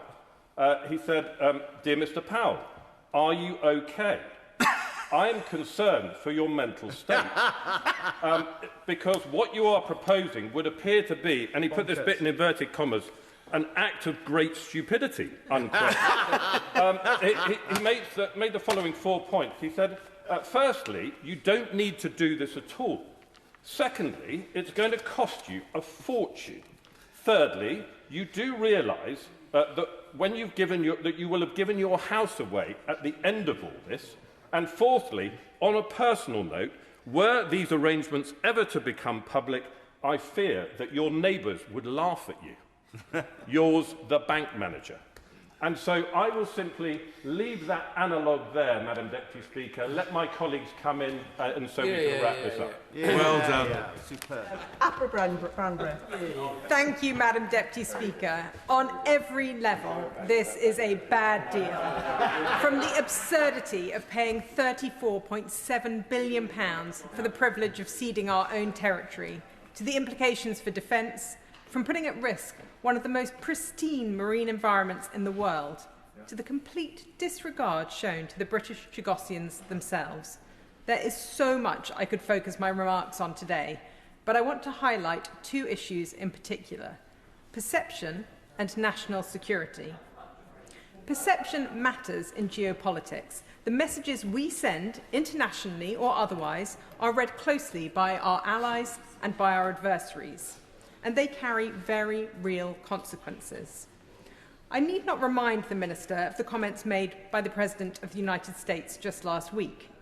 Those remarks materially change the context in which this House is considering this deal. Madam Deputy Speaker, the 1966 treaty between the UK and the US agreed to retain sovereignty over the British Indian Ocean Territory. It is clear any attempt to surrender sovereignty violates international law. And I commend my Conservative colleagues in both Houses for delaying the bill's passage. But delay is not enough. The surrender bill should be pulled in its entirety. The UK-US relationship is built on trust, particularly in defence and security. When the President states publicly that a deal will damage that relationship and should not proceed, that this deal is an act of great stupidity, the government should listen and act. I'm not suggesting that the United States sees the UK as an unreliable partner. We have stood shoulder to shoulder for decades. But this deal is different. If it proceeds, it will reduce the operability of UK and US forces in the region, diminish our strategic reach, and weaken our influence. Responsibility for that lies squarely with this government. Madam Deputy Speaker, the Prime Minister is in China today. Beijing will also be watching closely. China will welcome any increase in autonomy in the region, and with it, the opportunity to decimate the marine protected area surrounding the Chagos Islands through its fishing fleet. We know those vessels will not simply be there to fish. They will be there to gather intelligence, to probe our defences, and to gain strategic advantage near Diego Garcia. The message this deal sends to our adversaries is clear. that the UK is retreating, diminishing and weakening. That is not the message we should be sending in an increasingly hostile and unpredictable world. Madam Deputy Speaker, I want to make one brief point on national security, which I've raised in previous debates and which we've heard from many people this evening. Under the Pelindaba Treaty, neither the UK nor the US will be able to store nuclear weapons on Diego Garcia.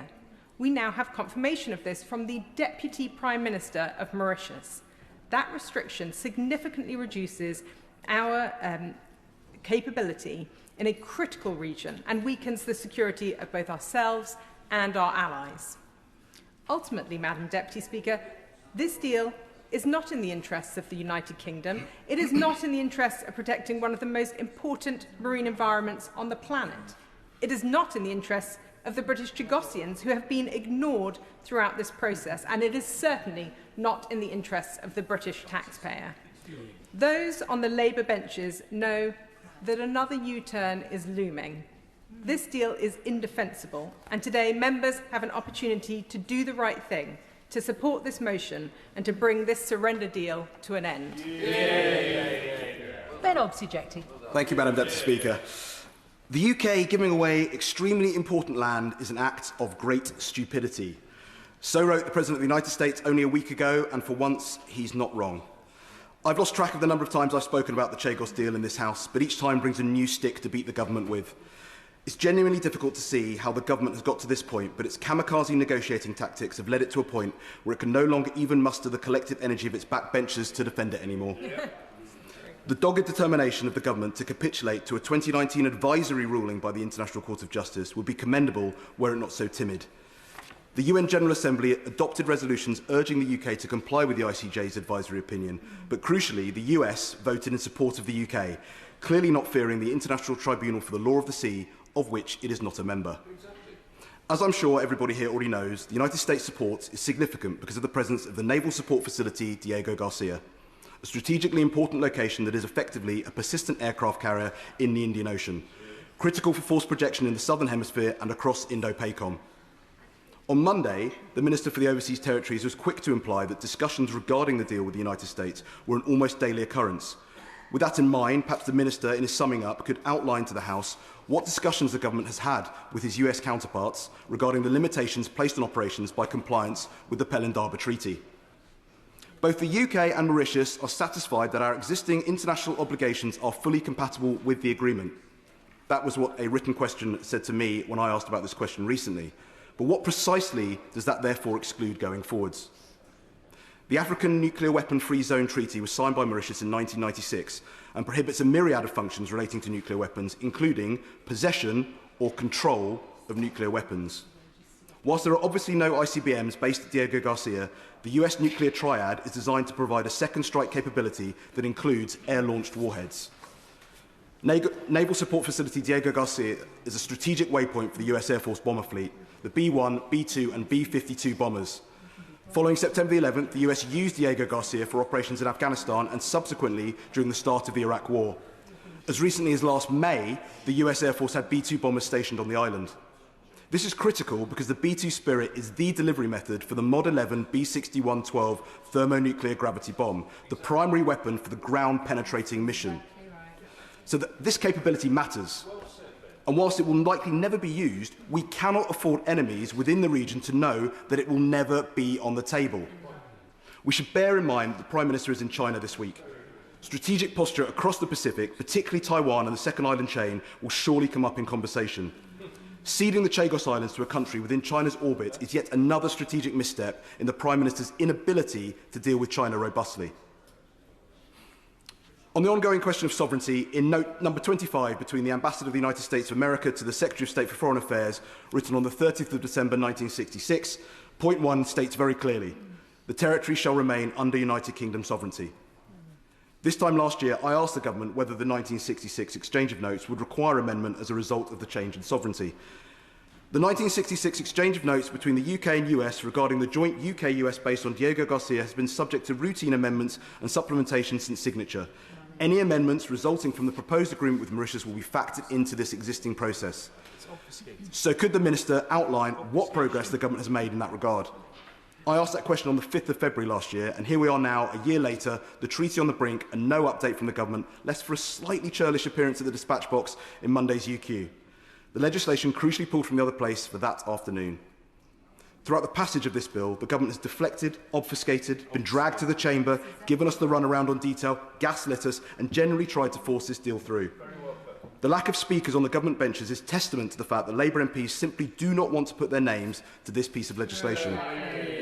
All it achieves is weakening our military options in the Southern Hemisphere and exempting 80% of Mauritian workers from income tax. Kudos to Mauritian Prime Minister Navin Ramgoolam, clearly a savvier negotiator than our own dear Prime Minister. There is no doubt that China and Russia have noticed this act of total weakness, said President Trump. Perhaps the Prime Minister could ask Xi Jinping about it before he offers him a state visit. Brings us to the front bench, Shadow Secretary of State, James Carthage. Thank you, Madam Deputy Speaker. And can I begin by offering the condolences of the opposition to the family of Captain Philip Muldowney of the Royal Artillery, who lost his life tragically training with the British Army this week. Now, Madam Deputy Speaker, it is a pleasure to close today's debate on the Chagos Islands and to hold the government to account for the total meltdown of their attempt to surrender sovereignty of the British Indian Ocean Territory without opposition. Well, today they are getting that opposition, and they're getting it from the Conservatives, because it is us who have exposed the total fallacy of the legal argument used to justify this crazy deal. And let's be clear. It is a truly crazy deal, one of the worst ever proposed to this Parliament. As every single one of my colleagues in their excellent speeches have said, this deal involves our hard-pressed taxpayers, struggling as they are with an ever-growing tax burden since Labour came to power, to hand over another £35 billion to lease back land that we already own freehold. Madam Deputy Speaker, it's our land, over which we have sovereignty, the ultimate guarantor of legal security in a dangerous world. When we need that money for our own armed forces, when the billions given to Mauritius will be used to cut taxes for their people, when Labour know the threats we face are growing and we need Diego Garcia more than ever, when their policy treats the Chagosian people with contempt, the public will scratch their heads and ask a simple question: why are they doing this? Now, to be fair to the Minister who's winding up, last September he tried to spell out the reasons, and I'll quote exactly what he said to justify this crazy deal. He said, and I quote, "Had we not signed that treaty, we could have faced further legal rulings against us within weeks. Further legal rulings might have included arbitrary proceedings against the UK under Annex 7 of the UN Convention on the Law of the Sea, known as UNCLOS. He went on to say that such a judgment would ultimately threaten operations on the base because it would, and I quote, impact our ability to protect the electromagnetic spectrum from interference." Now, it's bad enough that the government's case rests entirely on rulings that could happen, rulings that might happen. Worse still, they fail to take into account our clear-cut ability to reject any such hypothetical rulings. So let's consider. We understand the government is afraid of potential legal action by UNCLOS, but Article 298 of UNCLOS states very clearly, when signing, ratifying or acceding to this convention or at any time thereafter, a state may, under 1, declare in writing that it does not accept any one or more of the procedures provided for in Section 2 with respect to one or more of the following categories of disputes, including, as item B, disputes concerning military activities. In terms of operational threats to the base, the government's argument is that hypothetical action by UNCLOS might lead to further hypothetical action by the International Telecommunications Union, thus hypothetically threatening the electromagnetic spectrum on the base at Diego Garcia. Well, Article 48 of the Constitution of the International Telecommunications Union, which is entitled Installations for National Defence Services, states, and I quote under 1, Member States retain their entire freedom with regard to military radio installations.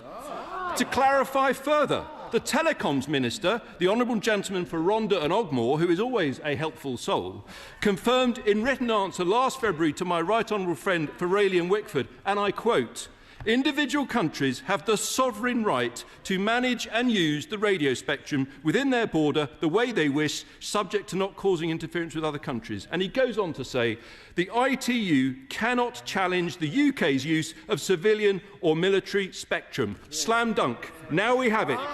We can challenge it UNCLOS where military bases are concerned, and the ITU cannot challenge our use of electromagnetic spectrum. So isn't this the truth? There is no threat to this country if we maintain our sovereignty over Diego Garcia.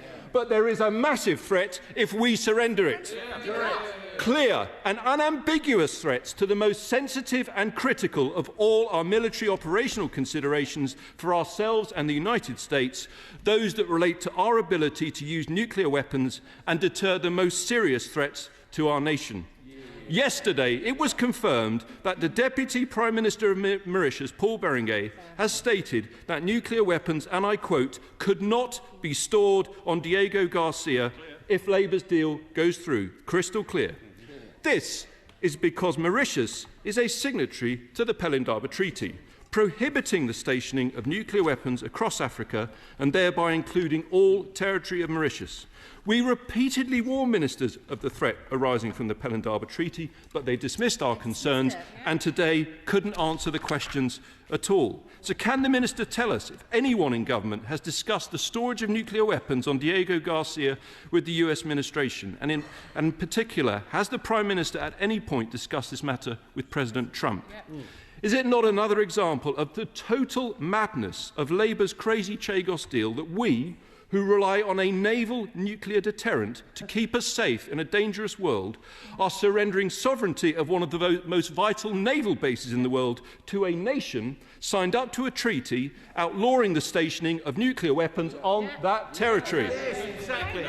Now, Madam Deputy Speaker, we have had some absolutely fantastic speeches today, and I have to pay tribute, I must say, to the Honourable Gentleman for Macclesfield and Rugby in answering the distress flare from the Whip's office, because they had 2 more contributions than in the UQ the other day, when not a single Labour MP stood up in support of the government. But on this side, we had real passion, because none of us support this deal. We've consistently opposed it. As my honourable friend for Bexhill and Battle said, what does this say about our strategic priorities? As the honourable gentleman for Wetherby and Easingwell said, this is a government without a strategic policy on China. What message does it send to them, especially when we've agreed the super embassy? But I have to say a specific and very special mention to my honourable friend for Hinckley and Bosworth for an absolutely brilliant speech that totally demolished the government's case around the financial position, not a flesh wound in sight after that. And in fact, if you bear with, my honourable friend I think referred to the sketch with the Black Knight. But increasingly today we think of another Monty Python sketch, Madam Deputy Speaker, because they think that this treaty's been paused, that it is merely resting. But we suspect that this treaty is increasingly pushing up the daisies. And I can assure you, Madam Deputy Speaker, we will campaign with every bit of fight we've got to ensure that this is an ex-treaty. Now, Madam Deputy Speaker, to conclude, I'll give way to the honourable gentleman and then I'll wrap up. Giving way on that question of cost, could he tell the House how much the Conservative government were offering for such a deal? Is it higher or lower than Labour's offer? And if he doesn't know, will he put down a written parliamentary question or submit a Freedom of Information request to the Foreign Office to find out? I don't think the honourable gentleman quite understands. We didn't sign a deal, we wouldn't sign a deal, because the terms were totally unacceptable. And they've gotten an awful lot worse since then. 35 billion times worse since then. That's the cost, £35 billion from freedom of information from the government themselves. It's an absolute disgrace and why we will be voting against it. So to conclude, Madam Deputy Speaker, I asked why the government were doing this. Surrendering, I give way to my honourable friend. Honourable friend for giving way. I have one simple final question to ask him. Will he please tell the House, is it now Conservative Party policy to give self-determination and the right of resettlement to the Chagosian people? knows that we've opposed this, but on self-determination, I would like him to ask his leader if he believes in the self-determination of the people of Ukraine, invaded by Russia, brutally bombed by Russia, a leader who still says that that was provoked by NATO. He should be ashamed of that if he believes in self-determination, Madam Deputy Speaker. Now, to conclude, and I am going to conclude, I asked why the government were doing this, surrendering our land that we own freehold, only to lease it back for £35 billion. Isn't the reason the same one as why they are surrendering our brave veterans to a new era of lawfare? Isn't it the same reason Labour gave up our fishing grounds, the most critical possession of an island nation, to access an EU defence fund from which they have not had a penny? The answer: this is a weak Prime Minister who always fails to put Britain's national interest first. If Labour was strong enough to put our national interest first, surely they would stand up to Mauritius and reject this deal. After all, if they did that, they could spend the money saved on our armed forces at a time when rearmament at home is on hold, precisely because Labour have failed to properly fund defence. But I finish with this, Madam Deputy Speaker. If there is one silver lining to having such a weak Prime Minister, it is his habit of constant U-turns. We've had 13 U-turns to date from this government, Madam Deputy Speaker. Wouldn't the best thing be for our national security for Labour to recognise that the game is up, to turn their pause on the Chagos bill into a permanent full stop and scrap this terrible deal? So, Luke Pollard. Thank you very much, Madam Speaker. What a terrible example of collective amnesia. For the entire debate, not a single one of the Tory MPs in their remarks could say why they started the negotiations.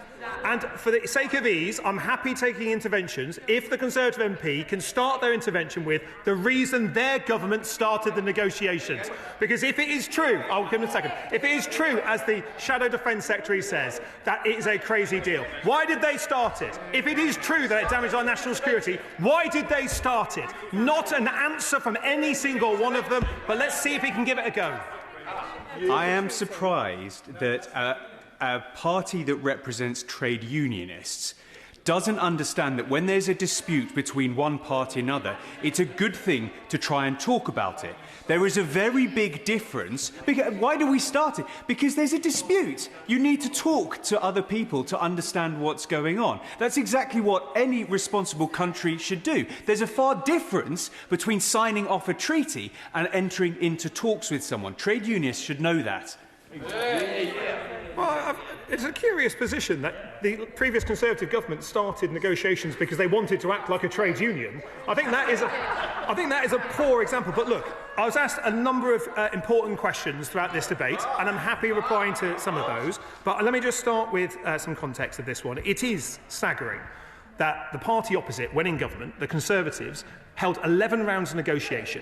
85% of negotiations conducted with them, and seem to have this collective amnesia that think they stopped the deal, when on the 29th of April, on gov.uk, the statement between the then Prime Minister and the Mauritian Prime Minister said, during the phone call, they discussed the progress of negotiations between the UK and Mauritius on the exercise of sovereignty over BIOT, and both leaders instructed their teams to continue to work at pace.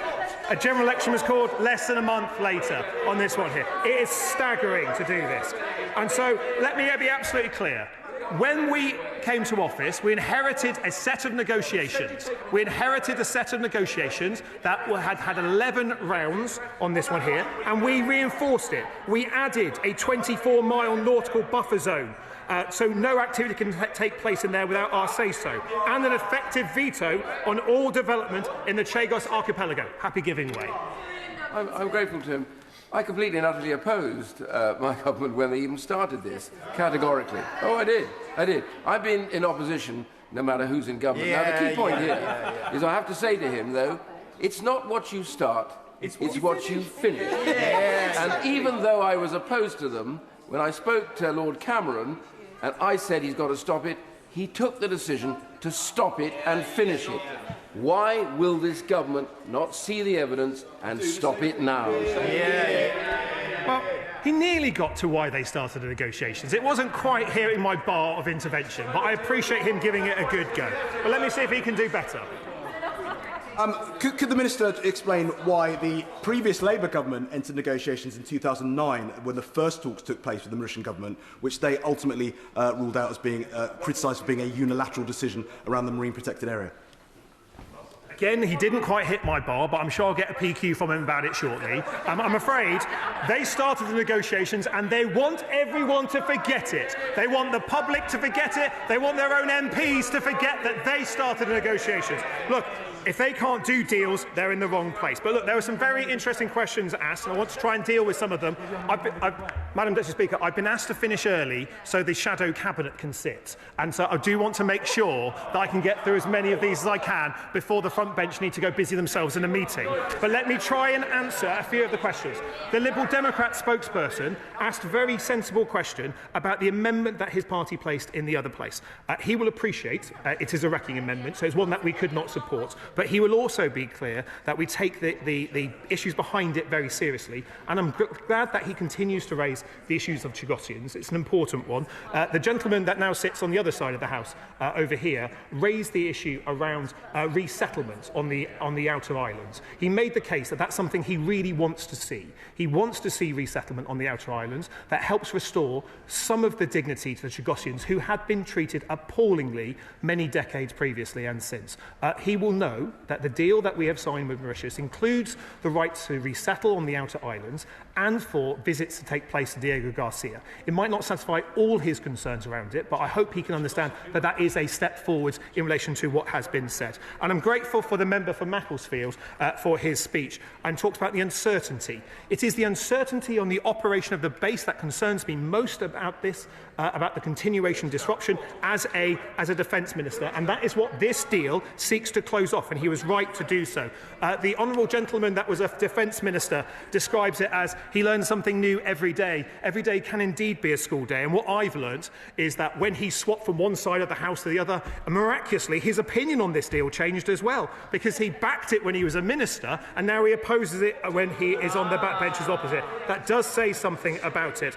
My honourable friend for rugby asked the very same questions I started with.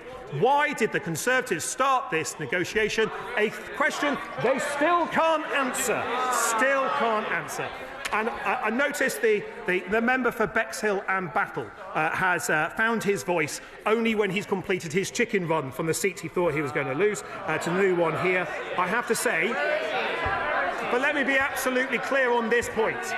Let me be absolutely clear on this point.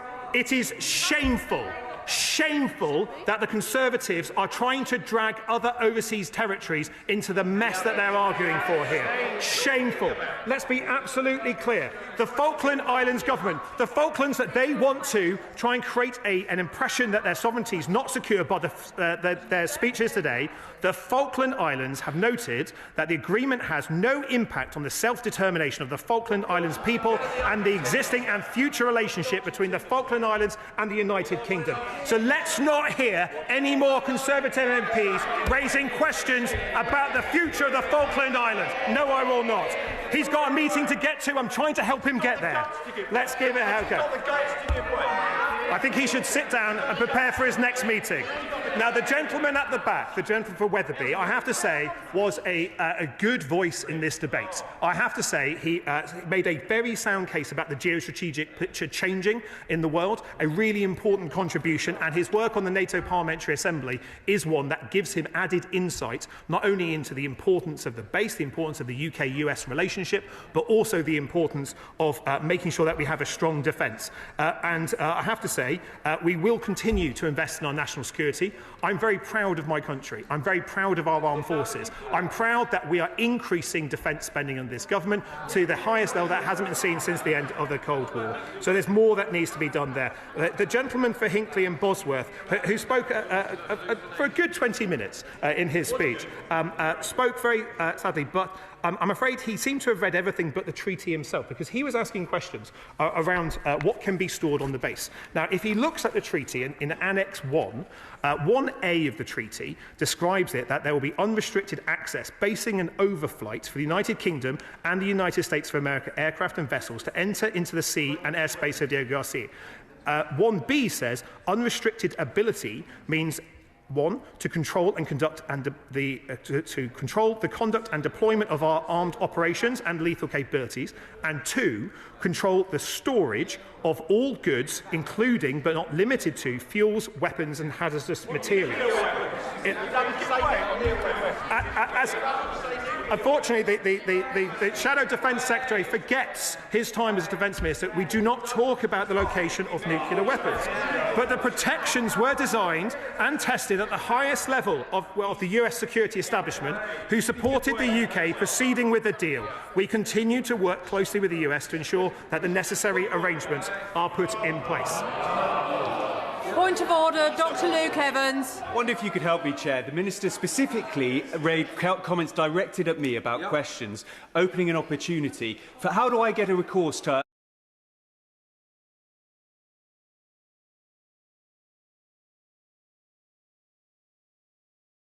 The honourable member will know it is entirely...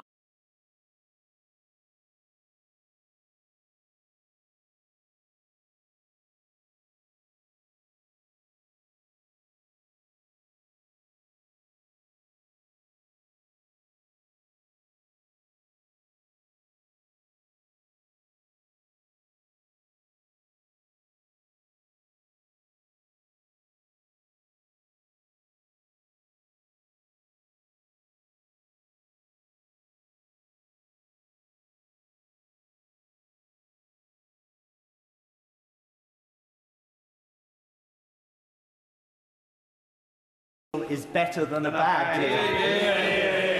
Well, to help his front bench get to their shadow cabinet meeting, I won't read out the same points again. However, he invites me to, so I will. Control the storage of all goods, including but not limited to fuels, weapons, and hazardous materials. I'm going very clear on this, but there's a few other questions that I want to get to that have been asked in this debate that I think it's important to get there. The member for Spelthorne, in his contributions, spoke about value. I like the way he approached that thing. It's a good characteristic style that he has, and I enjoyed that. When he spoke about comparison of value, I think it is always worth noting that roughly-ish, it's about £100 million a year that we would be securing the continued operation for the base for. That compares favourably to the French base that the French rent in Djibouti, which is next to a Chinese naval base. Our base secures a 24-hour nautical exclusion zone around it, full control of the electromagnetic spectrum, something the Shadow Defence Secretary doesn't seem to understand, but is actually quite important. And also... Oh, go on. He could be late for his meeting. It's very kind. Very specific question. That annex does not mention nuclear weapons.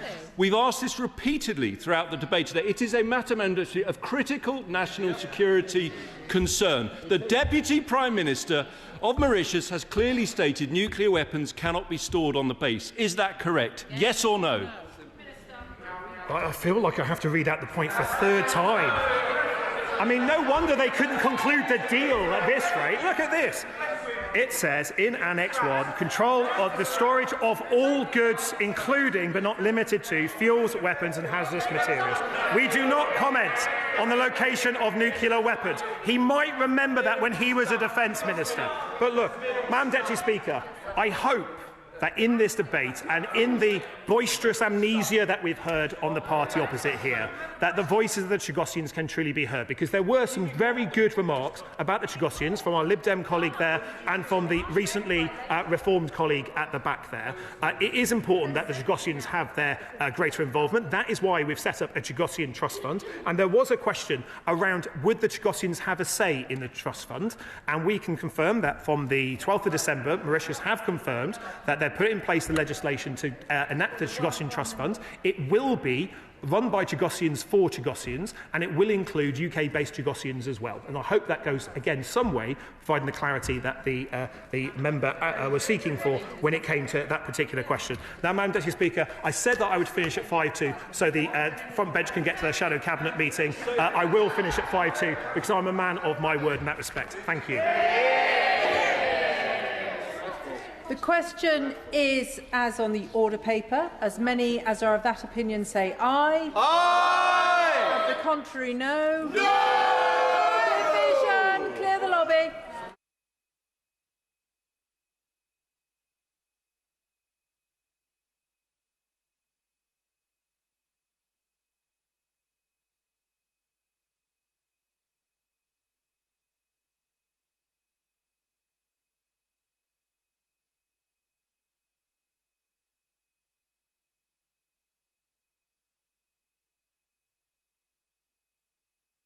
The question is as on the order paper. As many as of that opinion say aye. Aye. Of the contrary, no. No. The tellers for the ayes are Paul Holmes and David Simmons.